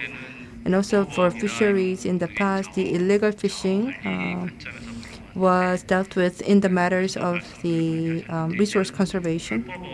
But now we have to change and broaden our perspectives. In other words, the illegal fishing can happen even in the forms of the forced labor. And I believe that this will also affect the international trade of the fisheries and aquaculture. So if there is any suspicion on the forced labor in the production of the certain seafood, then the seafood will be restricted from being traded internationally. So market opening and liberalization is important, but I think we really have to pay attention to all the changes that may be brought about in the regulations. And for negotiation, yes, so it can be a opportunity, but also the crisis for Korean fisheries sector. So once we open our market, then yes, the fishing community will be put in more vulnerable situation. And also, if you look at our trade volume, in fact, the import volume doubles the export volume. So if our export volume is about 2.6 billion, then our import volume is 5.2 billion. So we have to minimize the market opening, and we have to respond well to the subsidy requirements. But beyond that, we have to also do our best to protect and preserve the fishing community and producers, and also help them strengthen their export competitiveness. Another thing that I would like to share with you is that when engaging in the FTA negotiation, yes, we try to minimize the market opening for the sensitive items, but also there could be some items where we can get benefit by maximizing the market opening. So for example, like high value added products with the processing, as mentioned by the CEO of Samjin Food. So I think this is something that we can work on and maximize our opportunities by increasing and expanding the market opening and liberalization. So we will also take that into account. And regarding the IPF, recently the ministerial declaration was adopted in September, and it has 4 pillars. And under that, none of the pillars stipulate the fisheries industry. But what we are concerned about is that because the environmental concern is a sort of the overarching theme, and therefore when it comes to the actual negotiation process, it's very likely that the fisheries will appear on the agenda. So we have to prepare for that. And also in IPF,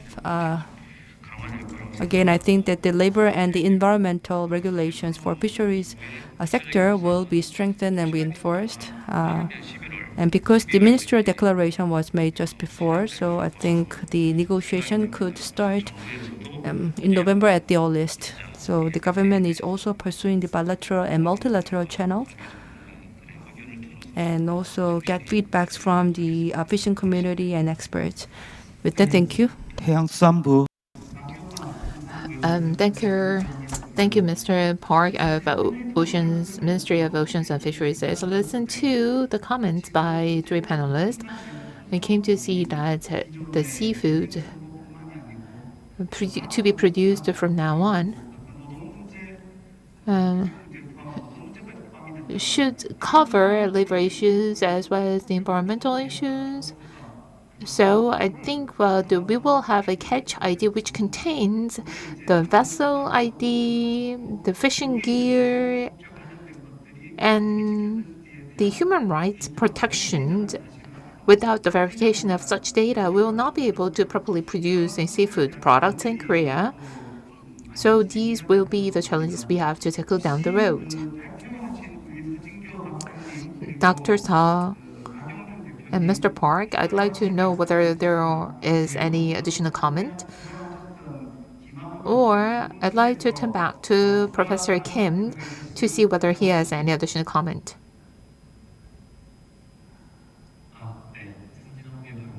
I'm Park Yong-jun. from Samjin Food. So as mentioned by Professor, the trend for the future of the processing industry, so they will be shifted and more value-added products will be on the spotlight, and I completely agree with this. So rather than trying to export the feed and raw materials, we have to expand our supply for the high value-added products. However, I feel that we also have a lot of limitation, although we try hard. So with the good substances, with the good processing technology, with good sales channels, we can establish the good brand, and only then we'll be able to see the high value-added products. So regarding the support for the high value-added products, as well as regarding all the endeavors of the enterprises, their efforts, I think, tend to be limited only to processing technology. In the sense that we really have to think outside the box, and we have to put ourselves in the perspective of customers so that we can identify opportunities for high value-added products. And we can actually learn from other industries, for example, like wine. So from producers and wineries' perspective, as well as from market perspective, we can create a very good culture. And so I believe that all these different players can pursue the open innovation. And also, we can deepen our understanding in what are the real high added value products from the perspective of customers, so that we can develop the right products. Thank you, Dr. Seo. Is there any comment you would like to make? Then, since we are out of time, I would like to conclude the session. But before that, I can see that today's presentations and panel discussion are quite different from the previous ones, because over time we could see more new perspectives and fresh ideas. That is why it is all the more significant and meaningful. I'd like to thank all the participants, the speakers, and the panelists. Thank you for staying with us.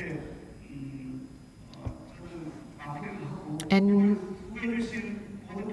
I also want to thank all the presenters and panelists once again for their insightful ideas. Thank you.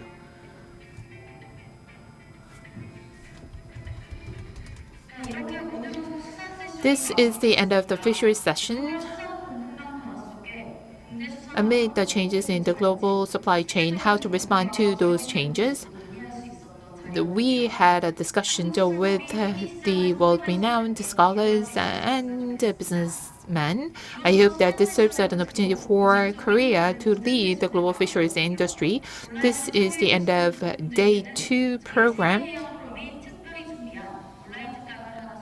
For those who are joining us online, there is a special lecture. Every year, World Ocean Forum hosted Ocean Startup competition, and this year we have a very special online lecture, and this lecture will be presented from Ms. Shirley Patterson, the Chief Operating Officer of Center for Ocean Ventures and Entrepreneurship in Halifax, or COVE. She will share with us the strategy to nurture ocean startups. With that, I would like to conclude this fisheries session. Thank you. Good day, and welcome to the World Ocean Forum. Thank you kindly for the invitation to speak with this gathering. It's time for me to return to Busan, and I hope to do so in the very near future. Canada and South Korea have long-standing partnerships. Building on these, there are ample opportunities to unite and to implement new tools, methods, and innovations for the health of our ocean and our climate. Just recently, Canada experienced our most damaging hurricane. This is making it top of mind that changing climate leads to more extreme weather conditions. I'll touch on thoughts here, tell you a little bit more about COVE, and about some of what we're seeing as marine companies form and grow. The blue economy. So with water that covers 2/3 of the Earth's surface and is home to 80% of all life, the ocean provides us with oxygen for every other breath that we take. Yet the threat that it faces from pollution, loss of biodiversity, and climate change is immense. There are a number of areas within the blue economy that are listed here. Brought out just a few that are showing some significant growth and change. All are seeing rapid technological change and the adoption of new methods and technologies. I believe that we're seeing this both in Canada and in South Korea, and there's much opportunity here for international collaboration and for trade and investment. The ocean is an incredible employer, as we mentioned here, is a very important part of the overall economy.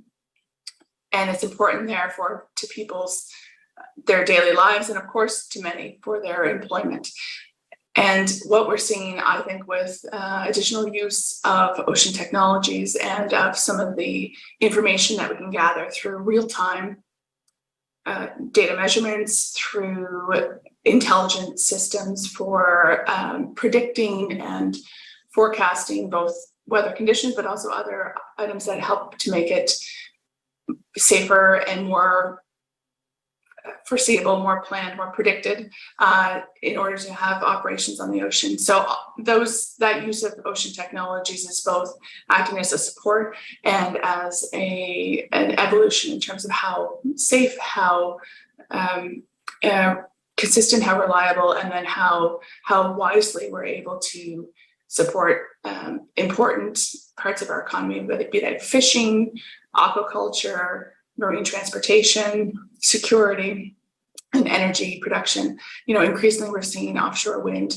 Just in Canada at present, there's no offshore wind installed. That's a unique piece, but what we have just announced is that there will be in Atlantic Ocean and Eastern Canada, both in Nova Scotia and Newfoundland and Labrador, both have put out calls for their first offshore wind, showing that offshore wind is on its way, and that it would likely be coupled with hydrogen production, green hydrogen. So that's certainly an area of growth and something that we would see benefit in engaging with the supply chains from those countries that have quite a bit of installed capacity. So I mentioned the importance of the economy here. So, were the blue economy an economy on its own, it would be valued at US $1.5 trillion a year, and with significant upside to see that growing. This would be equivalent to the 7th largest economy in the world, just to give that bit of a scale. And for Cove, the role that we play is that we're a lead in bringing together all these factors in Canada and then with international connections. So we're located here on the Atlantic coast of Canada in Halifax. We're both a facility that's home to many businesses, and then also we engage in programming that is across Canada. So we've got that national mandate. The facility itself has a fantastic waterfront. We're on the harbor of downtown Halifax, so the other side of the harbor. And so there's quite a bit of industrial activity here, huge a very skilled workforce, and many of the businesses and capabilities that bring together to launch and to service the blue economy. Cove, we're a not-for-profit organization. We have both public and private sources of support and funding. So through some government projects and programs, and then through industry. One of our major supporters in industry would be Urban Shipbuilding. So they're delivering on the national shipbuilding strategy for renewal of Canada's fleet of vessels, and as part of that have invested in Cove and what we can bring to the workforce and to supporting many of the companies here. So today we'll see a small sample and taking a look at what we see on high-tech innovation, so some of those technologies and innovative methods that we see on a daily basis. So there are currently about 70 companies, marine technology companies, that are resident at Cove, and this would it's a mix of multiple different companies, both those that are startups as well as those that are scaling, that are small and medium-sized businesses, and presence from multinational companies.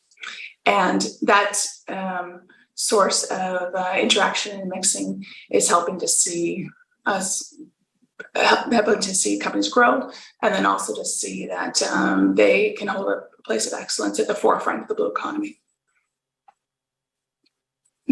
So this is there's quite a bit of information on this slide, and I'll give you a little bit of homework. So on the right-hand side, the bubbles are showing multiple areas of investment and initiatives, and I'll just encourage the group to have a little bit of a read and see what some of those items are. So everything from Canada's net zero commitments and commitments on the world stage at the UN level and others for reduction of carbon emissions and what that means in terms of energy transformation, and also in terms of adoption and support and development of clean technologies. From that through, I mentioned the shipbuilding, and then through many initiatives that are about developing and using technologies in multiple areas of the economy. And so at COVE, these would be a few of our major support areas would be to look at building those networks. So both within the business community here, with post-secondary institutions, with and then in and amongst across Canada, and then with appropriate counterparts and those that might become collaborators, clients, customers, or suppliers for overall bringing these items to market. We have a significant focus on people. So these companies are growing. There's a real need for a skilled and engaged and an excited workforce. So we did quite a bit in terms of building people's awareness of, young people's awareness of what their careers could be, working with those that are in universities and colleges on work experiences that are integrated in a business. And then in working with those that might be new to Canada or that are new to this industry. So there might be people that are moving from industries that are perhaps contracting into the blue economy, making that an attractive and an easy and a very welcoming transition. And then in terms of technology catalyst, we'll talk a little bit about some of the technology projects. So the role that COVE can play is to bring together multiple interests and to host onshore and offshore technology infrastructure that's allowing for new technologies to be demonstrated and for them to see increased market application and use. We've just released, so I'll encourage you as well to have a look at the COVE Ocean website. So we've just released our 2022 look at the scale and the description of the Canadian Ocean Enterprise. So that would be a group of activities that are specifically in that high-tech area, and there would be about capturing ocean observations and measurements, and then the intermediary functions in using those for multiple applications just across the blue economy. So what we've seen is that there is quite a growth in both the number of companies and then the employment within those companies, and then their performance. So we've seen in past few years quite a number of additional companies forming as well. So that would tell us that there's an interest and success in the startup space as well. There are companies that are newly conducting activities that would be within the ocean enterprise. So they may have moved from activities that are elsewhere to now paying a bit more attention to what's happening in the blue economy, and then also seeing quite a bit of success with the established companies. So it's really very encouraging, and it provides data to underpin the optimism that we have and that I kind of hear about on a day-to-day basis. In terms of what the companies that we see and work with at COVE or through COVE programs, in terms of what those scaling companies may use and take access toward, would be COVE as a basis to implement their new technology solutions, as well as how to make effective connections within the market and how to reach into the market to see those technologies used, see them validated, see them tested, and seeing them used on a day-to-day basis to provide benefit, of course, to the world at large and to consumers and to the large users and public users. And so I mentioned the technology infrastructure. So providing that onshore offshore technology that can be used for that validating and test function also can be used as a means of demonstration. So to be able to call in, perhaps you're in Busan, and be able to dial into a device and see what it's doing in Halifax Harbor. And the technology projects, so I'll mention the Stellar Mars. I think there's no substitute for experiencing that with a visual instead of words. So I'll just knock into a bit of a video here that gives the background on Stella Maris. So this is a subsea platform that's able to host multiple sensors and devices. It's located on the seafloor. It's quite close to Cove, just 100 meters from shore, and that's by design because it makes it very accessible. So there's images there, and so what we're seeing is multiple devices, and they may be monitoring for physical. There's a globe there, maybe monitoring for physical, chemical properties, and biological as well in terms of what is in or on the ocean. Also looking at communication technology, so there are multiple hydrophones that are gathering the acoustic soundscape and looking at what can be done in terms of communication there. So the Stella Maris platform is available for companies in order to put a device on, and they may put it on for a period of months or shorter to longer periods of time, and that can be used, as I mentioned, to build up hours, potentially thousands of hours of operating time to validate how it's working while it's in your hands ahead of it being in the customer's hands. Also a great place in order to do demonstrations and so on. So we're seeing that will, and here's a little bit of a look at some of the companies that are involved there. And our next phase would be to grow with multiple platforms that are instrumenting across all of Halifax Harbour, and then pulling all of that into one data visualization and tool that can be used for advanced analysis. And we'd see doing so first in Halifax, and then looking to partner and do that in other locations as well. I'll talk just about a few of the companies that have been involved with Stella Maris or that we've seen through our interactions at Cove, and I encourage you to certainly follow up and take a look at others. So Dartmouth Ocean Technologies, so they have an advanced a method that they've developed using that lab on chip. So up in the top left here, you see that bit of an image there. So what it's able to do is take in situ measurements using fairly small samples in order to screen, in order to identify components of interest. So phosphates and nitrates would be fairly interesting, especially as it relates to conditions for aquaculture. It's also, that would be very important in terms of, if you think about runoff from agricultural sites. The alkalinity, which can tell us a measure of how much carbon dioxide the ocean is able to take in. And eDNA would be environmental DNA, so that it can be specified in order to look for particular strains. So to look to see if say a mammal a whale has been in the area in a period of time, and picking up the DNA that is sloughed off. Planetary Technologies, so they are growing. They've got demonstration projects, and they're tackling it would be a very important issue worldwide, and that would be looking at the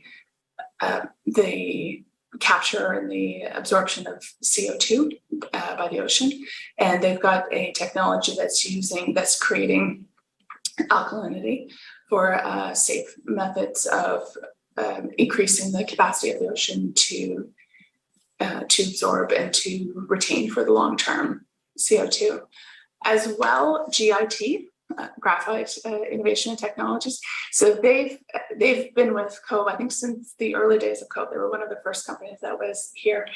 They have gone from the lab out to now they're in industry in a big way. They have what they would call paint that is based on graphene, carbon. So it doesn't have those heavy metals and toxicities that another method might be to use anti-fouling, so it doesn't have those components within it. It's very, very smooth, so it provides for smooth, reduced drag through the ocean. And they've got two primary offerings. So one would be a coating that is meant for hull. They also have ones that are meant for propellers, and so they've had third-party validation showing that it produces a significant fuel efficiency improvement. And of course, that would be directly related to GHG emissions, and then also reducing underwater noise. They have they've got some work in Singapore and then also worldwide, so really one to watch. And the last year we had a delegation from Busan who visited Cove and visited the major conference that we hold every year.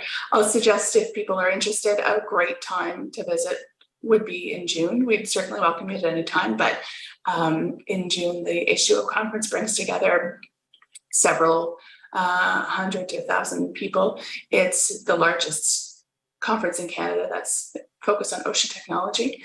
And within it, we have, or alongside it, is our big event at Cove, which is our technology demonstration day. So last year we had several hundred people on the shores of Cove indicating their interest in taking a firsthand look at some of the new technologies, what's being used on the water, and certainly it's a pretty engaging day. So I'm going to encourage you to come see us in 2023. And with that, I will thank you very much and encourage you to make the best of this conference. You can make it fruitful, make those connections with, start by talking to the person that's next to you right now, and just make it as effective, as inspiring as it can be. Get out there. Thank you.